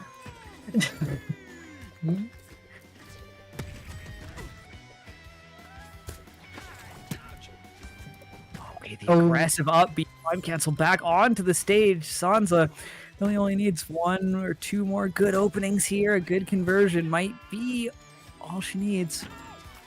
Sansa's a great Patrick player because she's always thinking of like what like. She's always like predicting. She's never like reacting. Yeah. It's pretty smart.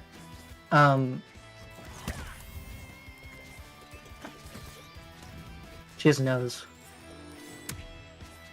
Dash attack into the Yeah. strong up air. Yep. Good conversion.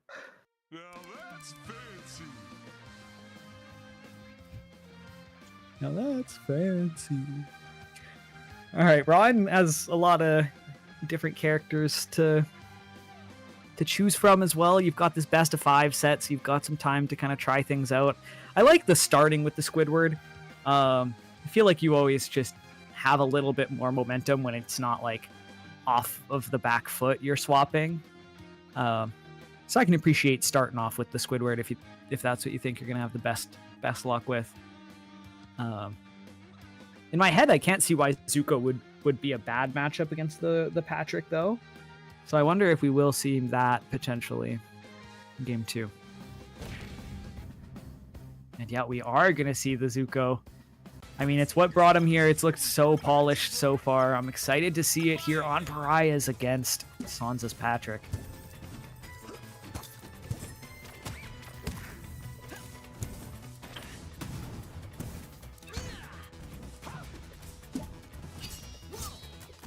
Okay. The fair chain starting out already into the sword throw. Sansa firing back though, 75% of her own. Is sneaking around this fire, not walking into that pillar.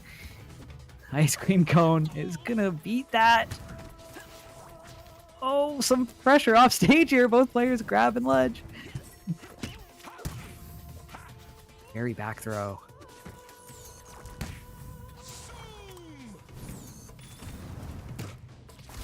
Oh, left tilt. Gonna do it. Taking the first stock.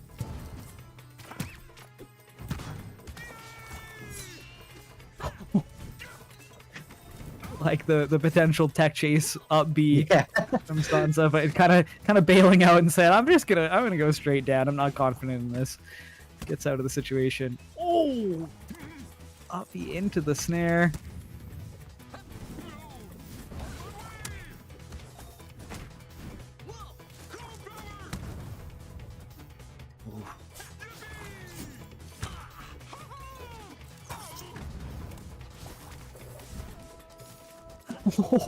Uses the neutral B there after the up B just to kind of get a little bit of an air stall.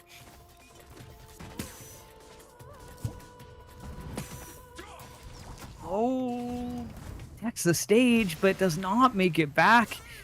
And just can't seem to find these stocks on Patrick. The heavy body, not able to find these setups. Oh my goodness, 70%. Okay, that I was gonna say that will do it. Patrick's a big boy, but he's not that big. He must be pretty dense. For how big he is, how heavy he is. It's water weight. That's fair. That's a really good point.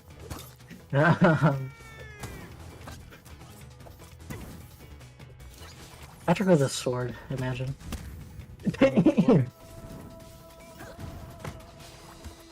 Oh, the sword coming back. Oh, it's hitting both players. Sansa has it back. You can have it.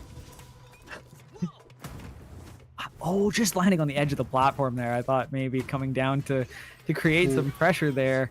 Dash attack gonna do it for Ron. Alright, Rowan taking back the momentum a little bit. Still pretty high damage. Oh no! God damn! I spoke too soon.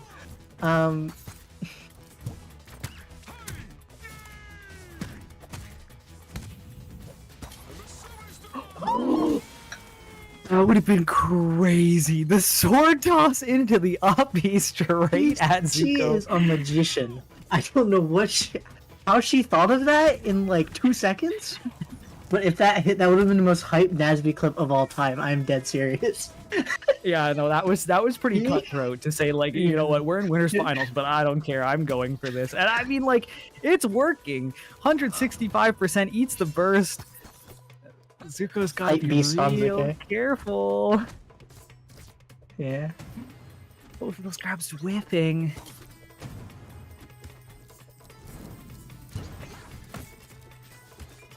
Does After really kill there? Zuko? Zuko after? Yeah, Zuko was pretty strong. I'll see him at Patrick. I don't know. Ooh, 181 to 95%. Really just need one grab. One strong up there. Oh my goodness. She really wanted it. She really wanted it. Oh, this is gonna be it. No, he's big. He's a fat ass. Oh my goodness, DBZ, both players staying alive. Oh, they really want this game too, and the F strong. 201. Good lord. Now 1-1. I mean, very, very close on Pariahs. I imagine with maybe a little bit less space to play around with, maybe Sansa can close that out, because it did look like it was in her favor for most of that that game too. But so clutch to hold on until past 200% against Patrick. Like, that is scary.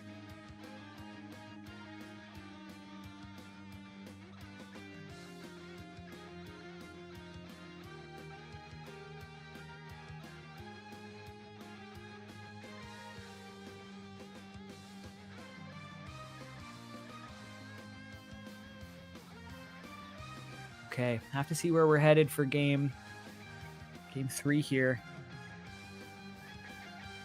I mean, there aren't many stages in the stage list that give you quite as much room to move around and space to think as Pariahs. So I imagine pretty much anything that Sansa is going to get here is going to be pretty good for her.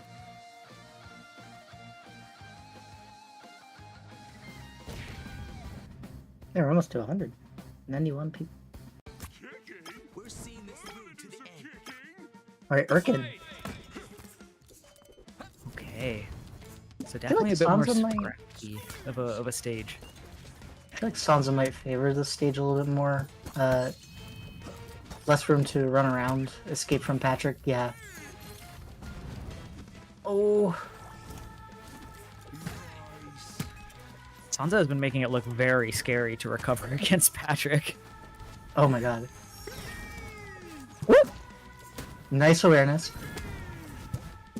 Doesn't want to get hit by that sup air for sure. Alright, what are we gonna see from the Zuko? I've seen the Zuko cook. Nice ledge grab. Okay, kind of giving up a little bit of stage control here, but staying safe. Just looking for an overextension out of Zuko here. Up throw a couple of tables.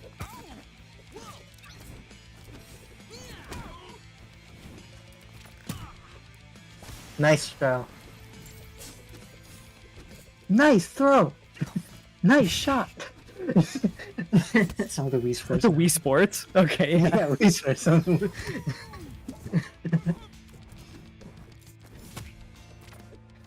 Okay. Oh, the down throw. Oh, The fair. oh, okay. Yeah, just kind of sneaks the ledge there. Yeah, Zuko recovery, definitely one of his weaknesses. That was definitely unintentional, I feel. Oh! I mean, this is more or less the situation we were in game 2, though. And we saw how game 2 ended. So definitely not out of the woods here if you're Patrick, but gotta keep that pressure on. Ron has been like at the ledge for like this whole stock, it feels like.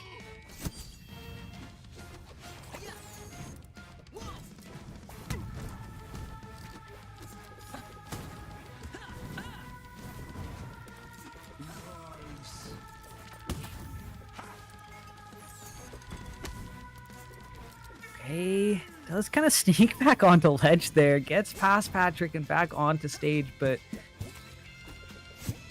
still is looking for a way in past the defense, and Sansa's looking so strong with the parries and the shields, not letting anything through.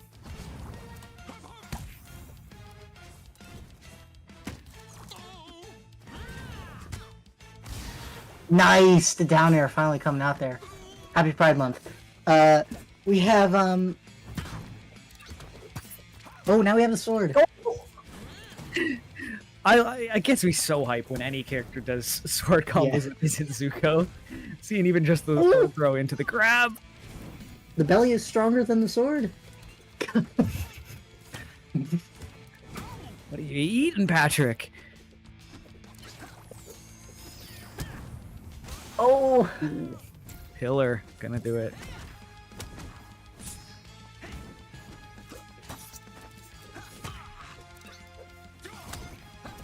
Setting up the sword, throwing it up, giving a little bit of extra pressure there.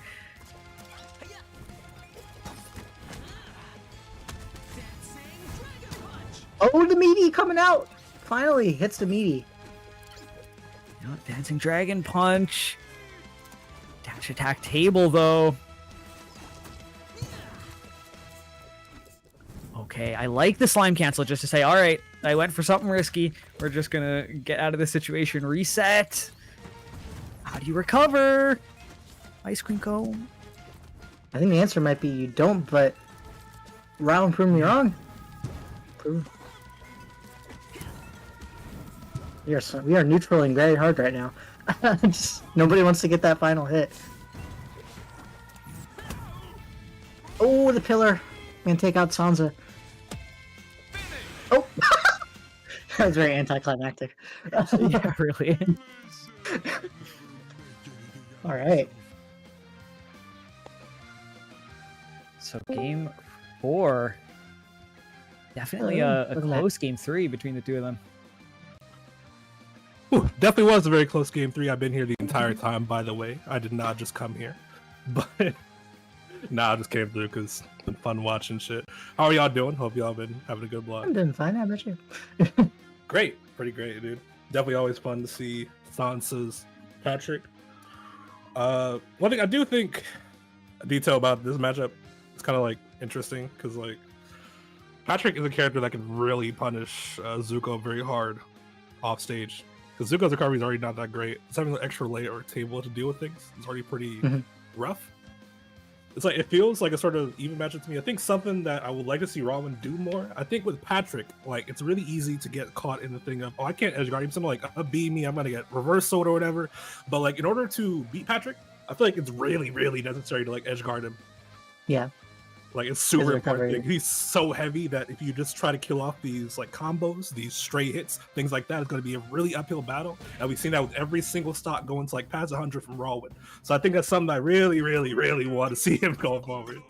It's hard against Sansa because if she is like anywhere above ledge, she will use that bar to like Yeah, fly like a bullet train on the stage. like it's one of the things like you kind of have to be prepared for it, but you can react to everything else. So like you can cover that, but it's like if they go for something else, like position yourself to cover the other things. Oh, fuck your sword. Really? The pillar not going to do it. Pressure is on in the corner though. Backing Definitely. up, setting up swords. I do like to switch to playing more defensively, as you guys know. Just like Patrick in the scramble is something you do not want to do, especially with Sansa, a player that's like really good at just tricking people out, right? Yeah. Oh, Big man grab. mix up. Up throw. Coming right there. But he's gonna take out the swords. Have tilts. Guess where it can be hard for Zuko, as we were talking about earlier. Messed up the up B slime cancel. That's pretty rough. First stock. Going to Sansa, man. Yeah, I mean, pressure's on. You can tell, feeling it there. I don't know how you bring this back. You got to play real on point.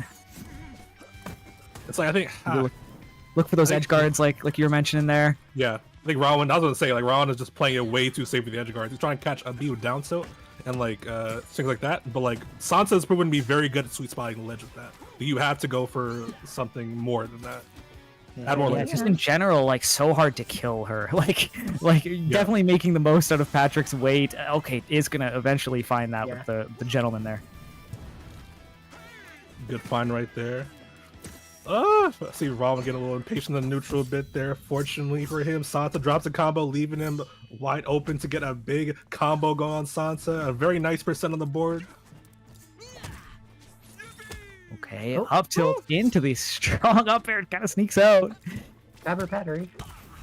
Very fortunate. Now you're off stage against Patrick. The table is online. Thankfully, the sword throw that helps Big Boon helping come back to the stage, and Fireball as well. Ooh. Okay, Butt grab. what do we find? Nair, almost into the strong up air. It's so scary. Back Big throw. punish, back throw. Not quite dead. Caught the jump. That might be it. Wait, I think low key could have saved him. If you come back from this, made it back a bit too much. Yeah, kind of pushing off the stage a little bit, maybe with the getting onto the stage as well. A little bit of the hitbox shifting, but very close here in game 4. The pillar going to even things right out. Very back and forth for sure. I think just a big difference maker is just like sort of the ledge play, right? Sansa's been consistently just more consistent, and just making Rowan's life hell off stage. Yeah. We're playing a little bit more neutral center stage here. Sansa's not going in just yet. Going to do that dash attack. Everybody loves low dash attack. shield. Another one. Ooh. For there again, you're off stage. Ooh. Like, Oh, green hand. like he's running back to try to punish things, but I think you just like, if you think it's gonna have cover, just like swing the sword. I think it's expecting it a little bit too much, honestly. Yeah. I mean, overthinking against Patrick is a strength of him, even if it's like not really. real. Honestly, yeah. Like, yeah, overthinking. Yeah, Definitely. just hit him. Like, Yeah.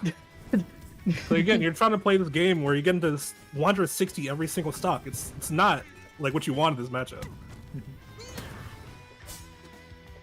The 170 still alive, yeah. It's just a big boy. yep. Oh, this Look for at a it there. lunge. An half jump scare coming in.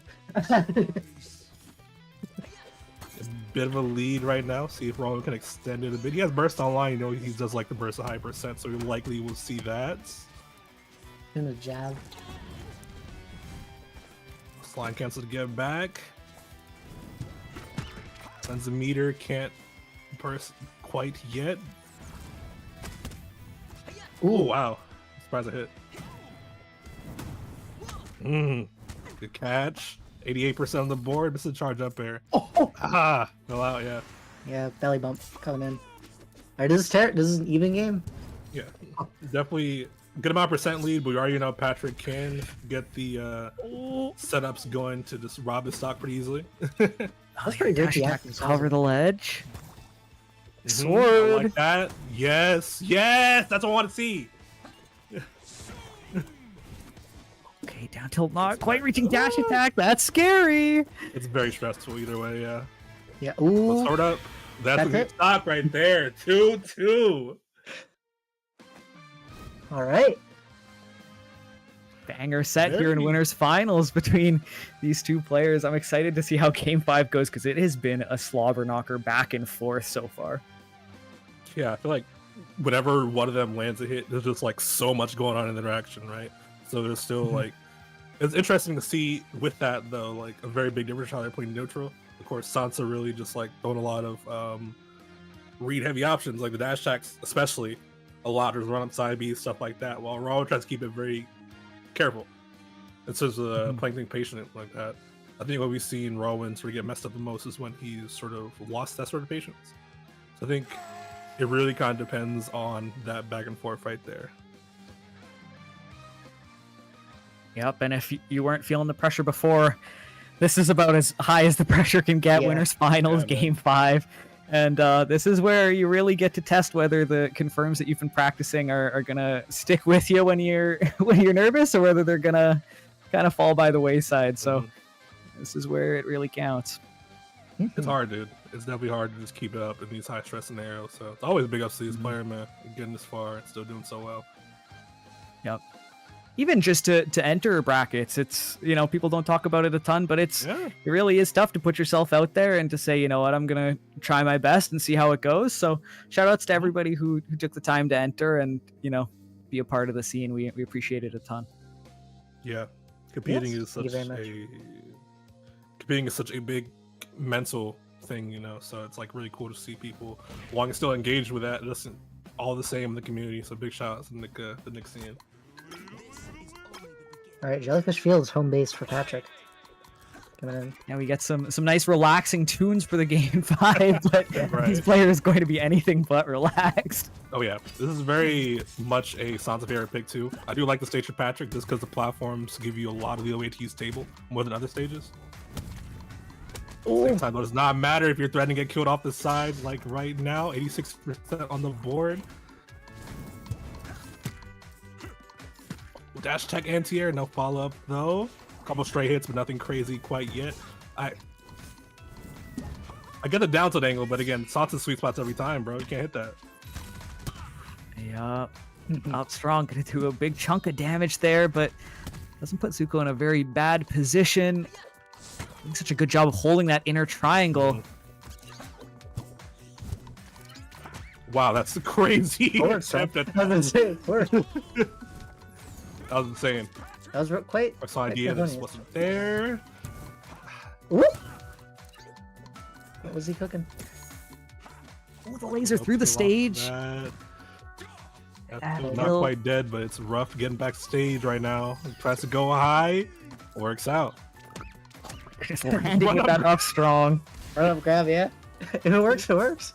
Yeah, I feel it. I think Sansa just sniffing that fear out, like really impressive. Just how she plays. Caught the jump too. It's punished for it though, yeah. I respect that play though. Could definitely have worked out very much in her favor if she hit that. Oh wow. Ooh, 40% to a table for a quick 50. 2 hits. It's like you can never be safe around Sansa. That's why she's so scary to play against, bro. Okay, good grab of the Oh, ledge that's there. Mhm. Let's give you another Definitely kill. right there, yeah.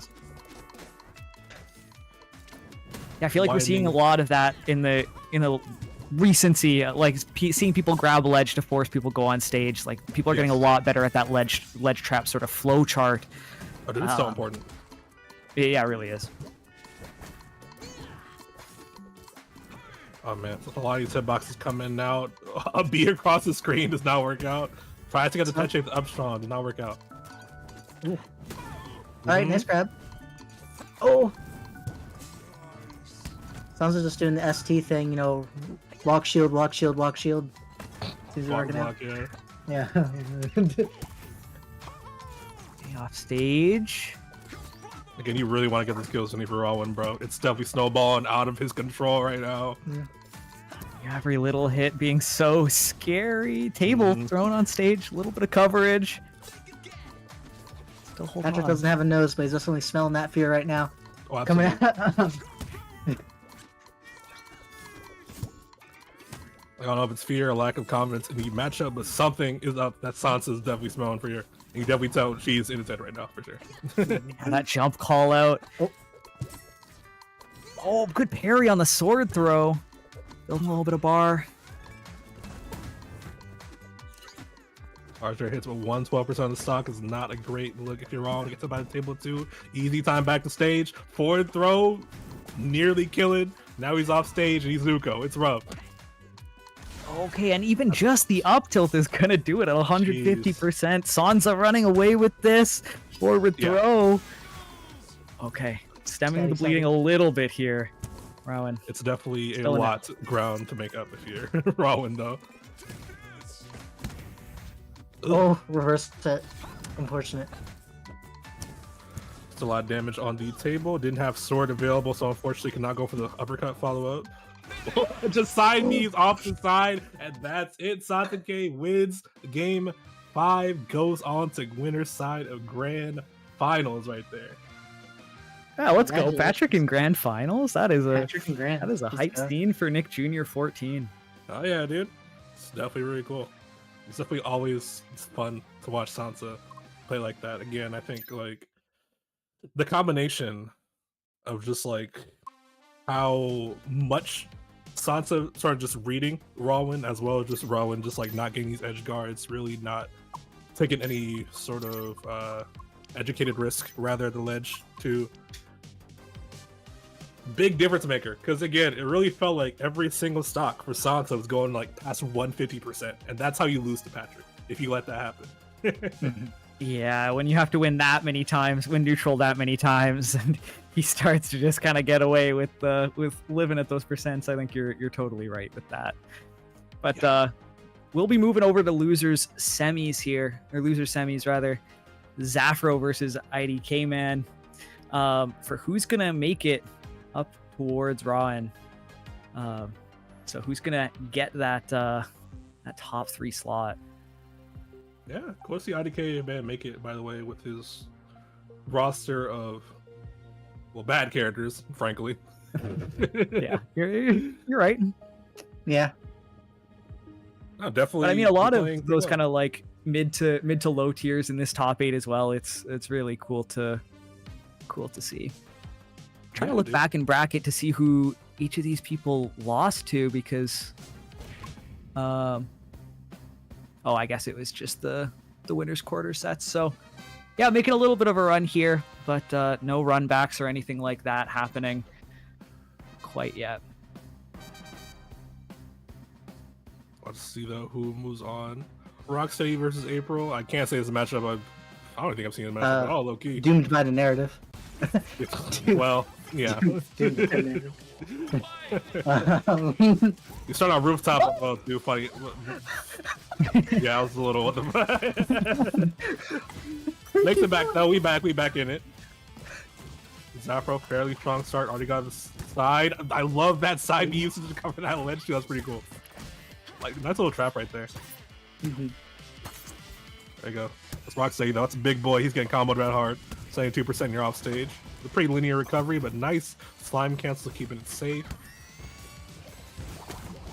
It looks bad right now, but I don't know, man has made some like Cinderella comebacks in this Yeah, this bracket, so I don't I definitely I think he live can with do it. it. Yeah. Both That's what I Rocksteady think and in Ren. Go ahead. Yeah. I think Like, Rocksteady- you go ahead. I was like, Rocksteady and Rensteady are both like, of course, not the greatest characters in the game, but still, I mean, every character in this game, like, there's no character like garbage. You know what I'm saying? Like, Yeah. both of these guys could like still put in work. And definitely haven't seen that. I'd like to see it too.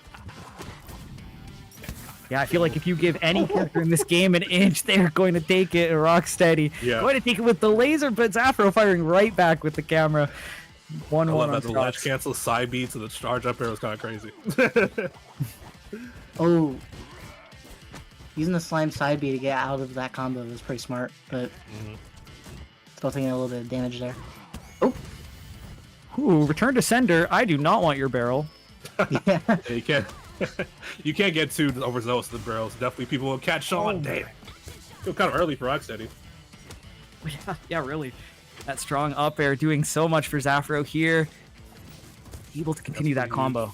Reflected the grenade too. Very good presence of mind from Zafro. Makes us like cannot interrupt it and gets this kill because of that. Great stuff from Zafro. Yeah, those mines hanging out. Zafro Yeah. trying to play around those with the combo, but still does get a decent amount of percent. Side B read is looking crazy right there. I expect that temp though. I love the conversions, man, from the up Bs too. Really cool. Charge up air. We playing Space Invaders. Oh, forces the burst. Oh my god. Little bomb alley-oop there. Dude. Tosses Rocksteady in the air, sends the bomb at him. Okay. So smart, Zafro. I love that. Oh, couple of little flip jumps there. So we get a couple up airs and mirror out. So ledge trap looking like just gets back on. Oh wait.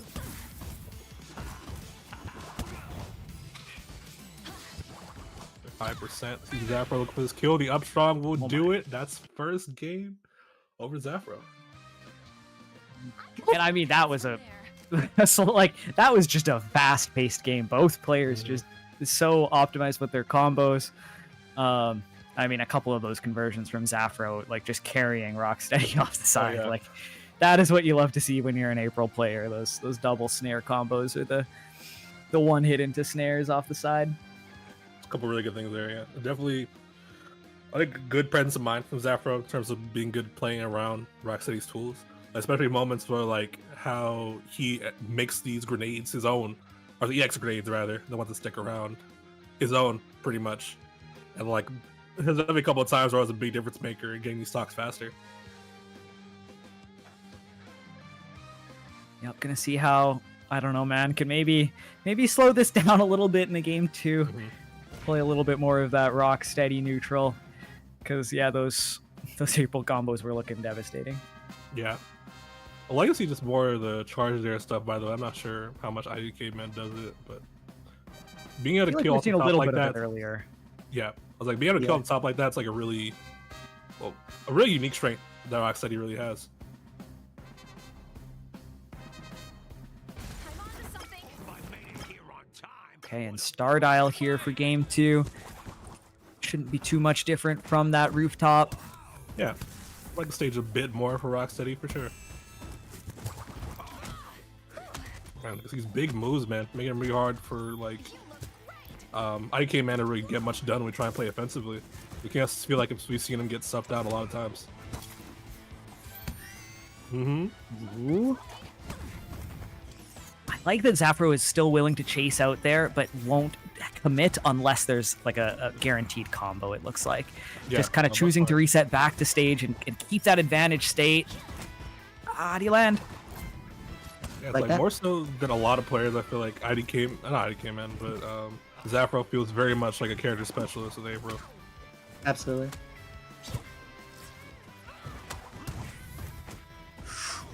Ow. Oh, wait a second. Stuff right there. I like Oh, the that idea. was so I like the smart. idea, yeah. Okay. He was waiting for it. Charge it. Oh, It's camera. Seen that a couple of times from Zafro, that EX camera just throwing it out there. It always gets me, bro. It's so funny. be a very Rocksteady thing to get hit by too. Oh, wow. That was going crazy up there.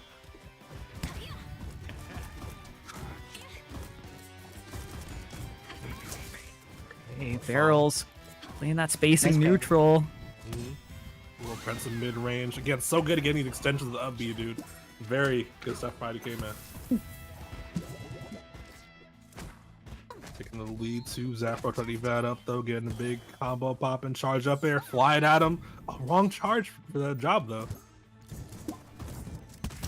The landmine coming out, reflected and hits Rocksteady instead. That's rough. The armor comes through for IDK man right there, kind of robbing that stock at like 48%. That was crazy. Right in front of Zafro too, saying, "Hey, I need to take a second real quick." Jeez, dude. That shit was Well. crazy. Now suddenly IDK man, big driver's seat on him right here, bro. Full stock advantage. Okay, Zafro kind of getting something started here. The Nairs. Oh, the armor, that move, and the hit stun too. You just get a freeze frame of that Rhino charging you. Right. Oh, neutral B follow up. Didn't quite get it. Still stays alive though. Didn't get his jump back either. Pretty good for Zafro. Situation. Forward strong catching it. Zafro still in it.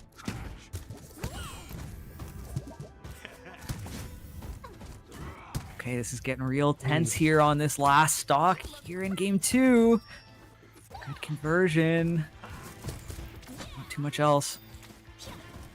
Missed the ratings though. A little crucial. Super evenish scenario. Another charge up air. Not the right way. Ooh, it's scary on both sides. Oh, you can tell both players just spending their slime too. They want to stay as safe as possible, but now none left on either side. It is all neutral here. Definitely. See both. Playing a lot Alright. more Slayer. Lower. The barrel's getting punished. Zafro you might get see the that? kill because of that. Zephyr grabbed him out of his mirror. That was kind of insane. Down throw. Let's try to set up. I love armoring through that. Still gets punished regardless though because the end lag. Zafro still taking that second game despite it looking so much in IDK man's favor. I just won. Yeah, I mean, you got to feel a little bit better about that one as IDK man. You know, you at least showed that you can get that lead and you can have some of those crazier confirms. But yeah, it's got to feel a little bit bad to have that one slip away. Yeah, most definitely. It's just I feel like near the end Zafro really like tightened up the neutral after like getting that stock robbed at the top. Like he's like, okay, he kind of just buckled down. He got to tell how he played. Yeah, went back to those nairs, went back to some of those kind of more neutral options, and that really worked out. See if IDK man can come back though, dude. The second game didn't look bad, but you are down 2-0 right now. Tournament life on the line. Zafro could move on to lose finals. Definitely an uphill battle, but IDK man has gotten there both times, so Definitely very possible. I'm onto something. Hey, back to Star Dial. I can respect this. Last game was not anywhere undoable. It was definitely close enough to make this happen. 100% Zafro opening a little interaction right there. Throw up zone. Oh. Let them off stage. That's I'll say a decent amount of fuel spent, but gets back to the stage regardless. That could be the robbery up the top he needed. And right there, getting that first stock off. IDK man, close and start. Well, I mean, you called it there, Blackmar. If he's able to find that kind of combo, like, oh my goodness, it looks like a completely different game. oh, and there's the camera again. It's one of the best things Rocksteady has, but you definitely need to find ways to route into it if you can. All right, Safely back to stage here. Quick 40%. Could have been extra credit being built for air for sure. 65% on the landing of the forward strong. Oh my god, slide that goodness. side B was so cool, dude. IDK man, okay, lock it in. I mean, this is what you need to turn back the momentum in your favor. And I mean, it's not looking like Zafra is able to find much. Edge guard opportunity here. Oh, clean recovery, though. Yeah, like throw out the grenade to mix up with the option you go for. I'm surprised that it hit. yeah. Shielded just in time. Dude, yeah, IDK man cannot find the skill. I'm sorry, Zafro cannot find the I was skill. gonna say. Well, so I don't know if IDK man should be coming up 40 anyway. I mean, I think the man's looking. Definitely looking for it. Rhino does not have good intentions. I like throwing the barrel out, forcing him to get off a ledge. Yeah, that out. I actually might have killed because he did bad DI. We get to tie up April. Okay. Go ahead.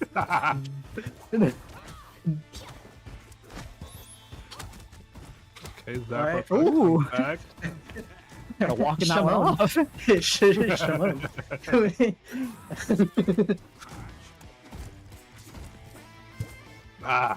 had the right idea, just got the right timing. Down throw, that's it. Oh, alright, yeah, he's doing Bombs his away. little. Let's play Mario Party. Coming in with the bombs.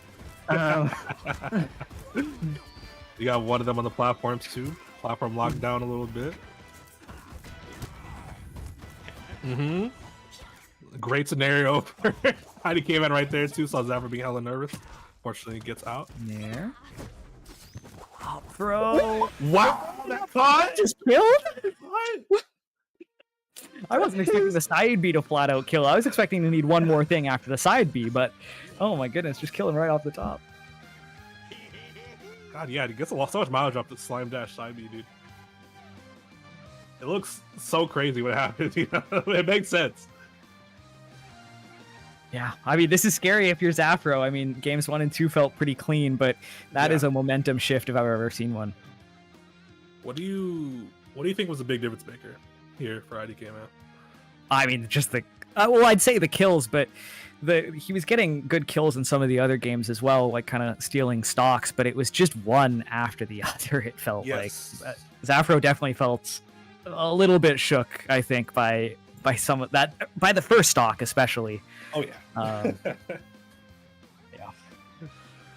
Yeah, I definitely agree with you. Like the neutral, like was already solid before, right? But a big difference is just like how fast getting these kills is just like improve dramatically in that game. Well, and you brought the mental up earlier. I feel like you lose an early stock like that, and sometimes it's so hard to just keep yourself sane for the rest of the game. Like, I don't know. I've definitely had games where I lose an early stock, and it's just like, all right, you know, we may as well play it out, but like, we're kind of going to the next game. Yeah, it can definitely like lead you to mentally spiral into like, you know, just losing it in your own mind, you know. So Yeah. just trying to keep the pressure going despite that. It can be difficult for sure. Yeah. Feels good that you got those 2 wins early to, you know, buy yourself a little bit of breathing room. You've got a little bit of time to collect yourself for sure if you're Zafro here. Not feeling too bad. Miracle for game 4. City Volcano. I was gonna say, good thing for Zapro too is that because of those early matches, he has like counter pick advantage for the rest of the set. I do think this is a much better April stage than his Rocksteady stage, personally. Yeah, I'm just so worried about those snare conversions off the side as April. Yeah. Feel like if I'm Rocksteady in this matchup, I'm staying pretty center stage because I do not want to die off the side. Right. It's about down the side though, but miss the neutral special. Fortunately, Friday came in, getting another saw the light. Punch for that side B. Stop. Nice. Wasn't prepared to pop after that though. It's unfortunate. Oh, I love using the camera too to get more pressure. Be able to jump cancel because of it. Close finesse cigar. Using, I love that he uses the slime dash up side B like SpongeBob Fishbowl, but shitty. It's so cool. Crazy. Yeah, no, it's like been helping him quite a lot in like so many scenarios. Gonna get the stomp. God, he came in holding on, crawling his way back. He's down B, bombs away. Type shit. Party starts now. How's this? Got 2 landmines too and the kill. That's pretty good. That's Missed up strong. Oh, that's bad. That's so What are we doing, bad. buddy? Yes, party time. We're gonna celebrate. Yahoo! Yippee! Okay.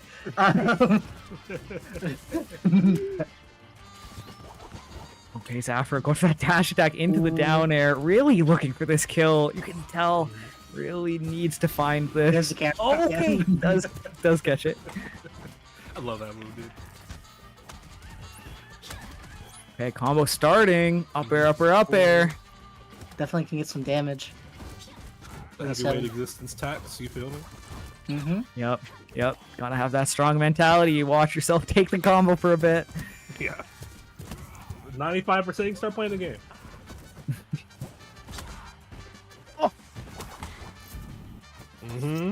Missed a follow up though. Oh, how about the down strong? I didn't think it would reach. Long-reaching snare. Zafro playing that neutral game real well in this game 4. Nice. Top, yeah. Oh, this is off the top, yeah. Good kill. Yeah, I guess especially against these lighter characters, but the charge erotic can actually be like super good for Rocksteady against them. All right, now you can play it again. Pretty much. Yeah. It's not looking too bad if you're IDK man though. Of course, Zafro still has the percent lead. Okay, does have to spend that bar there. Nice. Ah, I had to get someone off Yeah, that. that's tough. That's tough. So, one stock away. Zafro losing on to the losers finals, but Zafro's not going to give that up without a fight. In air. Mhm. Dash attack. Oh, wow. I like the idea of the jab Yeah. into the down air. Kind of walk off. Nice snare. Okay, barrel. Oh no, we're gonna get kickflip. I like that idea. I will probably go high. Extension. Is that going to get the kill on the Oh. side? It is. Yeah. Zafro. Zafro Moving taking on it. to losers finals. That was such a clean conversion too. So calculated, you know, taking all the time with that hit stun. Really, really in control there. Oh yeah, I just love watching Zafro. You can tell he just knows so many corners of his character with how he plays. There's definitely so many just these niche scenarios that like he just seems so ready for. Yep. It was a pleasure to watch. I don't know, man, too, throughout this top 8, on both the Rocksteady and the Rimpy. I saw some new stuff. So, congrats on making it into that top 4. And yeah, it was a pretty sick run. Yeah, man, definitely a great run from IDK, man, dude. We kind of a, I guess, yeah, he'd probably be a dark horse pick, huh, for this tournament. So definitely Yeah. cool to see him go this far. Okay. So I imagine between Zafro and Raen, which is going to be our next set here.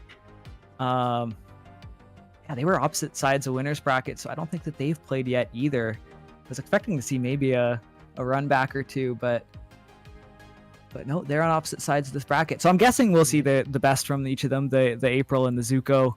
Yeah. Have we seen that matchup much? Have either of you seen that matchup before? How does that one tend to go? Not recently. I'm low-key trying to like look for Meaty's Zuko matchup chart as I'm talking about it, I'm not gonna lie. Yeah, I mean that's probably the first. Well, I mean this is probably one of the first times I'm seeing this matchup for sure. So hard to tell. I imagine that they both seem like okay combo weights for each other, just like at a glance. Sure. And yeah, I'll just have to see how Raen does with edge guarding April, because I do feel like that's one of her kind of weak spots. Is like, how do you Yes. cover her going high? Because she doesn't usually like to go low when she can help it. Yeah. Okay, I found the chart. Meaty Nice. definitely thinks it's even, which I think makes sense thinking about it, right? I think they're both like pretty good combo weight for each other. They're both very exploitable characters off stage. I think a big differentiator will become, that's another one where like I think the edge guarding and like the offstage presence will be a big factor. Yep.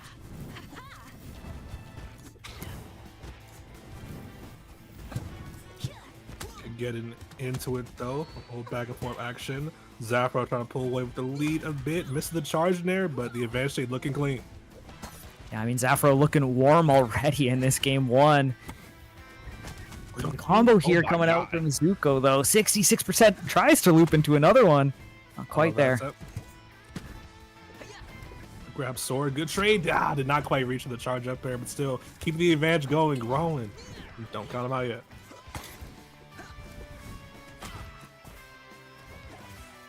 Okay, 100% both sides. Ooh, does get on the ground in time to shield that camera. It looked real Yeah. close. A little scary. For sure. High percents on both sides. A kill on either side would be very huge. Could be very huge going forward. Up throw, but too high for a follow up. Surprised Robin didn't chase after. Almost out of fuel right there earlier. Coming back, reflects inside me, but no follow up. Okay, forward air. Just about going on its own. Yeah, There it is, okay. Yeah. One more. See if Rowan can get some extra credit. That would be very appreciated in the matchup. You can definitely tell it's going to be a very back and forth one. Yeah. Like Castle Extension drops it but picks it back up. Okay. 60%. Oh boy. Is this the midi? Oh, just actually my lets it rip. I God. was half expecting to see the slime cancel there, but actually just straight up killing. I feel like sometimes people like forget that move has like a lot of kill power. They kind of like mess themselves out of kills for wanting to go for the Falcon Punch. Yeah. It's situational. Yeah, and I mean, I probably would have been holding in on that too, like expecting Yeah. like the Falcon Punch or something to come out after. So yeah, just straight into the blast zone. It's for a decent mix-up, you know. Either way, though, Oh, killer. big lead from Walwyn. Trying to get into the stock right here. 97% already on Zaffro. The stock charge up there, getting kill off the top. But full stop advantage with a potential burst or just hella meteor options online, you know, from Walwyn. Oh, wait a second. Oh, that would have been a crazy fight. Snag that one. That was a little scary. And Sapporo, his routing with April is so crazy because he's so good at just getting these kills, just like this one off like any stray hit sometimes it feels like. Yeah, I feel like we saw that attempted a couple of times against the Rocksteady earlier, but just maybe a little bit too much of a fast faller on him. But that combo looked so good against Zuko there. Oh, yeah. But Ron firing right back, 2-1. Has the lead here. He does. We'll see if he can keep it. Zaffro definitely out for blood every time bro gets a hit. But right now, Rowan, big advantage state for him, 62% of the board in the stock. More and more extra credit building. So I'm so shocked you got it by that. Sword toss up. Okay, is looking for that strong up air again and does find it that time. Yep, such a good option to kill. Yeah. Game one. What about I caught the jump too, dude? Let's go. Yeah, I feel like we saw it earlier. People try and like air dodge out of it too, and it just catches the end of the air dodge, like Yeah. lingering for such a long time. It's a tough one to deal with. It's such a good option. You notice like your opponent's like mashing air dodge a lot in these situations like that. Or just jump either.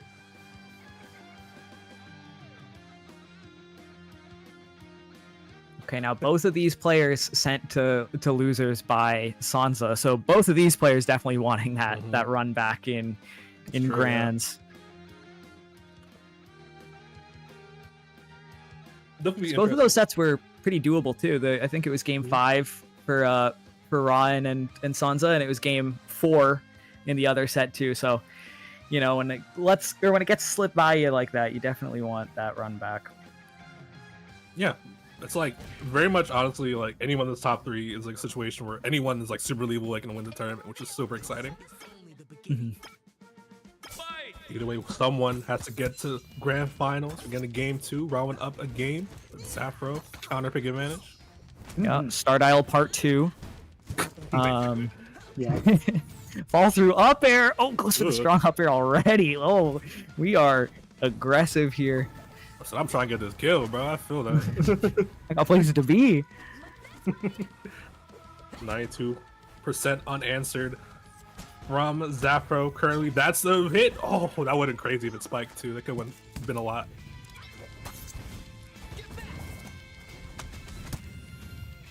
Oh, up strong. Quite a kill though, but up strong. Woo! It's the Confirming upper- from the Sour Killer. That's a new one. I don't think he was prepared to go for sub air because of startup. But still, good advantage. Forward throw gonna get the kill. I think that was bad DI. I'm not sure. Okay, you can tell Zafra really wants to find these neutral openings, but they are just not happening for him. And the Yes. pressure is on from Ryan. Oh no, you're so low. Yeah. No. This is falling apart. Oh, that's tough. Suddenly, Rowan has a much bigger lead in this game too. Much more comfortable. Zaffro needs to even up as soon as he can. Dash attack, fair. Oh, almost the snare there. It's really, really close. Zaffro definitely taking the stars. He missed 2 of these. Confirms off these strong. Oh my god, that flame pillar covering so much space in the air. Mhm. Full on wall.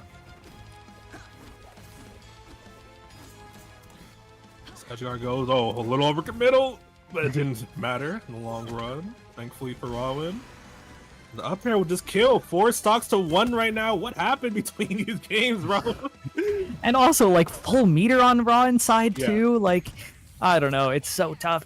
Oh, you find the opening if you're Zafro. That was a really clean find on that. And still the burst.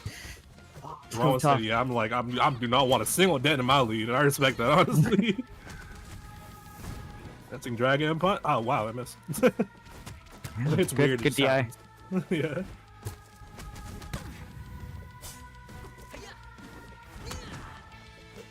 Up air. Sword hanging out. Yeah, but every kill is so much more to make up. This might be a game 3 situation. Okay, camera. Oh, camera just appeared there. Dude, yeah. That was almost a GG go next. Alright. Oh, gentlemen. Might be now, bro. This is a 4 stock too. That'd be kind of crazy. Yeah, it's not feel good. Forward tilt. Oh, Still maybe? not dead. Wow. Alright, Echo go. definitely.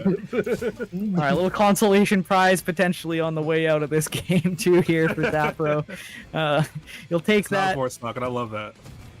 Yeah, and Down to is opens going to up. be it. Yeah, and suddenly, man, Zafro in the same situation. He just put IDK man in. Yeah, really Down to, back against the wall. Yeah. See if we got the resilience for it, bro. It's 2 very long sets in a row, dude. That's part of the tournament experience, man.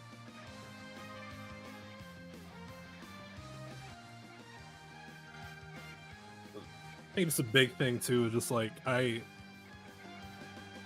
with how Rowan's approaching the neutral a lot more patiently, I think in that game, it just felt like he wasn't really getting hit much by Zafro, for lack of a better way to put it. You know? Yeah, no, it really felt like he was always the one on the offensive. Like he didn't have to play defense just because his offense was so on point. He was Yeah. spacing so properly. Yeah, definitely doing this good sort of with punishy offense kind of game. Definitely worked out pretty well for him. But we've seen Zafro do pretty well on the stage in that last set right here. So we'll have to see if it set can go the distance or Ron will take it 3-0. Yep. Big up though. That should be Okay. off the side. Ooh. We get this. Wow, no. I was gonna say that looks like a great start there for Zafro. Oh yeah, Ain't got I was about to nothing. say, if he's Oh, still not okay. dead, I was about to say. Yeah, good enough rinse repeat there. This is a great start for Zafro. Now we've got a little bit of a reverse on the last scenario. How long can Zafro hold on to this one, and how hard is Ron gonna have to work to find it?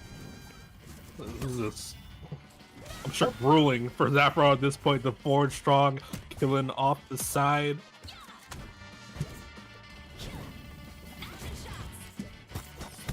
Oh yeah, that forward air is +1, by the way, so a lot of situations where Rowan is safe. See the combo, yup. Charge nair.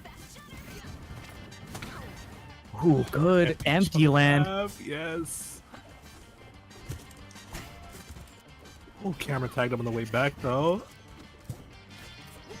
Oh, wow. Just run up dash attack is crazy, but no punish. Oh, actually gets a second up air in there. Pillar not going to connect, but Zafro, the lead is disintegrating here as the pressure's being put on. Nair into the snare. Oh my goodness. Oh, man, dude. Yeah, suddenly a stock advantage. Only mid% on Rawin right now. A little rough. You gotta play really good neutral if you want to come back from this. Yeah. Little hits, but nothing crazy for Rowan. Thankfully for Zafro. Okay, snare just missing there. Zafro really trying to find something here. Ooh, back air one into the grab. As a burst out. Definitely wants to extend his lead to a more comfortable position. I definitely feel it. Charge nearly killing.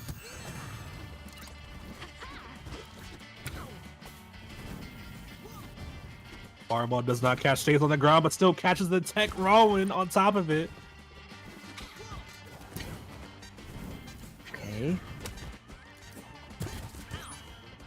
The rapid jab from April. Interesting, yeah. Buys her a little bit of space. Camera coverage, but isn't going to make anything happen. Zuko with the back throw. dude. How do you recover? There's a pillar there. Dude. That legend kills him. Rowan, one game away from a 3-0 in losers finals. That'll be kind of crazy. Fire Lord over a pit of lava might be cheating here, but either way. True. True. Full moon too. Sappho started tightening up a bit, a little combo, but even then, the combos aren't hitting as hard as they were earlier, man. Maybe signs of steam running out a bit. Okay, up air, up air. Dude, and Rowan just won't stop, bro. He's so good for the advanced state. Charge up air not hitting, but 89% is very good. Oh, called out the forward strong too with the jump. Oh my god, Rowan's playing on fire right now. Pun intended, as a fire pillar. Up strong will punch Rowan's ticket in to loser side of grand finals, bro. Oh my goodness. If I'm Sansa right now watching that set, I'm sweating a little bit. I'm a little bit nervous seeing how the Zuko is performing right now. It's looking pretty on point right now. Oh yeah, for sure. For sure. So this definitely is coming in with a lot of a good momentum after that one. 3-0 victory does feel really good if you are Rowan.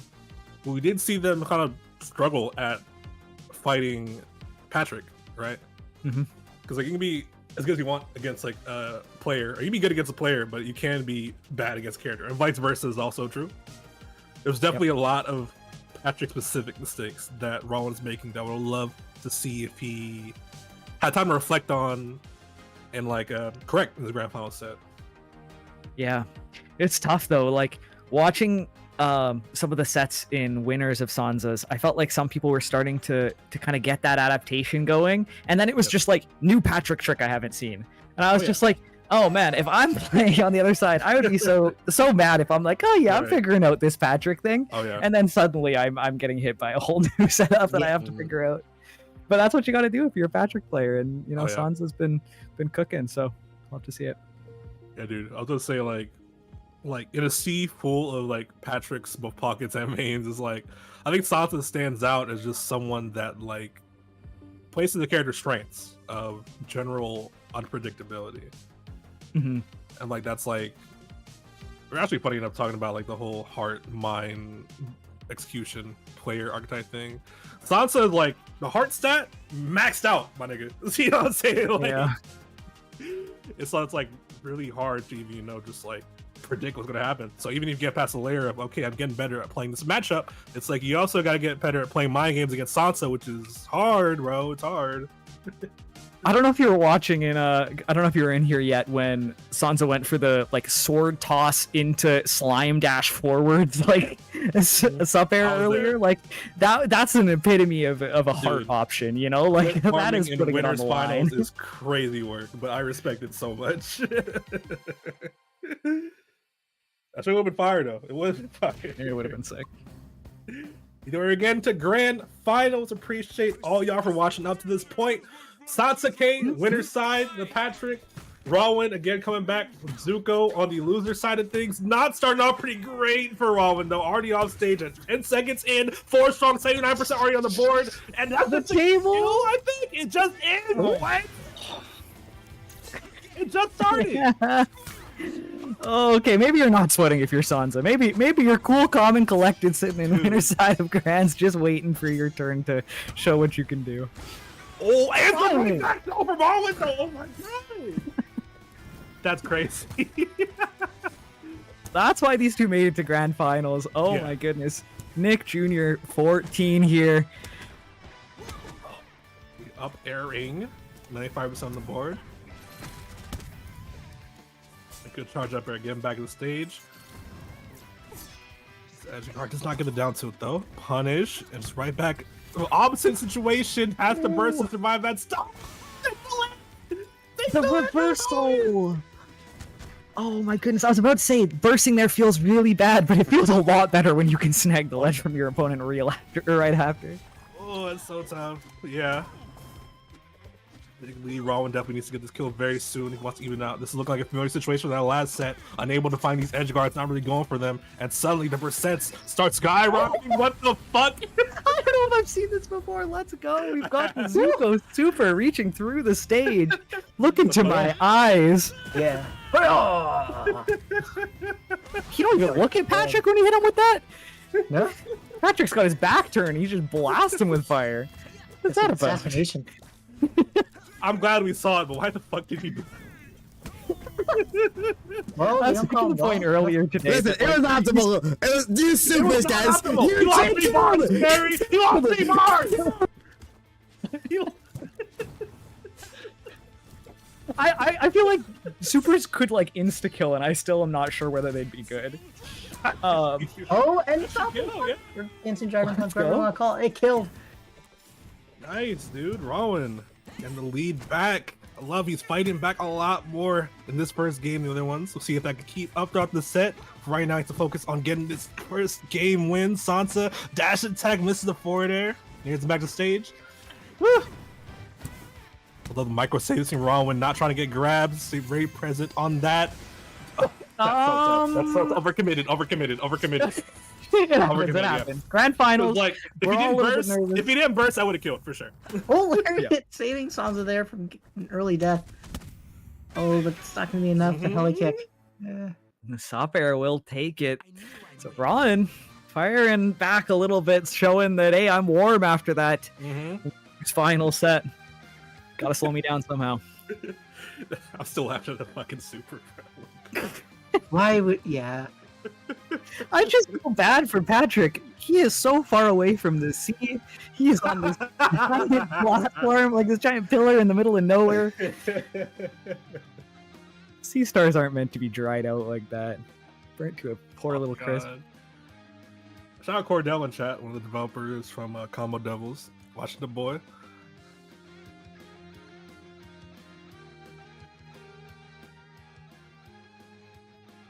Oh man. Yeah, I feel like we're all taking What a game taking one. a second to catch our breath, because holy, Fucking yeah. Game 1, bro. It's so crazy. Check Twitter. Cherry, don't make my mental health worse. That's real. Ah. Man, dude. Okay, wow. Definitely in for a very back and forth fiery set. If if Rowan can keep the combo game, the punch game up, definitely can see it being potentially being in his favor. But Sansa, dude, it's hard to predict, right? What she's gonna do after you get past that layer of like the Patrick.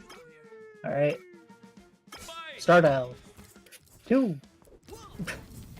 Yeah, really. Sequel. Dash attack into the grab. Ugh. We scramble heavy. I like Rowan staying out of that range dash attack, but gets grabbed for his troubles either way. No punish and no slime shield. Big combo opportunity. Try to get the spike. Fortunately for Sansa, does not quite get it. Ooh, up air one into the snare. Not gonna kill quite yet. With that aggressive option back on the stage, but the sword into the sup air. Ron. Item combos we see from him. Dude, Oh my he's playing God. hot. He play hot, bro. Yeah. Dude, so I don't even care about your dash attack. I'm gonna dash attack you. So much extra credit on this stock, 215 potentially showing himself there, but not quite. Nice. Oh, for trouble. Sansa, enter her back.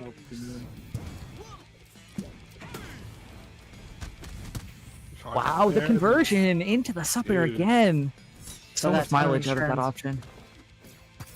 The routing for Rowan, man, definitely been next level this first 2 games. I like that it's set, but unfortunately, it is not quite. Yeah, he's dead. He's dead right there. Even with the first stop, Sansa, you're never comfortable to lead against her, bro. Oh, I like what the idea that. Oh, there we go. Alex is just disappearing. What is happening? Oh my God, yeah. What in the NASB one is happening here? Oh my god! Oh, we got rob the stopper. No, didn't grab ledge on time. What the fuck is Get on stage! Yeah. This is a robbery. Christ. Dude, yeah. Rob- So after that scramble, though, Rowan's still up 1 stock. Just needs to take 1 more to get this to a game 3 situation. While up B slime cancel side B is kind of crazy. The back Okay. kill, definitely. Okay, keeping it close enough to even here, but it's so scary when you know Ron's combo game is so strong. Yep. Oh my god, bro. Rowan, back with a Oh my vengeance, bro. Can Goodness. you believe this is the matchup he wasn't feeling confident in? Oh my god. I don't know if y'all can hear the sirens in the back. They're coming for this guy's combo game. He's doing some illegal things on this character and making this first set of grand finals look pretty solid. Rowan in the Arthur Fleck versus Buggy is crazy, man. That's funny. God damn, dude. These first two games have been crazy, and suddenly, so fast, Sansa, the Virgin, going sent down to the losers. Jeez, dude. Pace is crazy right now.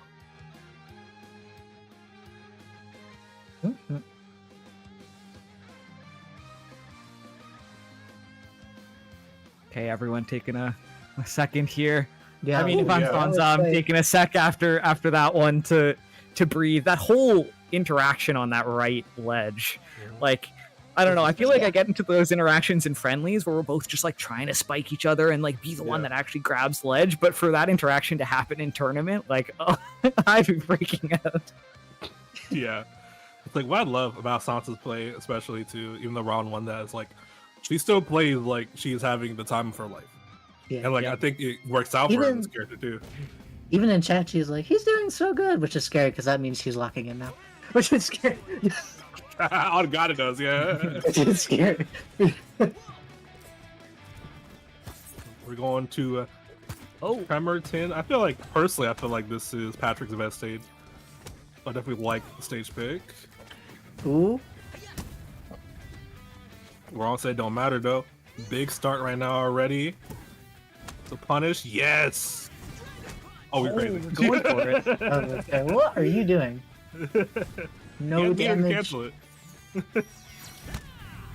Oh, trade. Oh, caught the charge up there, yeah. Did finish the edge guard, but never mind, still going. Okay, does grab ledge here, but it's such a long road. Oh, do not doubt it. It's very 144%. possible. Yeah. Yeah. One opening. Honestly, yeah. Oh, Got caught by the sword drop? That's Ah, Good. That's so cool. So much hit stun on that option. Ooh, oh, the other use. she tried it. I was gonna say. Ooh. Hashtag. She can knock it Oh, off. there we right? go. Yeah, she can knock I it did- off. I've been wanting to challenge the freaking upbeat, like the fly thing so much. I've finally seen him do it. I'm so happy. A little bit of weight. Oh my You didn't have to goodness. do that. You didn't have to do that. That was rude. I feel it. It's about sending a message. I feel you. Up throw for stim platform does not get the table hit though. Oh! Mm-hmm. So I like to see, dude. Actually edge guarding Patrick more, putting more ledge pressure, making it harder and harder for Sansa to survive. Yes, this is the adjustment I wanted to see from Rowan. Up tilt. Okay, the pressure. So good here. Wow, the air dodge. Like, same angle as that up strong, Yeah. but doesn't connect. No Cheater grab? does not get punished. I love the micro saves from Rowan. Though staying right out of range of these punishes from Sansa. Order almost hitting. Oh, charge there. Another one. That's a spike hitbox. Oh Okay. god. Okay, here comes Telekick. Oh, nice burst. Definitely wants to get this lead back. Does not want to lose this stock quite yet. But you're off stage. Rowan committing to the edging guarding. Great tip saves our life. Oh my god. First in the situation. That is tragedy if you're raw in here. That's so crucial. Yeah. But she's not in. You're on right now. You gotta like shake that off. But Sansa, you know how Sansa plays. She gonna run with this. She gonna run with this for sure. Yep. You need to stop the freight train. As it's been said. Alright, has burst. What you gonna do with it? So back to the row goes very deep out. Grab ledge. Mm-hmm. Not quite dead. I was gonna but the say- sword- oh, not gonna do it. I'm thinking the pillar here. Yep. Ooh. Okay. Mm-hmm. Back throw. Sun cancel uppy. Nope. Ah, I mistimed it. Good option though. Just mistimed it. Up tilt. Reverse Ah, the snare. reverse hit actually came through Reverse with hit. right there. That's interesting. Wow. All right, so holding on in this first set, saying I do have the Dude. second set to play around with, but hopefully I won't need it. Yeah. Yeah, dude. It just like keep going back to what we were talking about earlier, bro. Like Sansa, she's an imp. She gonna take a mile, bro. She saw that moment of Yeah. weakness in that stock like trade, the stock robber right there, rolled with it.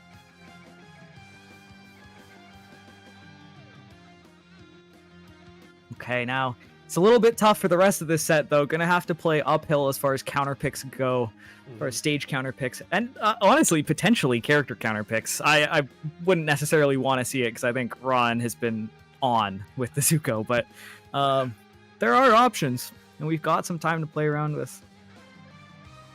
I feel like you do, but I would like to see him stick with the Zuko.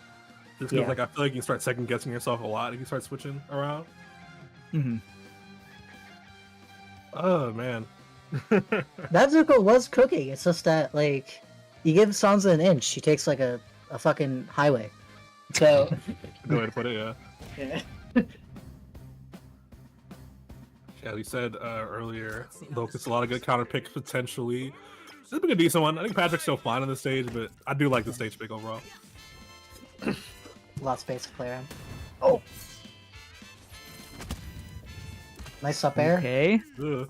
No conversion to slug. Good damage. Nice grab. Wow. Patrick should not have Yeah. a sword. It just looks wrong, him It does holding look a so sword. cursed, yeah. Run up I'm a grab, no. master of the art of the sword. I could imagine that, too. That's funny. Oh my god. Oh my god! Caught the air dodge in too, the read? Alright. Ultra Instinct Sansa coming out here. my Goodness. Oh god, it dead ass feels like that, bro. Yeah. Such a ruthless option. I just see the flames coming at me. I'll just do a little spin. They're yours now. Right.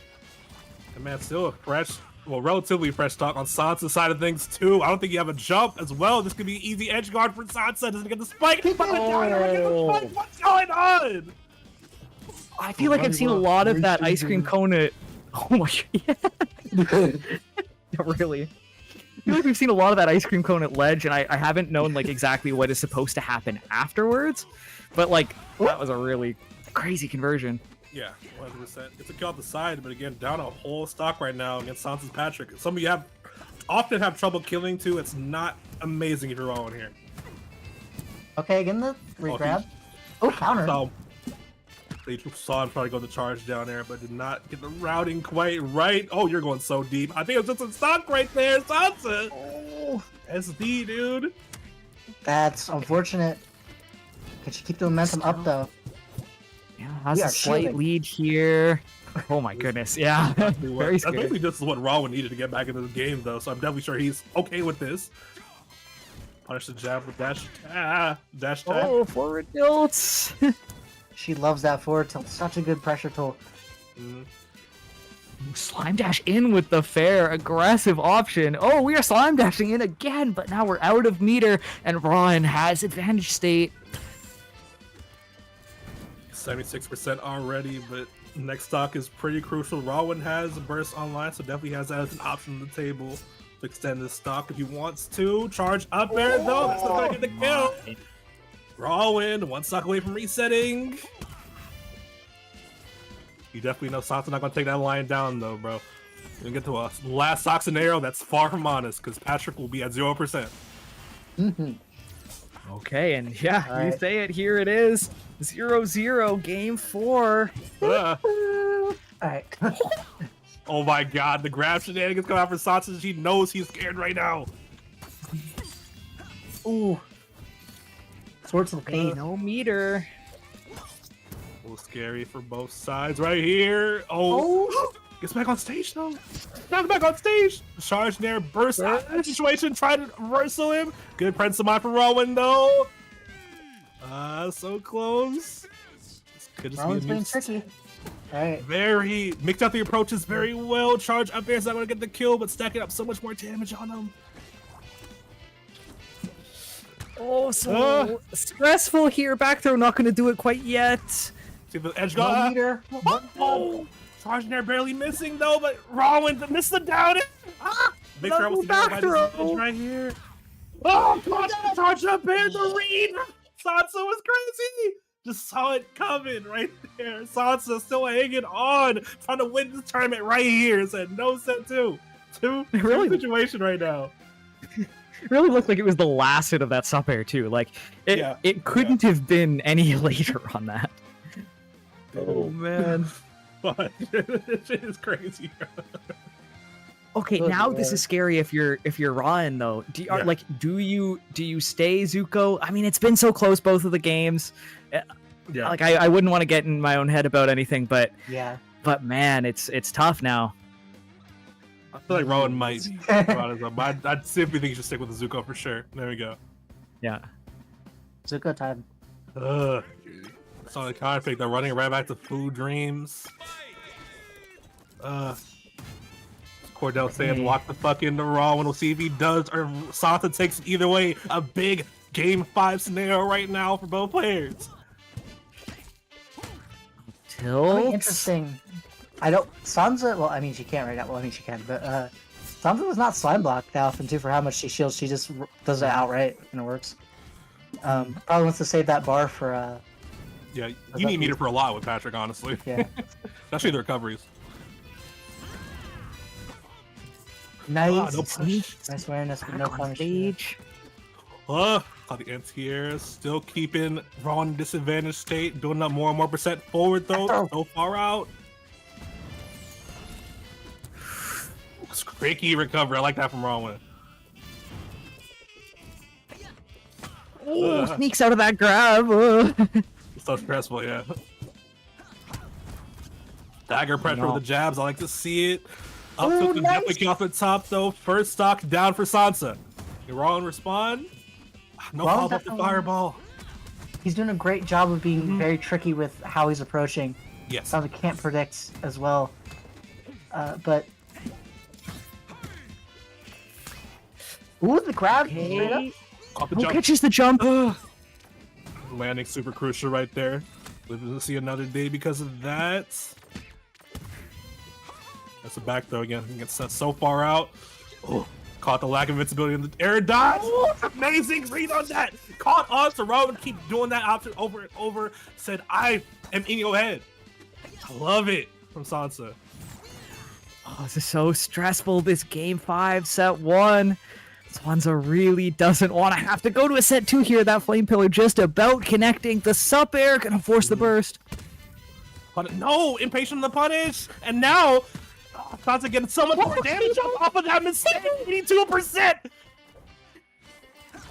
Ooh. Oh, ice cream through the sword. Your cone crash. God. Her cone crash plays are insane. Yeah. That felt Tilt. Oh boy, this looks like an edge guard too. It's looking very rough here. Raw when last stock scenario could be Sansa's tournament right here. If Rowan does not find something, it feels so uphill for him right now. Sansa in such a dominant position. Again, earlier struggles, but struggling to kill this Patrick. Gets the counter through. It's very smart usage of that tool. Okay, The Spike. counter. We're holding on. Definitely is possible, but Rowan has a bit of a marathon to run while Sansa lightly jog into the end of it. Forward tilt off the side. Oh, and this is so scary. These early percents, the combos. Oh, she's you're not going to stopping. find anything crazy against Patrick yet. Victory is so close I can almost taste it. Oh, Sansa definitely trying to taste a victory right now, but Rowan tries to steal it for himself. Misses the charge there. That's pretty crucial. Slime block. Did not fly block. Forcing burst to stay alive. That's crucial. Oh, she crouching. Oh. They're not quite. So Rowan's getting very nervous right now. Does not have any resources left on him. That might just be Sansa is your NASB Junior 14 champion in a reverse 3-0 fashion against Rowan. And she went for the second one too. Like she was not satisfied with the first down air. She was like, I want to go for the second one. Very, very insane showing from Sansa. Holy, that Patrick is lethal. Congratulations. All right. Amazing play from both these players. God damn, what a set. Bro, for sure, man. Rowan came in, guns a-blazing, but I love Sansa. Activated, you said earlier, Dilly, bro, the Ultra Instinct. For real. Like, just, it felt like she just pulled so many just more layers to her play out of complete nowhere that Rowan's struggling to just sort of adapt to, right? Yeah, absolutely. She was like super in his head that last few games. Like, with the cone crash and just Very like much so. the reads, just absolutely on point. Woo, yeah, I saw in the chat. Rowan definitely the best I've seen this motherfucker play in the game Oh, absolutely. ever. Like, bro, is out of his mind for sure. So, man, great stuff from both these players. Amazing stuff from all of these players, dude.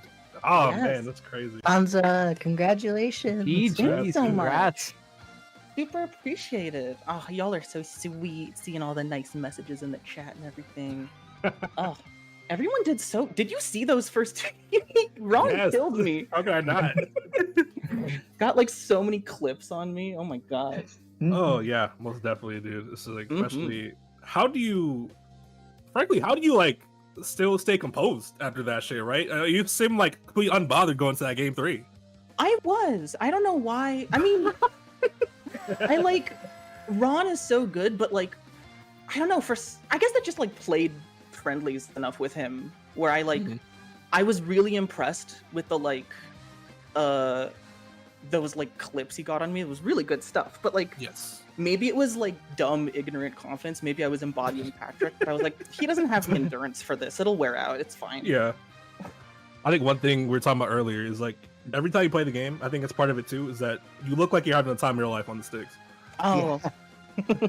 I sure Oh my do god, we love, saw you go for oh, yeah. winners finals. You went for a sword toss into slime dash forwards into a sub air, I and wish we I all got that. gasped. After Dude. that, I should have side B'd. Maybe side B would have got it. Like there was too much wind up on the spin. Yeah, like definitely. ugh. How the fuck you Yeah. clip farming in Winners Finals, bro? That's crazy. That's like why I play. They want I to feel get it. cool moments. Patrick, luckily, I don't know. I really like Patrick. Yeah. I'm a Sandy main like through and through. Like Yeah. salute, I miss her. But if she's not here, I'm gonna default to whoever like hits hard and gets rewarded for grabbing. And oh my god, I was playing Rocksteady for a while, but then like getting used to the Patrick zoom cancels, I'm like, this is all I want to do now. Yeah, it's fun, honestly. I feel you. Yeah. That part of it is really fun. Oh, I love it. You had such Oof. good like mix-ups on those like zoom cancels too. Coming back to stage, we saw the counters. We saw a couple of neutral Bs for just like a little bit of like invulnerability, a little bit of like a no, it was It has really an cool. to see. altitude boost too. Yeah. It Yeah. really helps recover. Very much. If he didn't have that, he'd be actually garbage. Like, honestly. The lariat is the fastest, like best. It has like a little altitude. It's the best like force pure recovery. Then like Yeah. the sup air, the wind up, like it kind of slows him down. He still like swerves across the screen, but like it is like slower, more reactable. But I like threatening it, like don't get close, I'm gonna spin. But like yeah, throwing in like a counter or a couple times you saw even a grab, like what are you supposed to do? You just gotta guess. I'm sorry. Yeah. Yeah, I feel you. Dude, yeah, definitely. I feel like you really vibe with Patrick, the character. Yeah. Very well, right? Because Love it. Yeah. you're very much love sticking to your own game plan while also just, dissecting other people's. And I Yeah. feel like, and as well, it feels like you like the aspect of making people scared that comes to Patrick as well. It seems like a lot. It seems like a perfect sort of character situation for you. I do. And it's so like weirdly unfair. I love making people scared, which is like if I run into like Danny or Jenny, I'm like, oh, okay, well they win and Yeah. we all know it. Like I'll do my best, but I don't think they're afraid of me. But like it's just not fair because like if I run into a Patrick, I'm like, oh no, what if he grabs me? What, dude? That's real. I guess I tech grab. That's such a weird, like, it's so much more niche than all the other interactions. Like, Yeah. but yeah. Patrick can for sure be scary with the dash attack and all the grabbing. I love the bees, like trying to chain those, but I've definitely SD'd a lot for it too.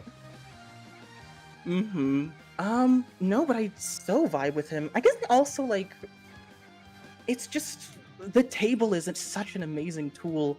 There are like a few times where like I see people be like, let me hang back and like throw stuff for a bit and like Yeah. and I'm like, okay, well, I have something for that. I have like the lariat also is a nice tool. Maybe I'll experiment more with like jump counter to like go in, but I don't think like, Yeah. going in is maybe I don't know. I mean, I'll try it. Depends on the situation, right? Right. I don't I'll want to do, like- just do table for everything, even though it's fantastic. Fantastic. Yeah.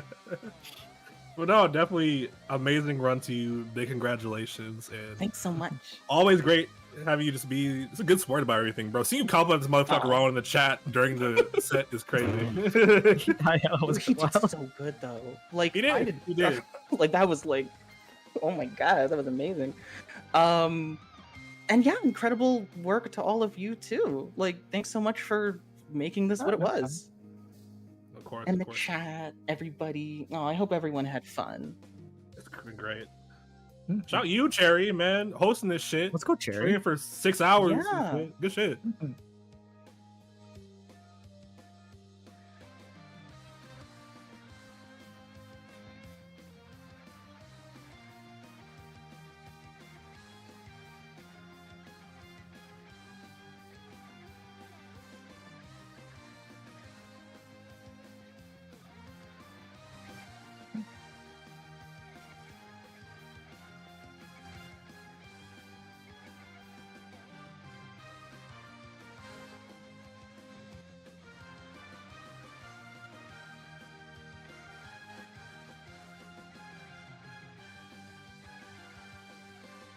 No, No? we're just letting you talk. I'm muted on stream. I'm muted on stream. That's hilarious. Okay. no. Okay, so anyways, so as many know, NASB Junior is like my baby, right? And yada yada yada. I am not satisfied with like the lack of effort I've been putting in beyond just the tournament aspect of it. Like I have certain things I used to do that just because of the amount of work I do with like everything else now, like with majors and with PR and with like everything, I can't really do it the same way I used to. So there still will be more NASB juniors, but I'm now going to be looking into a successor to kind of like manage it in the exact same way I can. If I can't find somebody who can do that or a team of people that can do that, I'm just gonna suck it up and keep doing it the way I'm doing it now, so nothing will change. But Okay. I would like to seriously be capable of like putting my all towards majors, but also like bringing back the NASB junior recaps and bringing back the NASB junior like player documentary stuff I used to do like way early on. Like a lot of stuff I have literally not had time for. I would like to, because it really does seem like NASB junior is just like, this is the blood of like this organ and body that is NASB as a community.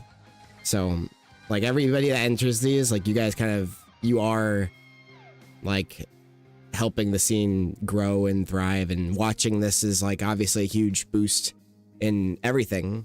So thank you for everybody for supporting and watching these. Mm-hmm.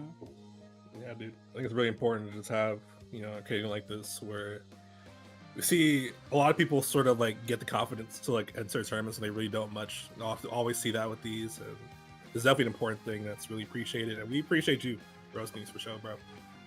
Thank you. Mm-hmm. Yeah.